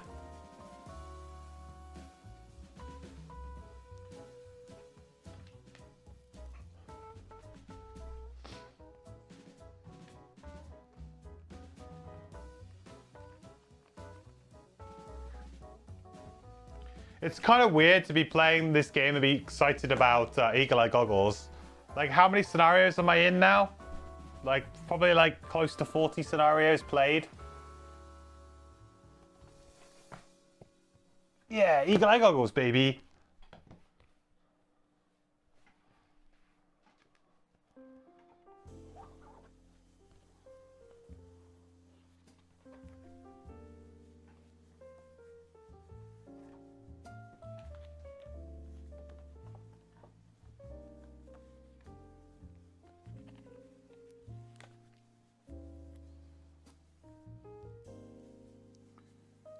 I am kind of surprised that they even printed them, to be honest.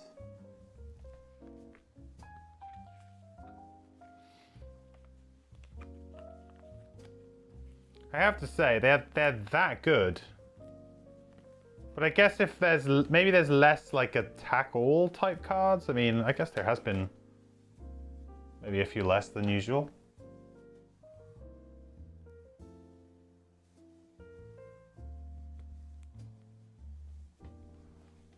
Funny though.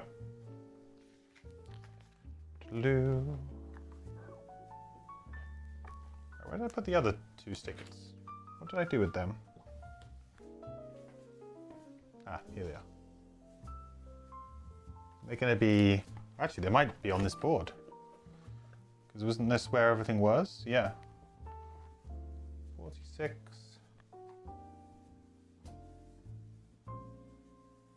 Oh, maybe not.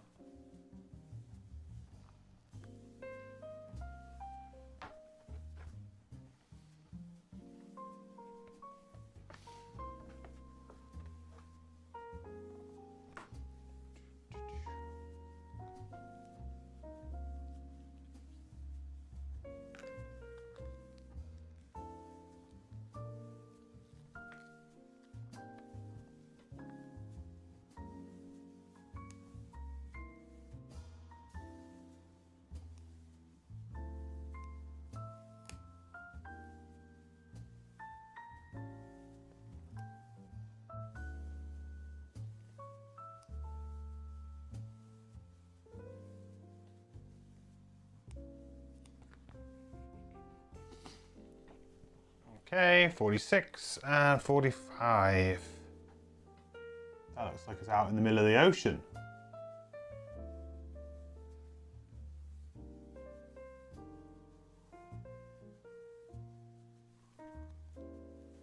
Kind of is. Little island.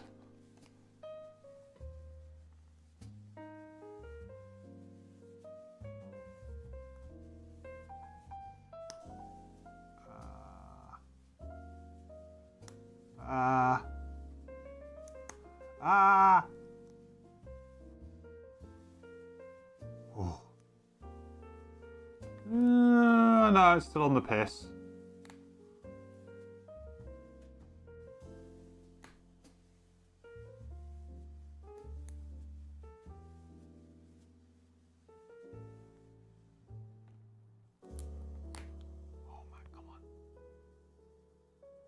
Because I'm like kind of not over the top of it. I can't quite tell. There we go. That's better. Nice. Hey, there we go. Mark them off in the old scenario flowchart, and we are good to go. We are very much good to go. Fun scenario again today. Fun scenario. Very different.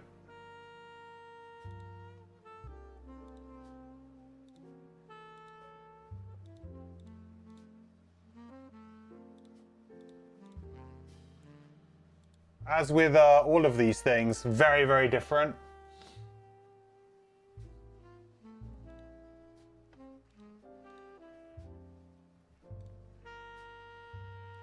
Cool. Well, there we have it.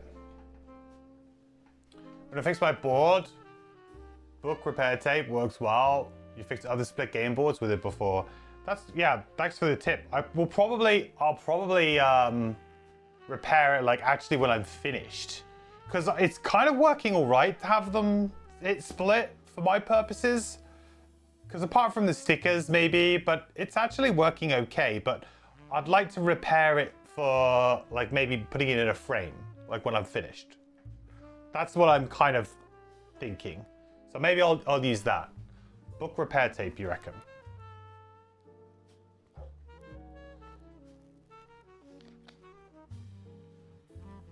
I should be able to, as well, if I'm going to mount it on something, I could probably use some form of glue on the back as well if I'm not too bothered about it, right? So I could probably stick it down as well, which would be really good. But there's only there's one sticker here that's kind of taken a bit of a battering, unfortunately.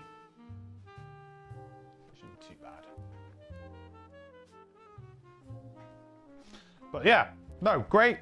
Good little session again today. So next session, we will probably go and do one of these other 2 missions, I think. It sounds like a fun time. So maybe we'll go and do that. Next stream will be on Wednesday. So we will pick up where we left off on Wednesday, carry on. We should level up as well, which should be really good. Yeah, we'll just kind of keep exploring these characters. As soon as we can kind of go and do the next step of the retirement for Pyro, we'll go and do that as well whenever that comes up. It's in the calendar. We just got to keep playing and it will come up eventually. And we'll continue on. So enjoying these characters. So that scenario was a little bit weirder compared to some of the other ones that we've done. Like it was a bit, again, it was one of these sort of scenarios where you couldn't quite freely play the character. You kind of had to go, okay, yeah, there's these allies who are going to unfortunately wander into danger. So there was a few instances where I sort of needed to just do things to protect them rather than be able to freely play my character as maybe I would like to. Seems to be like the common thread of a lot of Frosthaven scenarios, which, you know, for better or worse, I think as a solo player you feel it a bit more worse than you do if you're as a group. Because as a group you can kind of brute force your way into it sometimes and just be like, hey guys, I'm going to try and do this scenario, and the rest of the group can give you that support. But it's a bit harder when there's only 2 characters in the game. But yeah, all looking good. I think still, yeah. That's the blessing from Jam. That's the blessing So, from. Isaac, at this point, can we get your approval to add an additional attack modifier deck for allies in the digital version?